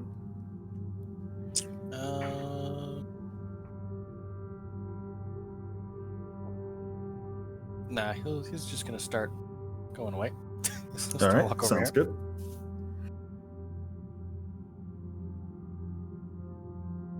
Okay, that's going to take us to Forain. You're up.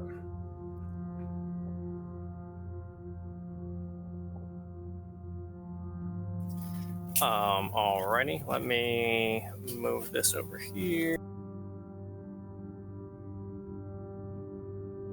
I'll move first.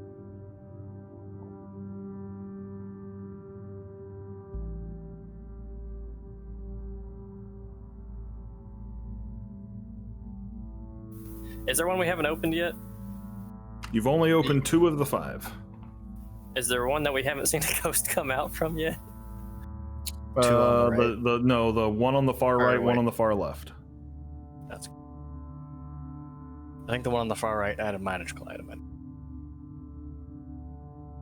Was the only one remaining with a magical item.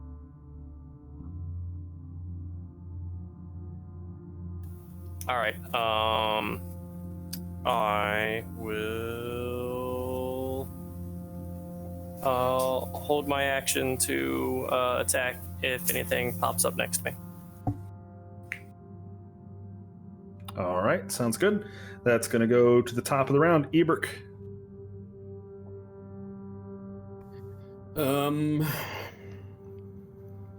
Eberk is going to drag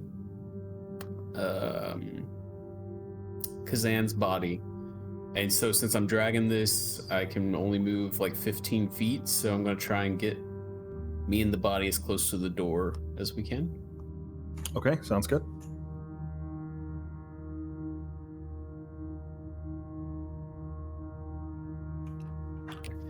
And then, like Greg said, I'm going to ready a...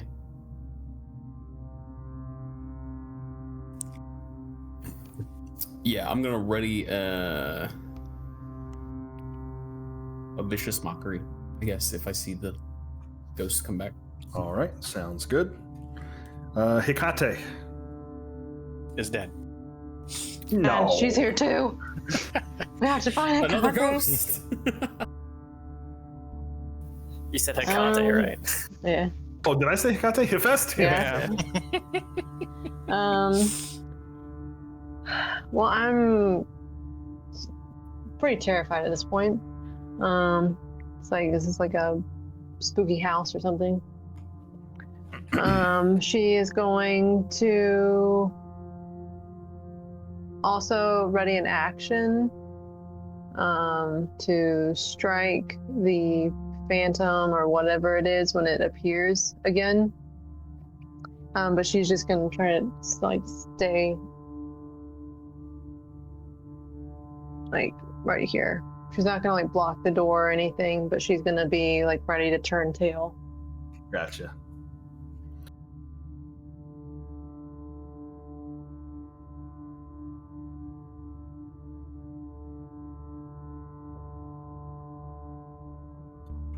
Anything else? Oh, okay. Nope.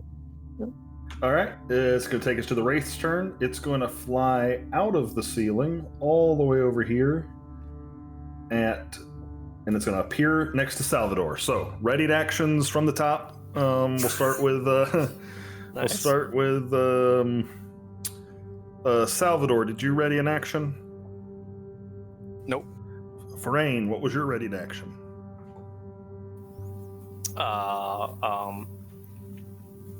Cut him good. Okay, make your attack roll It's with an your 8. tiger claws. Yeah, with my tiger claws. What was the roll? 18. That'll hit.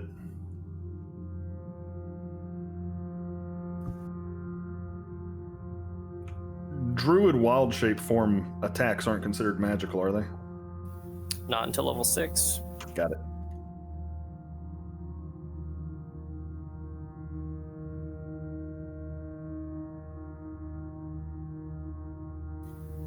Uh, 10 non-magical damage. All right, sounds good. Anything else for your held action? And that was it. Back to the top. Eberk, what was your held action? Vicious Mockery, DC 14 Wisdom save. Okay. Rolled a natural 18. Gross. All right, he's good. There's no half effect or anything? Okay, and Hecate. Damn it, Hephaestia, what was yours? My bow, Okay, make your attacks. and I rolled 2 attacks. Both were 16. 16 hits.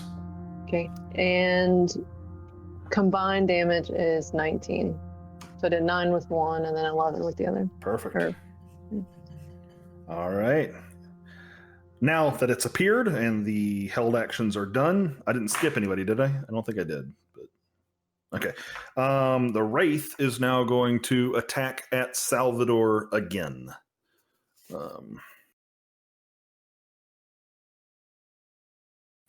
Hopefully we roll better this time. A 12 plus 6, that's 18. Does 18 hit? 18 will hit. Use your deflecting move. Oh wait, no, I got a D8 that I can do.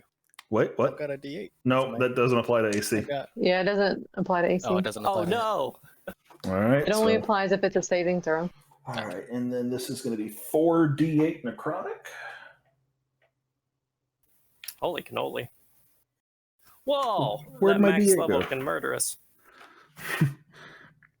It rolled, when I rolled this for Hephaestia, I rolled 2 8s. 2 8s, a 7, and a 6. All right, let's see. 3, 7, 8, 9, 10. 8, so 18.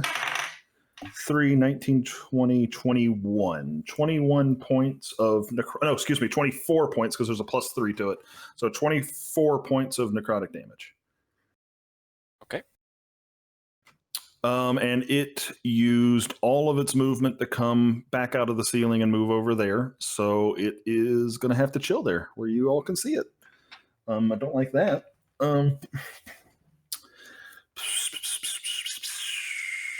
You going to do anything else on this turn? You can- Nope, that's it. So it's going to go to Salvador. Oh, sorry. I knew I was forgetting something. Salvador, I need you to make a Constitution saving throw. Ah! Okey-dokey.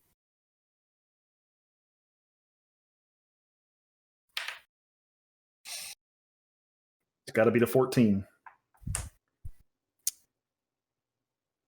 Can he use Bardic Inspiration on this one? Yes. It is a 14. On the nose. Ooh, what's Yeah. that? I rolled You feel your life force try to leave your body, and you just kind of power through it. So you take the damage, but your hit points are not permanently reduced. Okay. Now we're going to go to Salvador. He's gonna kind of just like after having that attack on him, didn't care for it, but he's gonna start swinging as he do. Okay.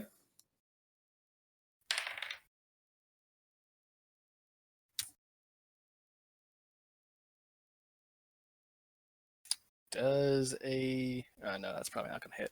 11 11 does not hit. again. You can apply your precision attack to it if you have superiority dice still. Yeah, you I do. can I might declare as well. that after the result has been determined. Yeah, I might as well.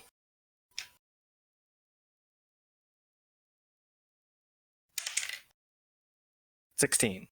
16 will hit.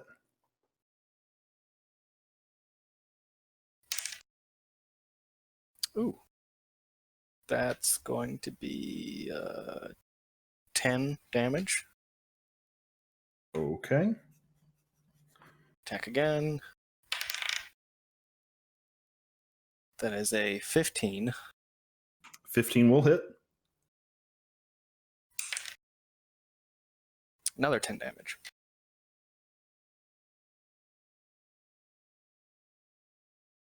So that was attack and extra attack. This is now going to be offhand. Okay, sounds good. Activate the blender. That's 18. 18 will hit. And 9 damage.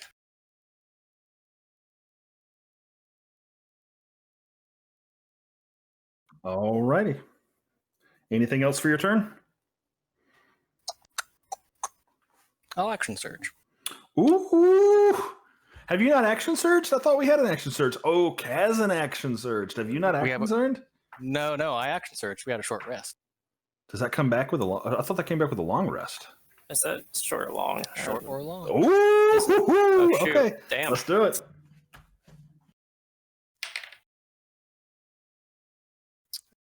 That's on 12, so that first attack will miss. Aw. Yep, it misses. Nope. Oof. Alrighty. Is that it for your turn? Yep. Farain, you're up. I move the light, which is very perplexing to me as a tiger right now because I want to go towards it like it's a big giant spot on the floor. So I want to kind of 1 pounds.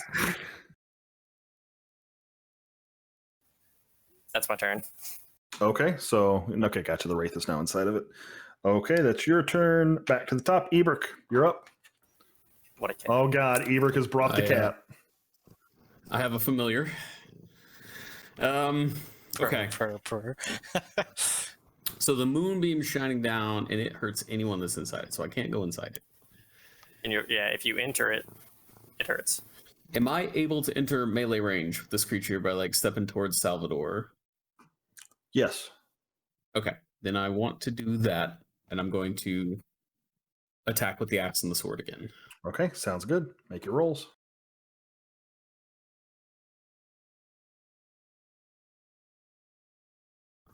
12 and an 8 to hit. 12 hit. 12. They both miss. Gross. Okay.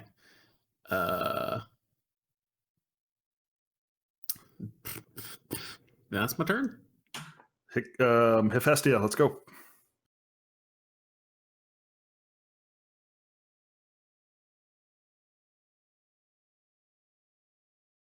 $17 and a 19. A 9 and 7. Say it one more time. I'm sorry, my brain went somewhere. 16 total, 9 and 7. Okay, that hits. No, that was the damage. I did a 17 and a 19. Oh, okay. I missed a lot. What was the total damage? 16, I think. 16, thank you. Okay, so you fire off these arrows. I assume they're arrows again. Mm-hmm. And you see them fly through this incorporeal form and start searing away like they did the last time. They start glowing this bright, hot light. The creature turns to you as these arrows are flying through them. Your actions will bring about the curse of Zaran. And then it dies right in front of you. All right, I'm ready to get out of here, guys. I'm ready to go see my mom. You're out of the mission. Mom Mom is better than what I've just experienced. If no one stops him, Ebert goes and opens this tomb as well. Will you give me a second to put the giant glowing destructive circle over something before opening up another tomb? Well, a ghost already came out of it. Jesus. He's like, I'm not leaving here without everything. We'll make this worth it. A proper grave robbing. All right, so you go over and push that one open. How do you spell the name? The curse? Z. Sorry, no. Wow, I am fried. This is why we're supposed to end at 4. Sorry we went late, y'all. Xeran.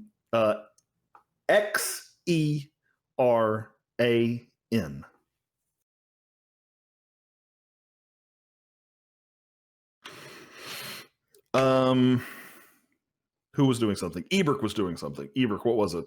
Pushing open the. So you get over to the sarcophagus, and it actually doesn't budge as easily as you would expect. And you look down on it, and the craftsmanship of where the top of the sarcophagus like sockets over the bottom just seems either in better shape or nicer than the other ones before. I need you to make an athletics check for this one. Salvador will go over and help.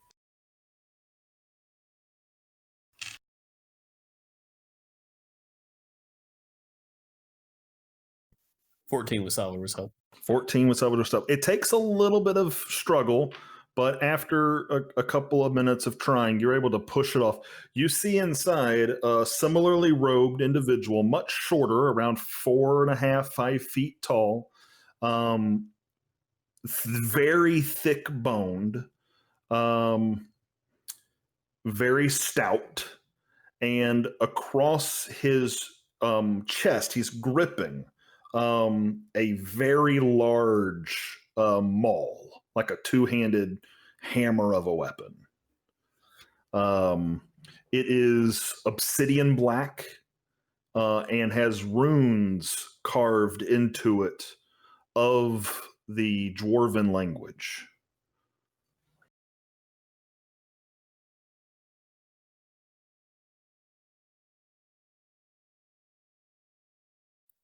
What do the runes say? They say, I literally just had it in my head. Let me go back to my notes.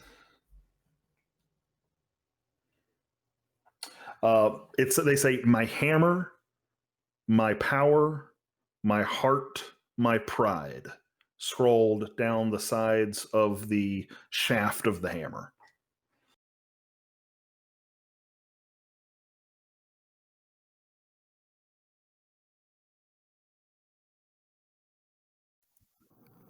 I take it. You also find a pouch with 64 gold pieces and 180 silver pieces. Was there a pouch in the one that Salvador opened? Oh, both of you make a dexterity saving throw.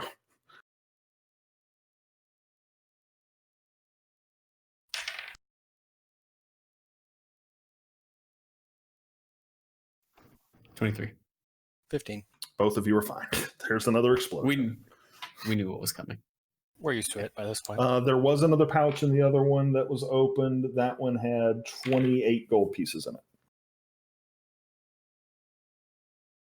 All right, there are 2 more sarcophaguses in this chamber. Could we pick up one? I need to head out.